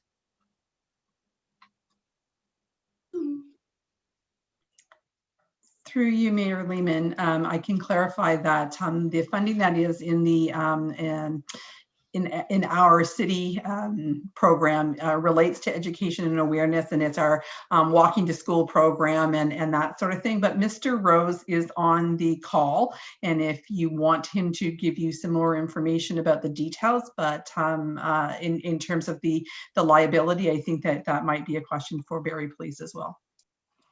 Sure. No more details. I get crossing guards. It's the risk or the liability that I'm looking for. So I don't know, Ms. McAlpine, is there any liability that falls back to the city for a police program, or is that lie with the police service? Mayor Lehman, through you, in response to your question, I don't believe there would be liability for the municipality. It is a police program, and again, it is students. So it's not the expectations are not the same. Okay, well then maybe it's 11:07 at night. I'm going to not support this because I'm not convinced that it doesn't follow the risk on the city of Barrie. And if Council Kungl wants to get that information and present that next week, then that may change my mind. But right now, I'm not convinced. So I will be voting no. Thank you. Okay, thanks, Councillor McCann. I think that's everybody who indicated. Was there anyone else who indicated they wanted to speak on this? Okay, seeing none, I will call the question. Those in favor of the amendment? Opposed? Okay, that is defeated. Okay, I think that is all the amendments that were circulated with regards to the police budget. Are there any further amendments with regards to the police budget? Okay, then I'll move to the, oh, sorry, go ahead, Councillor Congo. Thank you, Worship. And just maybe a process question, because I do understand how late it is, and I have further questions to understand maybe the impact of that and whether or not then this is something that maybe should sit within the police budget in the future. But I'm going to do some follow-up. From a process perspective, if this has merit to come back with more information, do I hold on to that next week, or do I try and table that tomorrow? Well, if we're still here tomorrow and you have the information, then yes, you could table it tomorrow, but you can also do it at council in a week's time. Okay, that's great. Thank you. Yeah. Yeah, we usually do have some amendments that require the week to gather the information and further refine before council. It's just, that's the sort of last kick at the can. So, okay, I'm going to move on to the county. Councillor Aylwin. Thank you, Mayor Lehman. So I do have an amendment, and it's to add the following to paragraph 4. B, that $2 million be allocated to the County of Simcoe, and that city staff work with the county to determine how the funding can best support the Regional Housing First program and the Federal Rapid Housing Initiative projects in order to expedite the goal of ending chronic homelessness in Simcoe County by 2025, and that the net levy be increased by $2 million. C, that the General Manager of Community and Corporate Services work with the County of Simcoe to support the implementation of the following service delivery recommendations from the housing and... Sorry, Councillor Aylwin. Councillor Thompson, your point of order? Just to invite Councillor Natalie Harris and... Oh, thank you. Sorry, I apologize for... Good point. Yeah. Thank you. Thank you so much. You should both turn on your cameras and so we can see you've rejoined the meeting. Thank you both. And thanks, Councillor Thompson. Go ahead, Councillor Aylwin. You were introducing your amendment. Thanks, Rob. Thank you so much, Councillor Thompson, and welcome back. So C, that the General Manager of Community and Corporate Services work with the County of Simcoe to support the implementation of the following service delivery recommendations from the Housing and Justice Report prepared by the Provincial Human Services and Justice Coordinating Committee using the funding mentioned above. 1, development of mandatory anti-oppression and equity-based training to educate supportive housing service providers. 2, increased access and availability of community and legal services to assist justice-involved individuals. And 3, increased collaboration and cooperation between community service providers to help clients connect with the appropriate supports and improve access to supportive housing. And then finally, paragraph D, that city staff report back to General Committee before the above funding is finally committed with details on how the funds will be allocated to ensure that it will benefit programs within the city of Barrie. And I can speak to that. Okay, so the amendment on the floor, I think, was circulated. There's a few changes that Councillor Owen has outlined, and the proposed source for the 2 million in this case is the tax levy, 2021 tax levy. Okay, go ahead, Councillor Owen. Thank you, Mayor Lehman. So as we heard over the conversation about reallocating police funding, there seems to be a firm belief around the table that we need to build up these services that people need before we reduce the police budget. The chief has said so, the mayor has said so, and many of us around the table have said so. So I feel this year in particular is an opportunity to really kick it into high gear and start building up these services. If we aren't going to take the funding from the police, I understand the concern there. But I've identified another funding source here through the tax levy, and I think we need to hop on this opportunity and make sure that everyone in our community has a safe, secure, and affordable place to call home. Thank you. Okay, thanks, Councillor Irwin. Councillor Thompson. Actually, Mayor Lehman, Deputy Mayor Ward had his card up before me. And all right, you Deputy go Mayor first. Ward. You go first, Rob. That's okay. Oh, thanks. As much as I appreciate the offer, I preferred Mayor Lehman's approach with possibly, I just, to put 2 million back on the levy, I've got us at roughly, I think about 1.46. And I understand the thoughts. The only concern, I had to do a little bit of research this afternoon and the help of Councillor Jim Harris, with the recommendation for the justice. You know, that involves 3 ministries. And I don't know if like the model is to have municipal funding into something that the Minister of Health, Solicitor General, like that's their department. And I just have an issue, like we already pay the county an awful lot of money.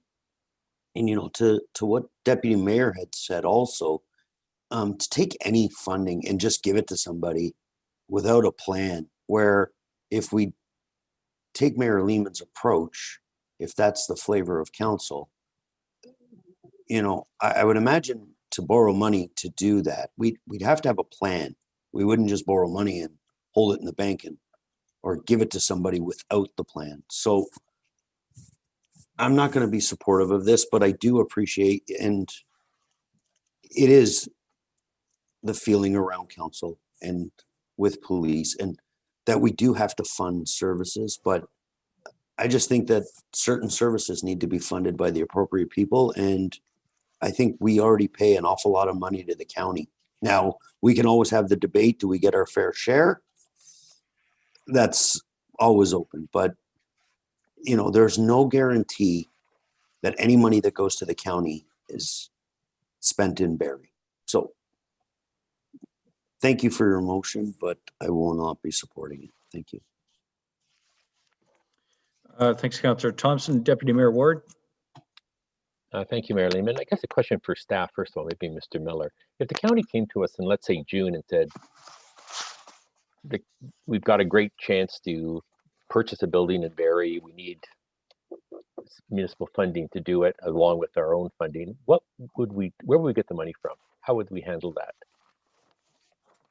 Great question. Mr. Miller. Through you, Mayor Lehman, is a great question. I guess we would have to look at reserves that we have on hand or the nature of the asset. You know, I hate to say it, but debt. It would be a significant ask for us to fund our current capital from our current capital reserves, particularly with a reduction in the DERF. But that would be the first source to be look at the reserves. What unfunded money do we have, if any? And we are funding a lot of projects around the county in Barrie and elsewhere. Where's that money coming from now? We have a county housing reserve, correct?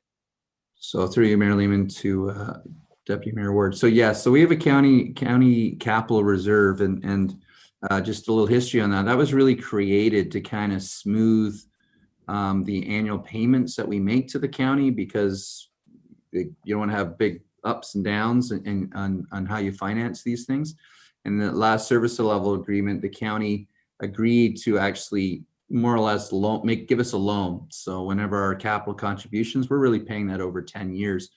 And that was really to allow us to build up a reserve that we have enough in there that could annually fund it. So right now, from memory, I think we're at 2.5 million, but there's a goal that was really to get up to 4 million to really properly fund the last long range plan that they have. So at this point, we are a bit short on that target. So I would say the funds that are in there now are committed against their current capital plan.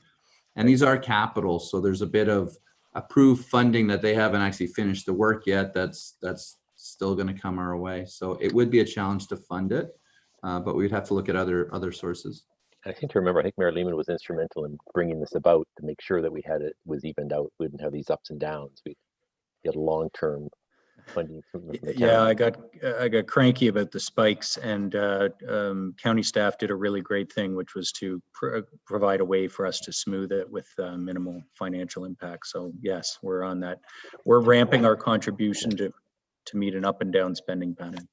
So back to the motion that's on the floor, I guess, Councillor Elwin, I mean, the problem is the county, Barrie's been paying a lot for projects in places like Wasaga Beach and Collingwood, and then coming up in Bradford and Aurelia. But those people, they're also paying, the county people are also paying for those. And if we put forward $2 million of our own in Barrie, the county has to have the funds to pay their share. We can't just say, we're going to spend $2 million and yeah, that's okay, county, we don't need any of your money. I mean, it has to be done in conjunction with the county. And that's a problem I have with this motion, is that we're giving them $2 million, but we don't know whether the county has a use for it and whether they have the funds to match it, which might mean $3 or $4 million of their funding. So how do we, I guess I'm asking Councillor Elwin, if we give them $2 million, doesn't the county have to be involved in the discussion to see if they've got a project to spend it on and they've got the funding to spend on as well? Councillor Elwin. Thanks for the question, Deputy Mayor Ward. Absolutely, and that is the intention of the motion and the wording of the motion. So it's that city staff work with the county to determine how the funding can best support the programs mentioned, with the goal of ending chronic homelessness by 2025. And then at the end there's also the paragraph about city staff reporting back to General Committee before the funding is finally committed, with details on how the funds will be allocated to ensure that it will benefit programs within the city of Barrie. Because absolutely you're right, we need to make sure it's actually helping our residents. And I mean, having said that, I think projects in Collingwood, Bradford, Midland, Aurelia, because of the regional approach to housing and social services, those projects also help our community. There's a flow both ways in terms of people, and we were told that last week by the county during their presentation. So any sort of help in the community surrounding us is good for the region, good for the county. And so yeah, the intention is to have our staff work on that plan and strategy on what that would look like. I like the intention, but I think the county, I honestly believe the county is already working on many of the things you want. I mean, they are looking at the rapid housing initiative. They are concentrating on Barrie. I mean, they've made it clear Barrie is the focus of the rapid housing initiative. They are working for a longer term social housing project in Barrie. But I mean longer term, within the next couple of years. It's not that long term. And I think when we get the request for the funding at that point, that's when we'll get the funding in. The place to take it from is from our reserves or other places, not to just add $2 million on the taxpayers on the operating budget. So unfortunately, I won't be able to support it. Okay, thanks, Deputy Mayor Ward. I have a speakers list. Councillor Morales, Councillor McCann, Councillor Natalie Harris. Go ahead, Councillor Morales. Thank you, Mayor Lehman. So I've got two problems with this amendment. So I'm hearing the context that these $2 million don't be concerned, council. This is going to be a Barrie first. We're investing in Barrie's people, and the money's Barrie. Oh, but if it goes externally, because it is going to the county and touching, as Councillor Thompson said earlier, it's just going through different levels of bureaucratic government. And if it does end up in our surrounding municipalities, it's going to have a self-reinforcing beneficial effect. You can't really have that both ways. So that's a little bit problematic for me. The other thing that makes this amendment, which I won't be able to support, is Councillor Elwin. A couple months ago, I initiated a process to buy land that had the opportunity to not only solve a short-term health concern, but also had the medium and long-term to add hundreds of units of market housing, whether it be social or affordable housing or rental housing, to the Barrie market. We had the opportunity to do that within the control of the city of Barrie, possibly with partnerships with the county, possibly partnerships of other external stakeholders, and council voted that down. And if I remember correctly, you in the last at ratification voting that down, and the reason it's problematic for me is I tried to address the very concerns you're trying to address with this at that point, And the reason why I was able to support it at that stage and not here is we were addressing a short-term, possibly addressing a short-term public health issue. And then we were also addressing hundreds of units in very valuable land that was just the right location. And we decided not to do that. And now, again, I share concerns with Councillor Thompson. We're almost being asked by this amendment to say, don't trust yourselves, that being us, trust another entity, another level of government. And for me, that's not the case. If I wanted to do something similar to the intent of this, and that was that project then, that didn't go through, and that does not mean whatsoever I'm now gonna endorse signing over $2+ million to another service provider that's going to bleed a percentage of that to surrounding municipalities. Absolutely no way. There's no way I could be supporting this amendment. Hopefully opportunities like that come forward in the future, Councillor Alwyn, internally in Barrie. I really wish that one would have worked out, but this one is just not in the interest of being effective and in interest of the Barrie taxpayers either. Councillor Morales, Councillor McCann. Thank you, Mayor Lehman. And I am going to be as quick as possible because I do think it's going to fail, but I do maybe want to just put my 2 cents in. Once again, Councillor Aylwin, you're a man of action and you're a man of change. And I think that I respect that and we all respect that. But, a couple pieces, I just cannot connect the dots again. And that really is, what other councillors have talked about is where the money is going, where's the funding going. I just don't see a clear picture on where you see this $2 million going and how that's going to support, the city of Barrie as primary, and then obviously Simcoe County as a secondary. And I'm not going to ask a question. I'm just going to make maybe a statement that I take quite seriously. And because of time, I'm not going to ask you to answer unless you feel compelled to. But, if we pass this $2 million to help the homeless, what would you say to all the businesses in Barrie that are crying for city help? And what would you say to all the homeowners that are going to lose their house because they're out of a job and they can't pay their mortgage? So I don't mean to pay a heavy one at 11:30 at night, but that comes to mind. And like I said, it was more of a statement than a question. Because of time, I hope we can move on. Thank you. Councillor Aylwin, go ahead. Thank you, Mayor Lehman. And thank you, Councillor McCann, for those comments. Here's what I'd say. I'd say we're all in this together. We are a city, and I believe that as a city and as a community, we should be supporting each other. And the reality is we have people who are out on the street, who are suffering, and who don't have the support that they need. And that there are effects for businesses and people living in the downtown. They're experiencing the effects, the knock-on effects of those social issues as well.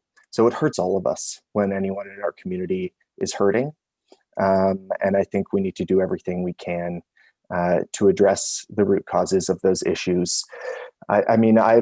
This evening, I've put forward 2 separate funding opportunities to enhance social services in the community. I'm hearing, some hesitancy with supporting them. And I really hope we can continue this conversation because I really want to see what ideas other people have to fund these services and to get this going. Because people are suffering in our community. Business owners are, homeowners are, absolutely. And there are also people living on the street in the middle of winter. And we should be supporting all members of our community as best we can. Okay, next I have Councillor Natalie Harris. Thank you, Mayor Lehman. I pretty much, Deputy Mayor Ward said what I was thinking as well. I think it's a great intention. It's just a little bit more, need more information before giving that money to the county. So, but I would really like to talk more about this with Councillor Aylwin and kind of see what other options are available and brainstorm some other ideas. But for this one tonight, unfortunately, I know. Okay, thanks, Councillor Harris. Councillor Riepma. Thank you, Mr. Mayor, and I'll keep it short. I think it's interesting to me that we're all around here, everybody on this call is agreed that we really need to do something, that we've got a problem and we need to solve it. I guess what we really need, as Councillor Thompson said, is we need a plan. Somebody needs to figure out what it is precisely that we as a city, and who knows what other partners, but we as a city need. And then I think we need to find, this project needs leadership. I think it seems to me that everybody agrees that something ought to be done, but nobody takes the bull by the horns and pulls everything together and says, all right, you know, I need $2 million, I'm going to do this. And we all get behind that and get it done. Yeah, I think that's what we need first, and then we need to talk about the money.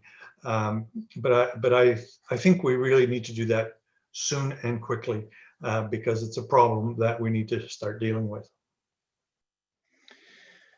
Okay, thanks, Councillor Rietma. But with respect, I just want to repeat what I said earlier.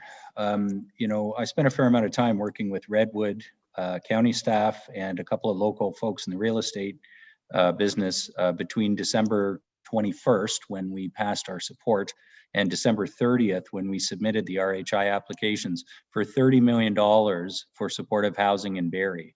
Those 3 projects were submitted, and they are going to be a far more substantial solution than this 2 million would permit. Now, if we don't get the funding, we're no further ahead. But I guess I just I want council to be aware that those applications were submitted. The work was done right here in Barrie by a tremendous charity in conjunction with county staff and some folks donating their time. And you know, they may or may not be successful. We'll find out. A couple other comments that I would make at this point. I would entirely support this amendment, and if it was not a tax levy draw, I again had outlined tonight that one of the things I think we could do to spend $2 million more on addressing homelessness in our community would be through the capital budget. Either by borrowing $2 million. By the way, at the city's interest costs at this time, our interest cost on $2 million would be $26,000. That's it. We are at record low borrowing rates. And so if we were to decide, and I would encourage General Committee to consider this, to spend $2 million more, to just decide tonight that staff, please go away, give us a plan to debt finance a $2 million investment in supportive housing, then our borrowing costs would be so minimal that they would have a very, very low impact on the operating budget as we carried that debt in future years. Now, you got to pay back the principal, so it's not, don't let me let you think that we're just paying $26,000 a year and you never pay back the $2. Of course you do. But the choice to incur debt right now has so much lower impact in terms of fiscal. As I said in the memo, our kids will thank us for making these investments now. The other thing I wanted to say is, you know, Councillor Owen, I think, put some thought into this first paragraph. The Regional Housing First program, for those who aren't familiar with Housing First, it goes out and finds low-cost housing. You've got housing workers who go find low-cost housing in the community and get people housed. And it kind of blows my mind that we bemoan the people sleeping outside in the downtown and say it's in a very rough condition and can't we do something about these folks, and then not fund the services who are exactly, it is exactly the service investment we need to help the folks that we are seeing in our downtown. So, you know, I'm entirely supportive of an additional investment here. I'm unfortunately not supportive of the funding that you've specified, Councillor Owen, because I think, you know, I've been working pretty hard, as has other members of council, to really bring down the tax increase in this unusual year. So I would encourage you, and I'd be happy to work with you and other members of council who are interested, Councillor Natalie Harris or others, to, if this does not pass tonight, to bring back an amendment in a week that provides a different funding source for us to make this investment.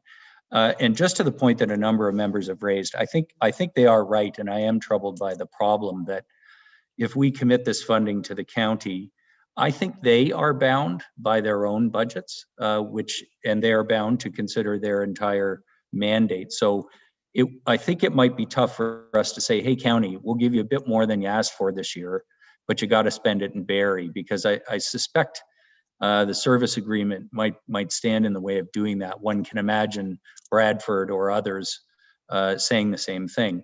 I can think of a lot of good ways around that, though. And probably the best one is to fund the service providers directly. We've done it before.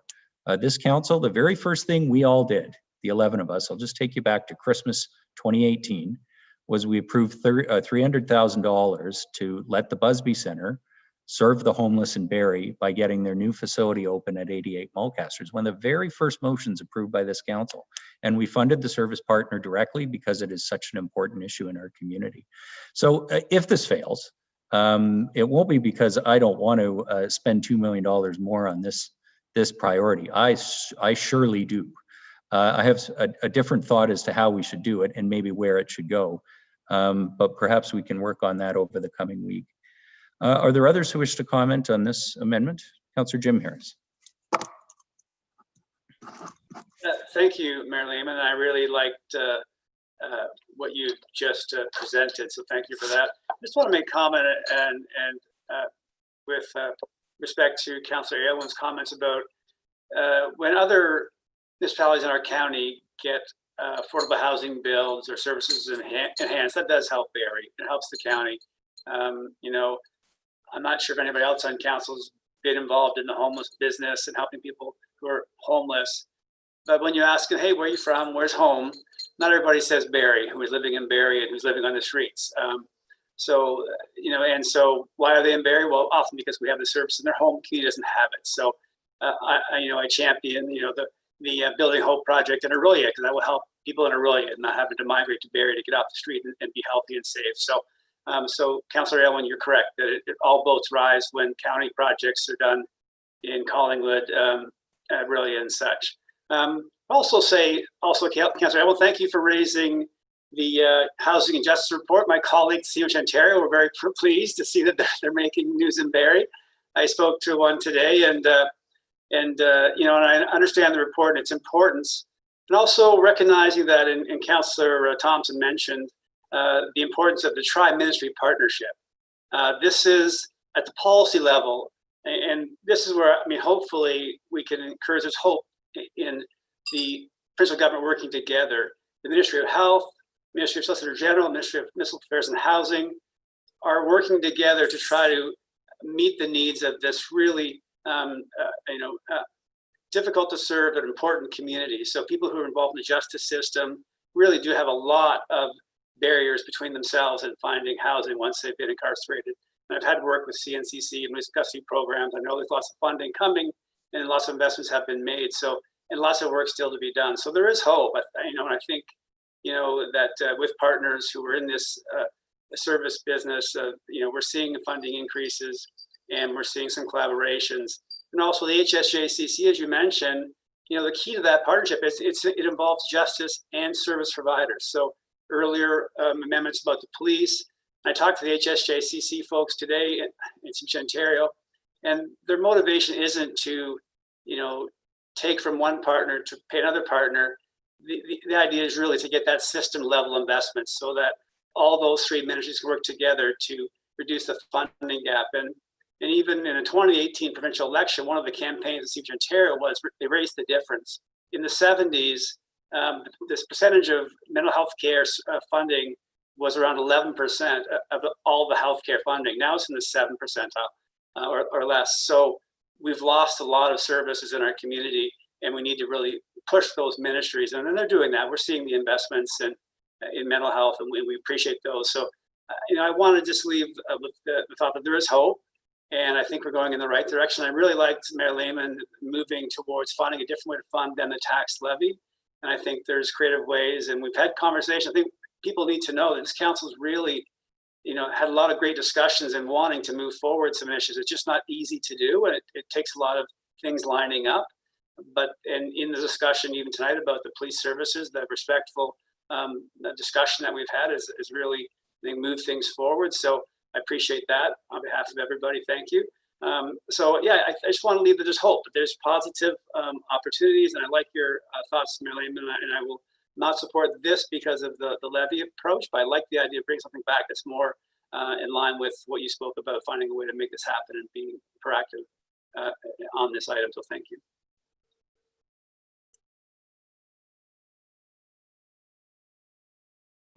I was on mute. How 2020 of me. Are there any others who wish to comment on the amendment? Okay, I would like to bring it to a vote then. Those in favor of the amendment on the floor, please indicate. Opposed?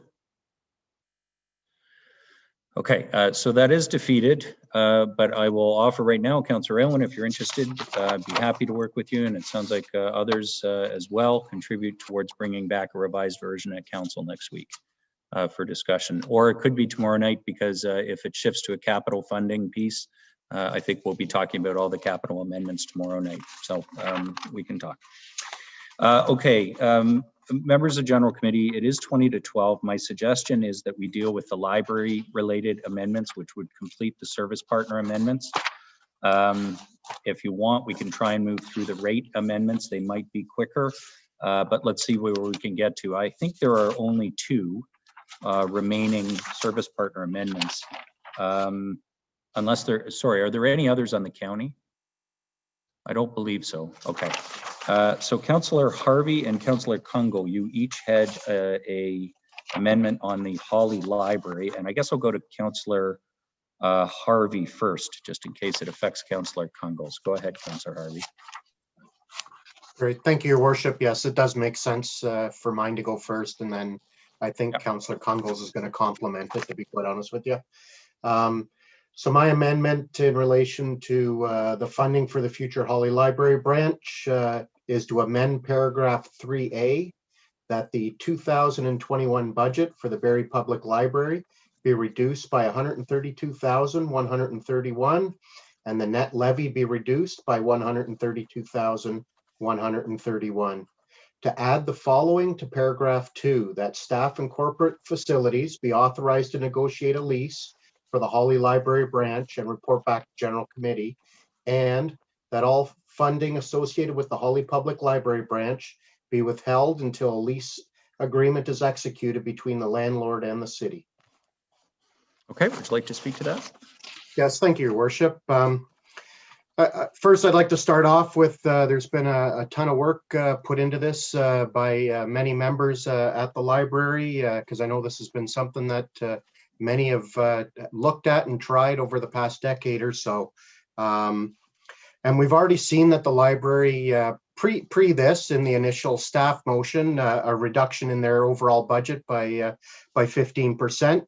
And this particular motion is going to obviously have another increase in their reduction, which is an additional decrease in their funding by 50% when it comes to the salaries and the operating costs in relation to this location. This will set them up for a Q3 opening, which I anticipate will place us in a much better situation than what we see ourselves in right now when it comes to a public health related with all the COVID-19 issues. We also will see a reduction in the capital line, which doesn't affect the levy, but it is reserve associated, because the 160K mark that is mentioned within that budget line is was come from a initial offering that would include a full 12-month lease. And knowing what the market rate is, I'm anticipating that that number is probably going to even have the opportunity of coming in at about a third of what that number actually shows on that line, which is going to be obviously a significant savings on the DC reserve side. The other big piece too is that this is in line with our strategic plans when it comes to building strong neighborhoods and also fostering a safe and healthy city. This past year, when it came to the tax calculator off the city's website, we had 25% of the respondents indicate that they wanted to see increased spending in library services. When you look at the percent or the population within Ward 6 and 7, which this particular library will service in the immediate area, it's a lot greater than just the 25% that we're looking at. And obviously, it's only a small percentage of the residents that would have even responded to that. However, it is significant when 25% of them are indicating that they want to see an increase in spending for library services. When it comes to a full year, what we would be looking at for future years into 2022 and beyond, a full 12-month period would be looking at a tax levy of approximately 0.2%, which in the big global scheme of things is minimal in relation to the amount of residents that this is going to have a positive impact on. Those are my comments, and I look forward to any comments that my colleagues have.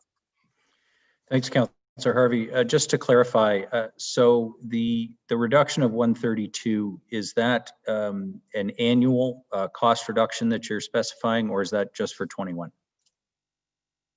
That is solely a 2021 reduction. Yeah. And that's basically, it's cutting their salary portion and their operating in half because of it being a delayed Q3 start. Okay, thank you. Madam Clerk, you indicated? Yes, Mayor Lehman. I just wanted to clarify, sorry, Councillor Harvey, I provided the amendment I provided, it should be to add the following paragraphs to item 3, not paragraph 2, because paragraph 2 is the police budget, paragraph 3 is the library budget. Okay, so that should say 3 instead of 2 in the intro. Good enough. Okay, thank you very much, Councillor Harvey. Thanks for that. Mr. Miller, just before we get to you, Councillor Owen.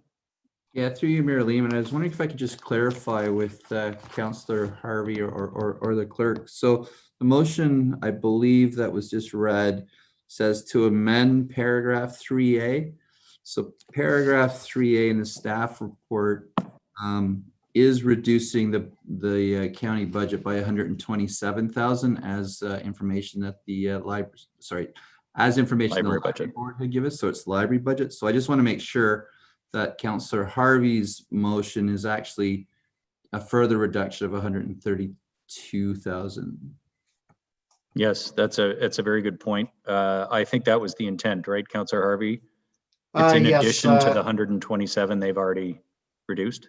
Yes, that's correct. Obviously, the motion that I've got here is indicating the wrong paragraph, but yes, this is a further reduction on top of the original reduction in the original staff motion. Okay, good. Maybe I'll defer to the clerk. I don't know if it's to add paragraph 3B rather than say to amend paragraph 3A.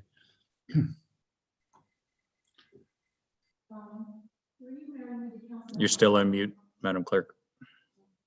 Yep. Through you, Mayor Lehman, to Councillor Harvey, was it to add 5,000 to the 127,000? Was that your intention, or was, and I probably should have clarified, sorry, earlier with you, or was it a further reduction of 132 on top of the 127?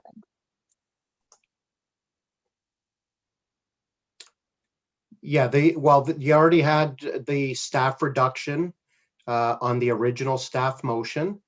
And then the additional reduction solely for the Holly Library branch is the 132.31, because yes, the 5,000 was the additional reduction in relation to the operating heat hydro type items for that first 6-month period. Okay, so just in the interest here, Council, I think you understand it's a further 132,000 reduction in the library budget. Everybody's clear that's what Councillor Harvey is proposing? Okay, then we'll just add the words "a further" in front of 132, so it's clear that it's in addition to the 127 that the library board itself has contributed. So go ahead, Councillor Elwin, you're next to speak. Thank you, Mayor Lehman. I'd be curious to hear from Ms. Jessup on what's the anticipated impact of that further reduction of $132,000 would be. Ms. Jessup, if you okay, yep, Ms. Jessup. Thank you, Councillor Aylwin. Through you, Mayor Lehman. The reduction in the staffing costs and the utility costs, if we are to look at a later opening, that would be okay. Yeah, we can make that work. If we're not going to be open, then we don't require those staffing costs right off the bat. Okay, so that further $132,000 cut is not a problem because it'll just be a delayed start. That's right. Okay, thank you. Okay, any further comments on the amendment? Okay, then I'm going to call the question. Those in favor of the amendment, please indicate. Anybody opposed? None. That carries unanimously. Thanks, Councillor Harvey.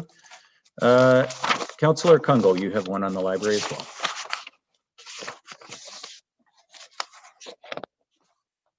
Yes, thank you, Your Worship. I'd like to table the following motion. Sorry. Fighting with binders.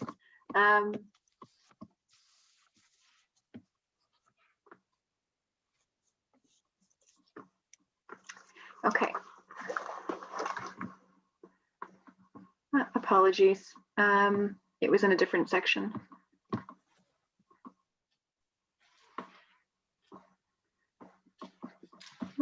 My apologies. So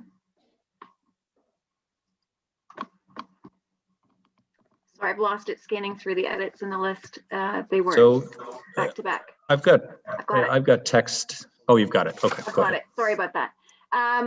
The following motion like to table that any unspent municipal funds allocated to support the new Holly Library branch for 2021 be returned at year end, whereby surplus dollars will be transferred to the tax rate stabilization reserve. And I can speak to that. Go ahead. So I looked at this as my background experience with any type of house-funded taxpayer dollars. Usually there's a process in year to reconcile and identify any surplus and then give the opportunity back to the funder to reallocate those dollars or give permission to then spend them in a different line item. The library has done and presented a very robust budget. I'm looking at page 259 in the binder that lays out the specific line items for the $851,008. If I recognize the motion just passed, omitting 132,000, this still represents a full year budget allocation for the new site of $720,000.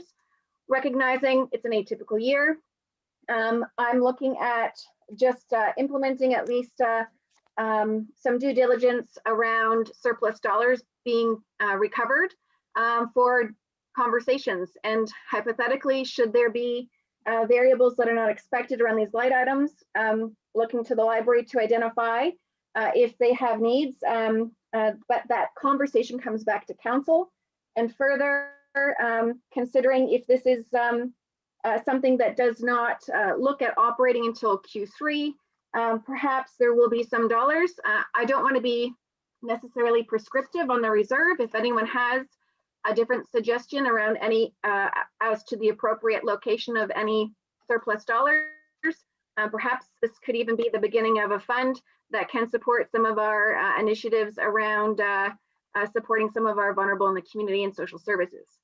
So my intention is really to create a lever rather than a blanket allocation, specifically because it is tied to a startup, and typically a lot of things change along the way. So this is just making sure that there is a point of time in the year we can identify if there's dollars we'd like to actually reallocate into a different area. Okay, so this would be direction for year end, that if there happens to be a surplus dollars, they would go to the tax rate stabilization reserve from the project. Okay, that is on the floor. Any comments or questions on this one? Councillor Jim Maris. Thank you, Mayor Lehman, and thank you, Councillor Kungl. I'm just curious.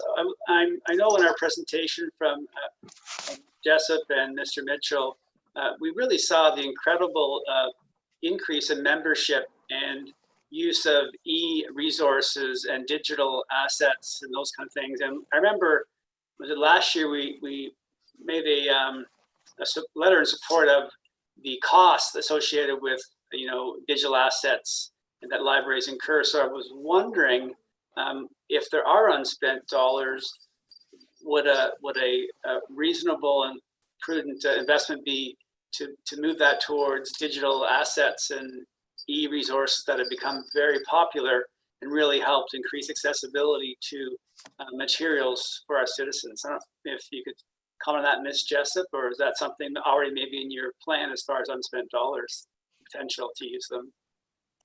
Yep, Ms. Jessup, and with 6 minutes to go, I need a quick answer on how you would use unspent funds if you didn't spend the full budget for Holly Branch. Of course. Through you, Mayor Lehman, to Councillor Harris.